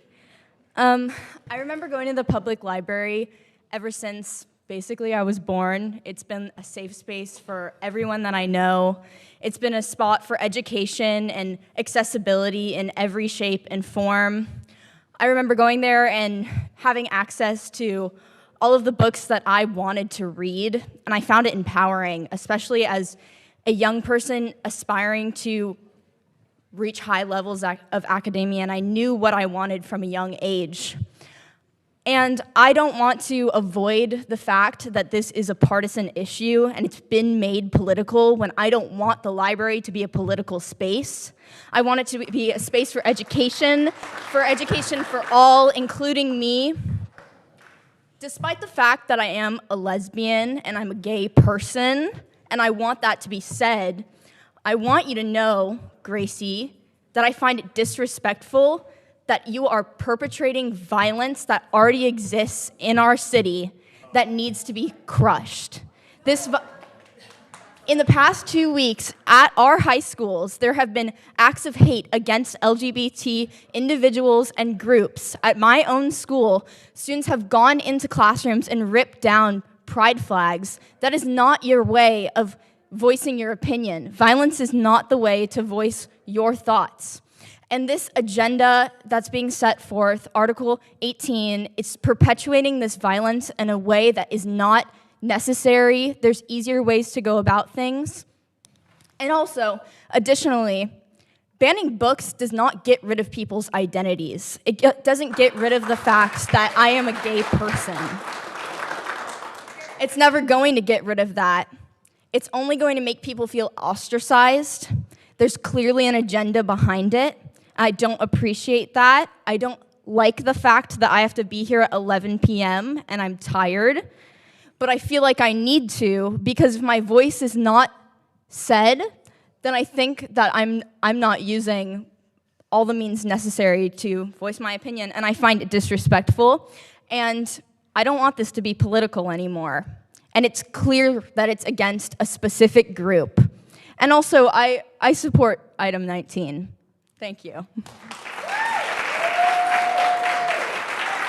Next speaker, thanks so much for being here. Good evening. My name is Suzanne Hart. I'm speaking to you in opposition of item number 18.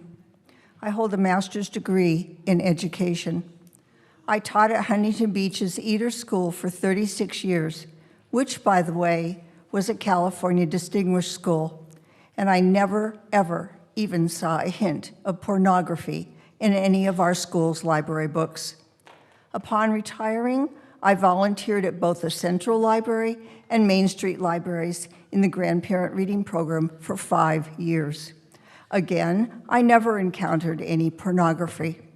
Frankly, it appalls me to think that anyone who has ever spent any time in our libraries would make such an absurd suggestion. Censorship is the child of fear and the father of ignorance. The important task of literature is to free man, not censor him. Restricting access to literary materials gives us silence when we need speech and close our ears when we need to listen. It makes us blind when we need sight. When you tear out a man's tongue, you are not proving him a liar. You're only telling the world that you fear what he might say. Please approach this matter with open minds while leaving any partisan views at the door. Thank you. Thank you. Next speaker, thanks so much for being here. Good evening, Mayor and City Council. My name is Tim Geddes. I'm a 40-year resident here. I would like to rise in support of the City Council adopting Agenda Item 19, denouncing hate in Huntington Beach. For over a dozen years now, we have been plagued with a resurgence of anti-Semitism, white supremacy, and anti-LGBTQ hate in Huntington Beach, which has been dormant since the bad old days of hooliganism and skinhead disturbances going back to the 1990s. I know I was there. This resurgence was sparked by national political figures who railed against civic norms with anti-democratic rhetoric that has persisted to this day and has resulted in the election of fear-mongering officials who have cultivated this pernicious political persona. Unless the City Council takes a firm stand against the excesses which the fires of hate have stoked during this period, it should, rightfully or wrongfully, be held accountable for the disreputable image being formed for our city and projected to the outside world.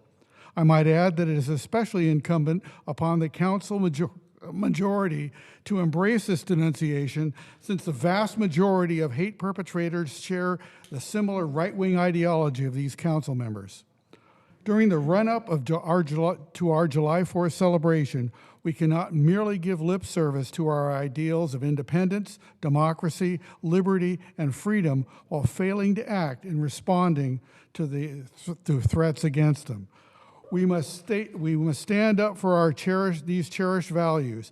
Failure to do so will not only send the wrong sign to the public, but tacit acceptance of this deplorable behavior in our community. And as a former teacher, I would like to denounce the both partisan and puritanical agenda item number 18 as an attack on our wonderful library system and the First Amendment freedoms enshrined in it. You know, I totally disagree with Ms. Vandermark's conclusions, and I'm almost speechless. We don't need a cruelly crafted ordinance to be implemented, and we don't need to diss the American Library Association.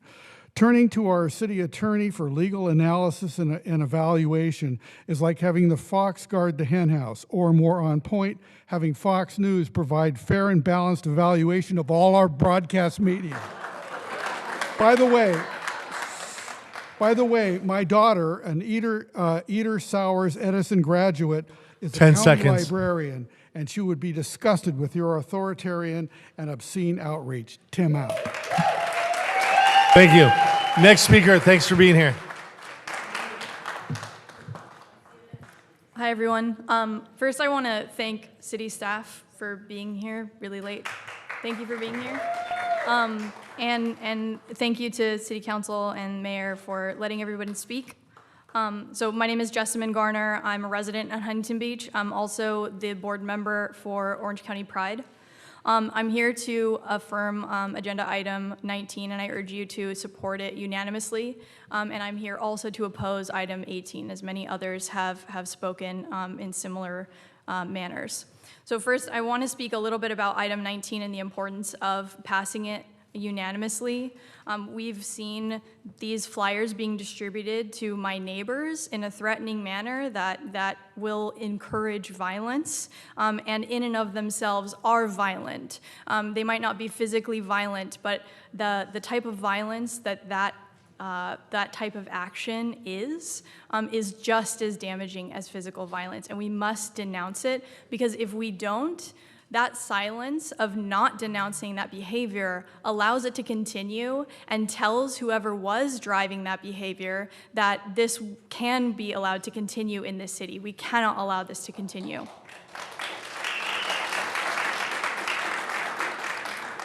Second, in my words of opposition to Item 18, I I really just want to reiterate some of the things that have already been said, which is just that it disrupts an already robust system that's in place, that professionals who have the training are already engaged in this system to make sure that the materials that are in our public libraries are appropriate for the audiences that they're intended to reach.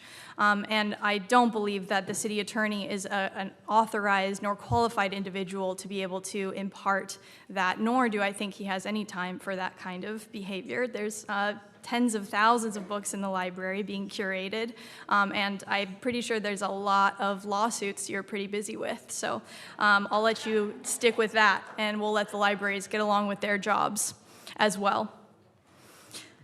In addition, there are robust systems in place for people who dislike materials that exist in our libraries. The first is something I've employed, super recommend. It's looking at the book, deciding it's not for you, and then putting it back on the shelf and moving on with your life. As many people before me have stated as well, people who are parents in our community, they're already making these decisions within their own families and have the ability to enforce things that make sense for their families, and that I welcome you to do that as well. But I don't think that this is an appropriate 10 seconds. place for this to occur. And there is also an existing process to bring up those concerns with the library without bringing it to this forum. Thank you. Thank you. Next speaker, thanks for being here. Thank you.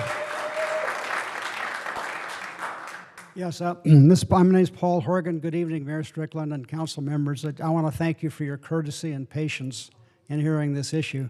I'm here to support the adoption of agenda item 19. I think it's reasonable and appropriate. Relative to item 18, I have some comments, and you've heard a lot of information relative to item 18. Hopefully I can supplement it as follows. I'm a library lover. I think it's a wonderful institution. It's a treasure in this city. The librarians, everything about it, it's just spectacular. And so when I saw the article in the paper in the Register about the Mayor Pro Tem's position and what was proposed here about protecting our children from obscenity and pornography, I thought I'd look into it. So I saw the picture in the paper with Ms. Vandermark, with all the books out there all spread out. And I said, well, I thought I'd find out about that. I have a little time. I went to the library and I checked the library catalog, and it wasn't on the catalog. And I asked the librarian, and she said that the book in question, the only book about which I could identify, which is Genderqueer, it was in the adult section. And I said, how did that happen? She said, well, in 2020, when that book was published, the publisher recommended that it be put in the teen section, but there was a complaint from citizens, and there was a review process by the librarians, and they decided to put it in the adult section. So that's where it's been since 2020. I don't know the names of the other books, but I hope that there is in the record tonight, before this council makes a decision, the specific books which Ms. Vandermark contends are obscene or pornographic, where they are they in the children's section or are they in the adult section? Because if they're in the adult section, we're wasting our time.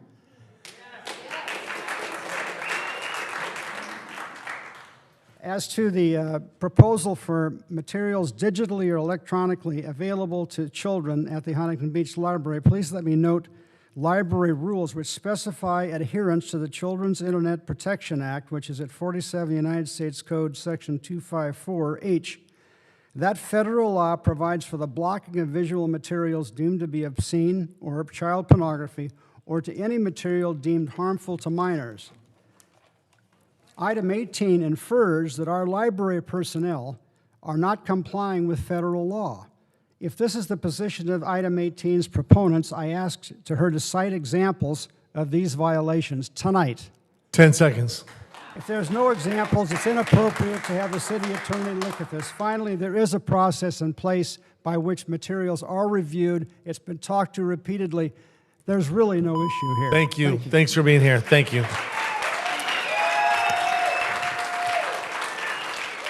All right, last call for DB2.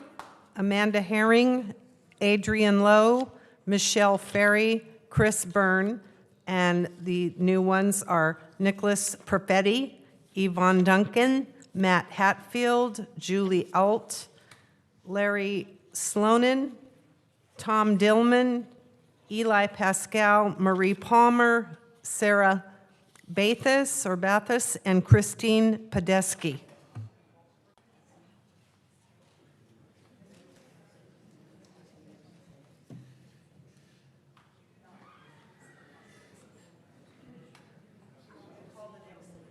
Do you want me to call more? There's someone walking.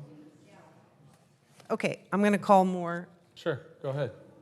Val Savalti, Joyce Riley, Mike B., Linda McDonald, Diana Orr, Alika Aram, Melvin Sterling, Patricia Sterling, Jean Gooden, Eric Silkinson. All right, thank you. Thanks for being here. Hello, my name's Christine Podesky. I've lived in Huntington Beach for more than 40 years. I'm a licensed clinical psychologist. I had prepared some remarks tonight in opposition to Proposal 18. And since being here, I've decided many other people have made those remarks better, but I want to share a few observations of tonight that are pertinent. The first observation is that it's quite clear, just listening to everybody, that there's a lot of disagreement in our city among the citizens about what's pornographic or obscene and what's not. And so to make decisions for the whole community doesn't seem quite right. The second observation is I don't even think the people who are in favor of 18 believe that this material is pornographic or obscene. The reason I say that is that we've got these big posters up, which they want to make sure we're on TV. And I was sitting at one point next to a very lovely woman about my age, so she's an elderly woman. And she pulled out of her very large purse laminated cards that had the identical images on of those posters. And I thought, well, that's curious. She's got laminated cards made up of those same images. I hadn't seen those posters till I arrived here tonight. And it made me think there's some kind of organized movement right now to make a big deal about these things. But I don't think they must not think it's pornographic or obscene, because if they do, then someone here has been involved in both publishing and distributing pornography and obscenity. So, but what really has happened as I've made observations tonight is that it's made me want to very strongly speak in favor of Agenda Item 19. Because as we've heard many of the speakers say, there has been a lot of LGBTQI plus hatred in our city. And I've even seen it in evidence here tonight. And I've been quite disappointed because I thought that there would be some intervention when people said hateful things, and there's not been any shutting down of it. There have been a number of speakers have gotten up and talked about LGBTP, and I've never heard P added to that list. So I asked, well, I asked the people I was sitting with, what does P stand for? And one of the speakers who had used that terminology said pedophile. And so I thought, okay, well, why is that not hate speech, equating people who are LGBTQ with 10 pedophiles? seconds. We know from, it's been well documented that over 90% of pedophiles are heterosexual men. There is very low incidence of pedophilia in the LGBTQ community. Thank you for being here. Thank you so much. Appreciate it. Thank you. Thank you. Next speaker, thanks for being here. There. My name is Val, and Gracey, first of all, I applaud you. It takes such courage to do what you're doing, to stand for righteousness. So thank you. I am totally for item 18. You know, the seal behind you says, "In God we trust." This country was found with biblical, godly principles. And what we're looking at today, we're being thrown, and people are painting this as though it's hatred. It's not about hatred, it's about love. Love is protecting our children. This stuff that's in the books, it's garbage. It is pornographic. Why, when Playboy was actually published and issued, did you have to be a legal adult to purchase a Playboy magazine? Why? Nobody questioned it, they just believed in it. Truth is truth, and you cannot change that. The Word of God says that there is one man, one woman, there's two genders only. So I'm not condemning the gay community, and I don't think people who were talking about supporting item 18 were condemning the gay community. I know a lot of gay people. It's not about what your sex life is. It is about protecting our children. And that stuff is garbage. I'm a mother of 6 children, okay? I know how to raise kids. I work with kids, and I work with abused kids, and I work with so many people who have been molested by people who view garbage like this. It is crucial to keep it out of our schools, to protect our children. What the gay community wants to do in their privacy, go for it, do it. But don't bring it into our schools and indoctrinate our children with this abusive, pornographic, pedophilia garbage. Thank you for listening. Thanks for being here. Thank you. Next speaker, thanks for being here. My name is Mike B. I've lived here a long time, raised a family in town, taught school. My first impression upon reading the article in the OC Register regarding Councilmember Vandermark was one of outrage, assuming that this was yet another attempt by right-wing extremists, many from out of town, with deep pockets, who prefer to keep their identities hidden, to control the information that comes to us because they believe they know best. But my professional educator, counselor mind wondered if it was possible that Ms. Vandermark was simply concerned with her and other children's welfare, as she claimed. I will address her claims, which I believe are misfounded, through this lens. She says in the article that children are being exposed to obscene and age-inappropriate material by adults, many of whom are educators and are by our city libraries, and our city's library should not be infecting our children with obscenity or pornography. Ms. Vandermark can rest assured that unless a written work can pass the 3-part Miller test on obscenity, which we've heard about tonight, not only will the library not acquire it, publishers won't even print it. Additionally, as a retired educator and counselor with over 3 decades experience, with more than 17,000 children that I had contact with and their parents, at the junior high school level, 12 to 14 years old, we haven't and don't infect any child. One of my best friends is still the health teacher at that school. During the sex ed unit from which any parent could exclude their child, he spoke about several sexual activities which I thought were age inappropriate. He said that they were already doing them, so they should at least learn the facts and inherent health risks. Ms. Vandermark said she and other parents found books that were too sexually explicit for children to check out. When I went to the main branch of the library and walked up and down the aisles of the young adult section several times, no books of note jumped out at me. So unless one were specifically looking for certain titles, it appeared that inappropriate material was not readily available. Maybe Ms. Vandermark and her friends were simply unlucky, or lucky as the case may be. Of equal concern were the requests to have our city manager and our attorney draft an ordinance to keep this material from our children. While Ms. Vandermark et al. may well be well-intentioned, they are but a few of our citizens. Shouldn't a decision be voted on in a general election? Shouldn't a few zealous universal advocates decide what's appropriate for all of us? Lastly, librarians who have advanced degrees reflecting 10 years seconds. of commitment, sacrifice, and expense, choose publications with great care and expertise.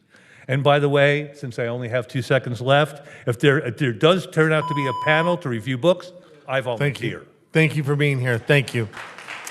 Next speaker, thanks so much for being here. Yes, good evening. My name is Tom Dillman. I'm a Gulf War Army vet and a resident of Huntington Beach. I'm here tonight to speak to you in favor of Measure 18. I believe that this puts the responsibility where it belongs, on the children's parents and guardians. I quote Deborah Caldwell Stone, the director of the Association's Office of Intellectual Freedom, from her recent comments to the U.S. House of Representatives. Quote, any decision on whether to limit a young person's access to materials is most appropriately made by their parents, who are best equipped to know and understand their child's intellectual and emotional development. This is something that is not to be delegated to the teachers' unions or librarians' associations or other groups that claim to speak for kids. The kids are our kids. They're not the teachers' union kids. We're the ones that should be deciding these things. Now, a lot of people here tonight have been talking about banning books and burning books, and if you've read the measure, all this would do would be to set into motion a process that where parents would be, checking them out, and no books would be banned, but it pushes the responsibility back onto where it belongs as the parents. Yeah. I believe it's necessary for our city attorney to be involved in this process to provide a fair and equitable process to review these books. It's necessary because the librarians, I believe, are incapable of doing this, because if you take a look in the hall right here in the entryway, you'll see 7 examples of books that clearly don't belong to the review of kids who just walk in there and check them out. And they mentioned that they've moved them to the adult section, but these kids can still go check them out.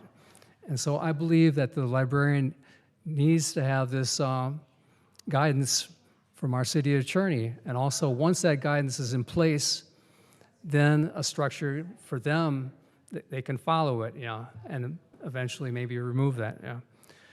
I'm sorry to say that I've really enjoyed the library myself. I've gotten a lot of great benefits out of it. My kids love it, but I do believe some assistance is needed. Thank you. Thanks for being here. Thank you. Next speaker, thanks for being here. Hi, my name is Linda. I'm here at speaking, a longtime resident, parent mostly. I want to commend all of you for being here, because obviously you show it's not about ego. You all really care, so I thank you so much. I have a few things to say. Recently, I reached out to the council. There was a school in town, Peterson Elementary, that did a really cute Huntington Beach history musical, and I know you're all busy, so I thank you for the open communication that I could email you and ask you all to attend. I was so gracious that Natalie showed up today. So it says a lot about her character, and thank you so much. I just wanted to play a little clip of the song just to show you how sweet the little children are. I hope that you can hear it.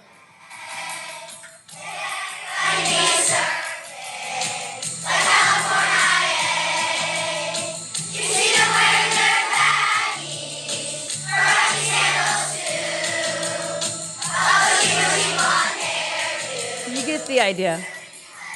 I just wanted to show you a little glimpse of what we got to see today, because it was really cute for the spirit of the city, and they talked about the pier and the wetlands and nothing political. So it just showed how cute they are and how innocent they are, and they're not concerned with this stuff, unless we bring it up to their attention.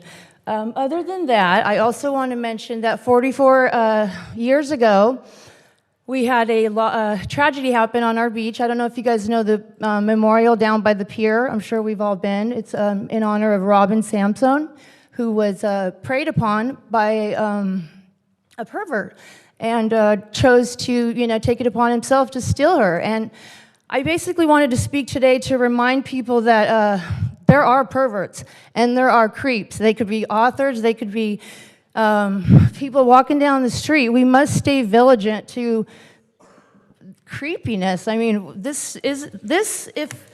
another thing I wanted to say was, so please go visit Robin and remember why she isn't with us, because the creeps exist. So on the other hand, I want to commend Gracey for even bringing this up, because it shows you that you care about our children. I know we all care about our kids, and we all want to protect them from things that they're too young to understand. If our library or the LAA thinks this is okay, they should be looked at. This is a little perverted. And if you guys think that this is what children should be looking at, times have changed. So I want to let y'all know the bar has lowered. When I was 9 years old, I was on the beach. I was, some old man let his nuts hang out, and I had to see it. Cops came and wrapped him up. When my daughter was 9 years old, same thing happened. Laws have changed. Nothing can happen to a pedophile unless they actually touch themselves. You're probably not aware with this. So bars are changing, and I just want to be more protective for our children. That's it. Thank you. Thank you for being here. Thank you. Next speaker, thanks for being here. Good evening. My name is Dr. Linda McDonald, and I come to you tonight with two issues. The first is item 18 proposes that you adopt an ordinance. I want you to think about how are you going to enforce that ordinance. It's that's going to be a very difficult job. I am here to oppose item 18. I served on the library board for 6 years, and I know that the staff there and the volunteers, they're just terrific. And our library has a very good reputation. The second issue is, I served 8 years on the Human Relations Task Force. We do have hate crimes happening in this city. We also have what are called hate incidents. They don't rise to the level of crime, but they're no less hurtful. So I hope you take into careful consideration that what you vote on tonight will happen to our children that I hear you're all very concerned about, and to our community's reputation. Thank you. Thank you. Next speaker, thanks for being here. I'm Joyce Rowley from the Christian community, and I want to say thank you to Gracey for what she's doing. This is not about being against anybody, because as Christians, we love others, and yes, we want people to be included in our society.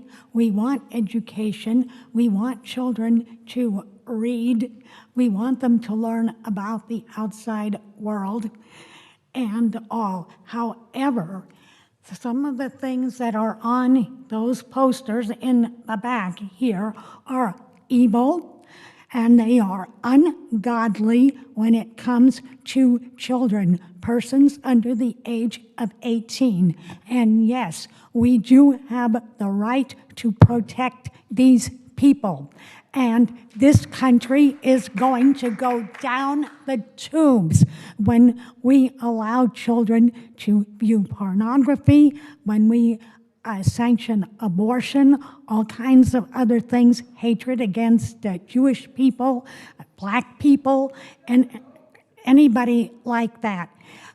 It's wrong, and we need to take a stand. I trust in God, and please God, all of you will trust in Him. Thank you. Thank you. Thank you so much. Next speaker, thanks for being here. Good evening. My name is Jeannie Goodman, a retired teacher and a longtime resident of Huntington Beach. I am here humbly requesting that you vote in favor of item 18 that member Gracey Vandermark has proposed.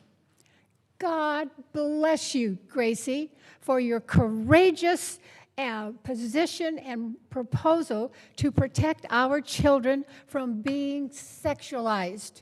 They are being sexualized. Nowhere in the history of our world has anyone needed instruction on how to have sex. However, our children are being exposed to sexualized material in our library. And so they should not be sexualized in this manner. Also, genderqueer and grandpa's pride books are there in the library, regardless of what you're hearing today. This is sexualized material. This is sexualized material that should not be in the library for our children. The Department of Justice tells us that federal law strictly prohibits the distribution of obscene matter to minors and is punishable by law. Those who oppose the position of book banning either oppose these specifically explicit and sexualized books for our children. They have not done their research. So I'm humbly requesting that Agenda 18 be voted positively and that the city attorney and city manager begin their investigation with a proposed, her proposed ordinance to the city council to protect our children that was proposed by Gracey. Thank you. Thank you. Thank you so much. Next speaker, thanks for being here. What up, council? I apologize for my attire. I literally came straight from chaperoning my 8th graders to their end of the year field trip and just came straight here, and it was hot out there today. So I don't think there's a problem with reviewing this material. I saw some of this stuff and I was like, oh, you know, I didn't know that was in the library. I don't think most people have a problem with that. Banning books, you can say it's not a book ban, but if I wanted to get rid of certain books, this is kind of the way I do it, involve the city attorney so they can look for legal landmines, like maybe getting sued by, I don't know, the ACLU. I think bringing up a review of material in the library is a good thing. There's nothing wrong with being concerned about it, and it's absolutely appropriate. I don't think it's appropriate for an ordinance, the city council, the city attorney. Why can't we work within the system, come together as a community, different parts of it, and figure this out? I just don't know why we need an ordinance, especially from small government conservatives. It just seems like more bureaucracy, which is a waste of time and money. What I did forget, oh, hey Travis, I wanted to give props to the city for the work you guys are doing on Utica as a 51-year resident of this city. I love the pass-through between Lake and Alabama. That's really awesome, something positive we can talk about. But one thing I want to mention to well, Gracey and everybody, you guys couch this in we're protecting kids, we're protecting kids. I don't know that the ordinance will do that, but I do have some ideas. Number one, you want to come up with an ordinance? Let's come up with an ordinance on parenting. I think good parenting would take care of about 95% of this. Thousands of parents in this city, and I have students that have parents, send their kids out into the world every day, unmonitored for hours at a time, with the most lethal pornography delivery device ever known to man, and that's their cell phones. I see them on their cell phones every day. I have parents who text their kids while they're in class. How about we make an ordinance against cell phones? You also want to protect kids? Let's ban e-bikes for all kids under the age of 18. I've almost run over like 12 or 13 kids in the last 2 months, a couple of them my own students. They're on Indianapolis riding wheelies in traffic while their friends ride next to them in the bike lanes, videotaping them, and Delaware Street. This would all be great stuff, stuff that you guys should be doing. Like the other thing, we're talking about banning books. What are we doing with Main Street? What are we doing with downtown? That's the kind of stuff you guys should be concentrating on. I'd rather have you guys spend time on that guy with the dog who always complains about his car getting towed. That would be a better thing to deal with than an ordinance to not really ban books, but it will. Thank you. Thank you.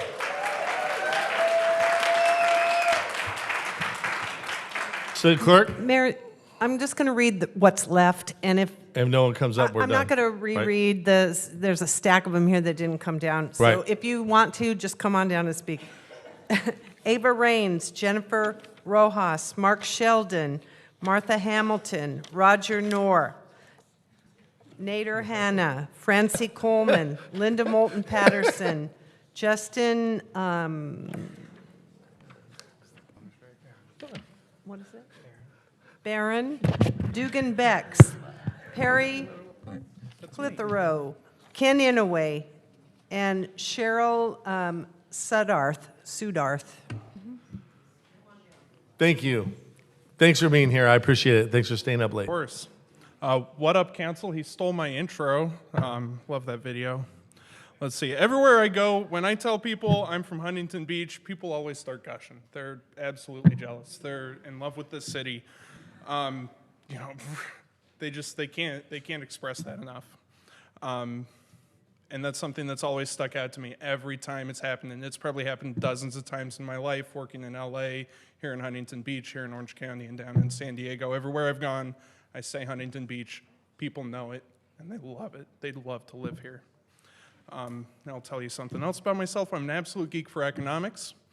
Economics is what my degree is in, and it's a geekiness that was fostered when I picked up a biography of Woodrow Wilson at our libraries here, and then followed that up with The Wealth of Nations when I was in high school.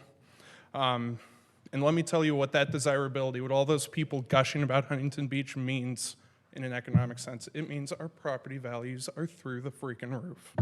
All of our homes here, all of our properties here are super valuable because people want to be here. That's the whole thing. So what are our property values driven by? We got the great beach. We got the great weather. We're close to a bunch of great jobs. We have incredible schools. We have great first responders. And we have fantastic frickin' libraries. And believe it or not, it comes up all the damn time when I tell people they're from Huntington Beach, they mention our library. And I don't want to diminish the small ones. They're great too. I used Banning. That was nearest my house. But that central library is a treasure. A vote to replace librarians with the city attorney. Oh, I forgot to mention, by the way, you are also doing a great job defending our property values by keeping us from building more housing. It's terrible, but it is helping our property values. A vote to replace librarians with Michael Gates will hurt the desirability of Huntington Beach and will therefore diminish our property values. And I should say, it shouldn't be the city attorney's job. You or anyone else. Shouldn't be me, shouldn't be her, shouldn't be any attorney here. It should be the librarian's job. Our library is beloved. Don't fix what's broken. Thank you all for your time. And I hope the 6 of you take this more seriously than the one of you does. Thank you. Next speaker. Thanks so much for being here. Good evening. Wow, what a long meeting. I was here earlier, went home, did something, and came back. Thank you for letting me speak. This is the first time I've ever spoken in front of anyone. I'm almost 70 years old. I'm a Christian wife, mother, and grandmother. I homeschool my children all their school years. Before I set a book in front of them, any book in front of them, there were a lot of books they read. I read every one. They had to be appropriate, uplifting, educational, and fun. But what I'm seeing here is there's something wrong. And I'm sure that the library is wonderful. It's probably got 90% of good books in it. But there's something wrong when you have books like I've seen in the library, not just for kids, but for adults. I mean, when I sat there earlier and I looked at those pictures, seriously, I've never seen anything like that in my entire life. And the longer I sat there, I got more numb to it. It was like, oh, yeah. And that really, I took notice of that. And when an innocent child sees an evil act, a picture, my husband tells me that wounds them. It stabs them. They never forget it. Something has to be done. I don't know what. I hope someone figures it out. I had a lot of stuff here, but I want to say, many years ago when I was young, my dad was a LAPD detective. There was a man on the streets, and he was torturing and killing women. His name was Bundy. Before he was executed in the electric chair, he told Dr. Dobson he thought the reason why he did those terrible things was because of his first exposure to pornography. I think that says something. Not everyone is a killer that looks at pornography, obviously. But I'm saying, is there anything good? Is there anything redeeming in pornography? Can it help anyone? A child, an adult, anyone? It's ungodly. It's wicked. And it shouldn't be allowed in a public library. So do what you want. I just want to say thank you for the woman that, is concerned. I hope you're all concerned. Thank you very much for letting me. Thank you. Thank you. Next speaker, thanks for being here. Hello there. My name is Eva Rains, and I am a trans woman that is also a resident of Huntington Beach. And I went to school at Sowers Middle School, Eder Elementary School, and Edison High School.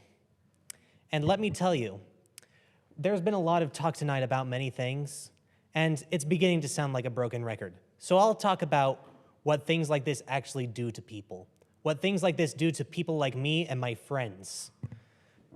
For example, numerous times, on many occasions, I've had to talk my friends out of killing themselves because of how many times they've been told that they are not existent, they are not real, they are false and against everything.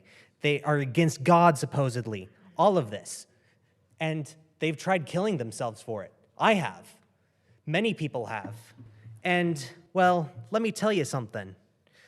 If you're really concerned about protecting kids, maybe you'd let kids learn about themselves and know what they are, instead of trying to hide it. Instead of trying to hide it from everyone. Why not just show them that different people exist? Not to mention all of this stuff is like, all of the things that are being spoken against, all the books, they're in the adult section. And also, the parents have control over what the children check out in the library. They have full control over that. So there you go. The problem is already solved. This doesn't exist. So why not just stop saying and pushing the message that I am a terrible person, I am different, I am weird, I'm a creep, and start realizing that I'm a person too. My friends are people too. Everyone is a person too. And at this point, I'm sick of it because it has caused so much harm to my community. My friends, some of them have lost their lives to drugs and terrible things because of what they've been told by many religious folks, especially. Some of my friends are homeless because they were kicked out of their homes by their parents because of how they are. Does this hurt them? Yes, it does. Does seeing a random coochie in a book do anything to someone's psyche? No, people have coochies. Get over it. So yeah, how about take this? Just let people exist and stop complaining about it because, in all honesty, it's just stupid. It's just really stupid. I'm correct, 10 seconds. I can read. And, yeah, that's all I wanted to say. Thanks for causing damage to my friends and I and everyone I know. And thanks for causing my life to be hell. Thank you for being here. Next speaker, thank you so much for being here. Good evening, City Council. My name is Jennifer Rojas. I've been a resident of Huntington Beach for the majority of my life, and I'm a current resident of Huntington Beach. I'm speaking tonight in strong opposition to item 18, and I urge the council to strike down any efforts to draft an ordinance that would effectively ban books at the city library. The city report and presentation purports to target pornographic and obscene materials with the goal of making those books unavailable to minors. First, this proposal is legally futile under the First Amendment and the Supreme Court obscenity standard. This will undoubtedly cost Huntington Beach taxpayers. Censorship of books for sexually explicit material has been tested and has failed time and time again. As a Huntington Beach High School student, several of my classes required me to read books that were once banned in the US for their sexually explicit content. This included 1984 by George Orwell, The Scarlet Letter by Nathaniel Hawthorne, The Catcher in the Rye by J.D. Salinger. Imagine these books are required reading for current students across the street at HBHS. Will these books be deemed sexually explicit as they have been in the past? Is the City Council going to force these students to get their parents to check out these required books for school? The public presentation on this item includes books with content on how to use menstrual products and books that discuss safe sex practices. I firmly believe this content should be available to young people at the public library. This proposal is a tremendous overreach and harmful to all young people, particularly young LGBTQ people. The city government and city attorney should have zero role in approving the books available for the public at our library. History shows us that book bans don't last, and I hope neither will the authoritarian council members who are pushing this proposal forward. Thank you. Thanks for being here. Next speaker, thanks for being here.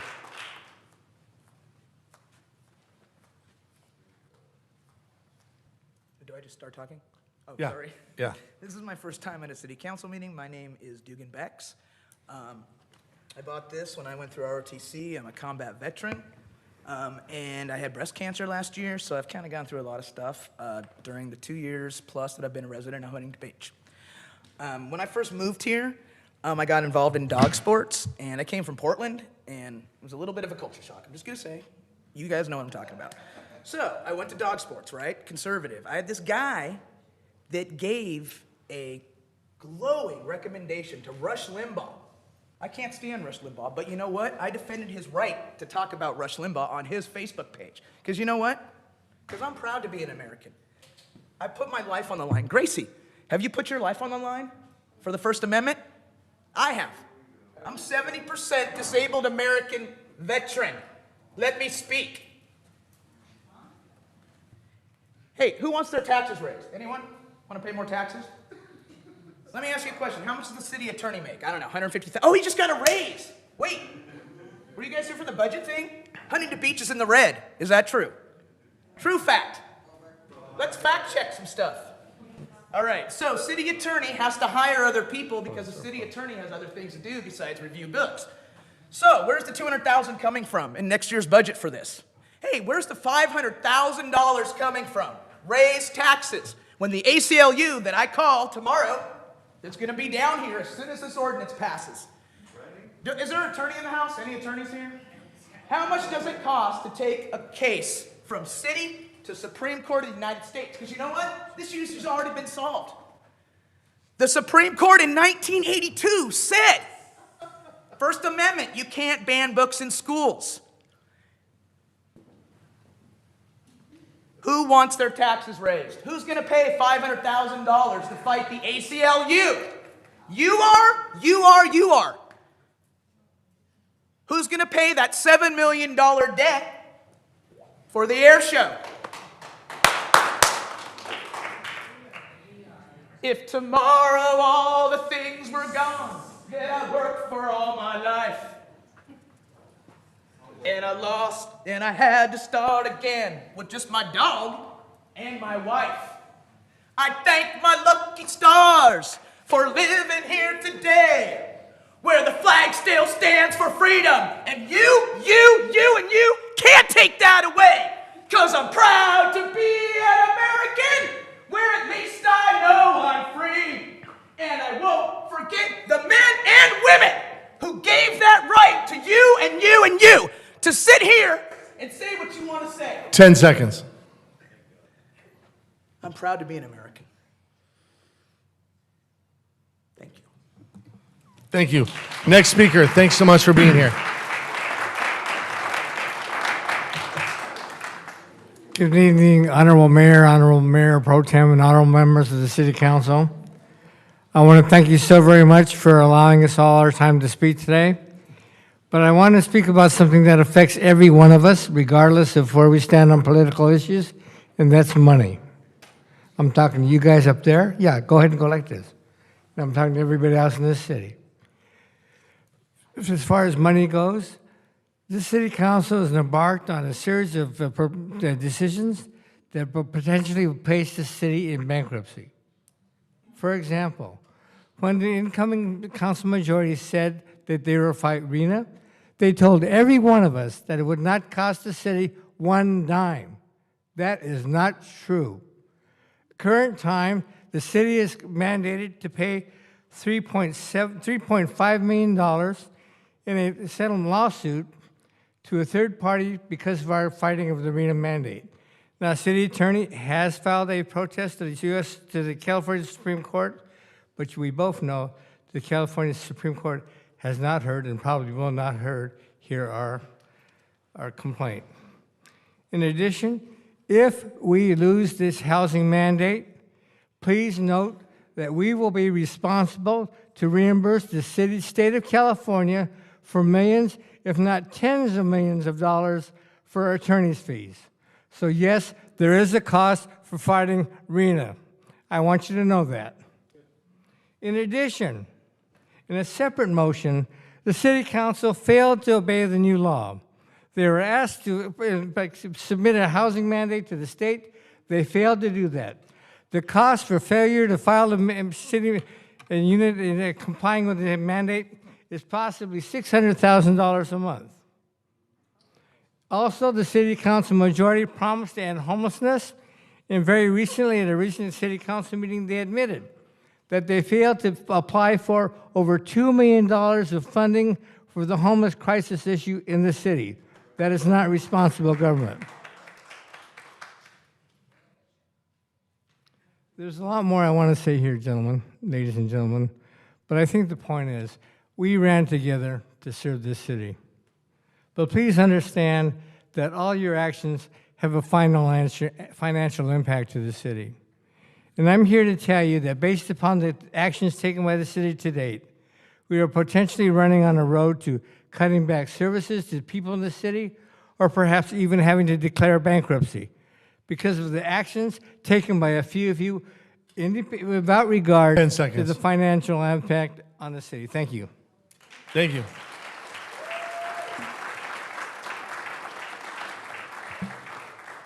I think that concludes public comments. All right, members, let's go to our agenda. Council committee appointment announcements. I have announcement. Remove Tony Strickland and add Pat Burns to the West OC Water Board, and remove Casey McKeon and add Tony Strickland to the Sister City Association.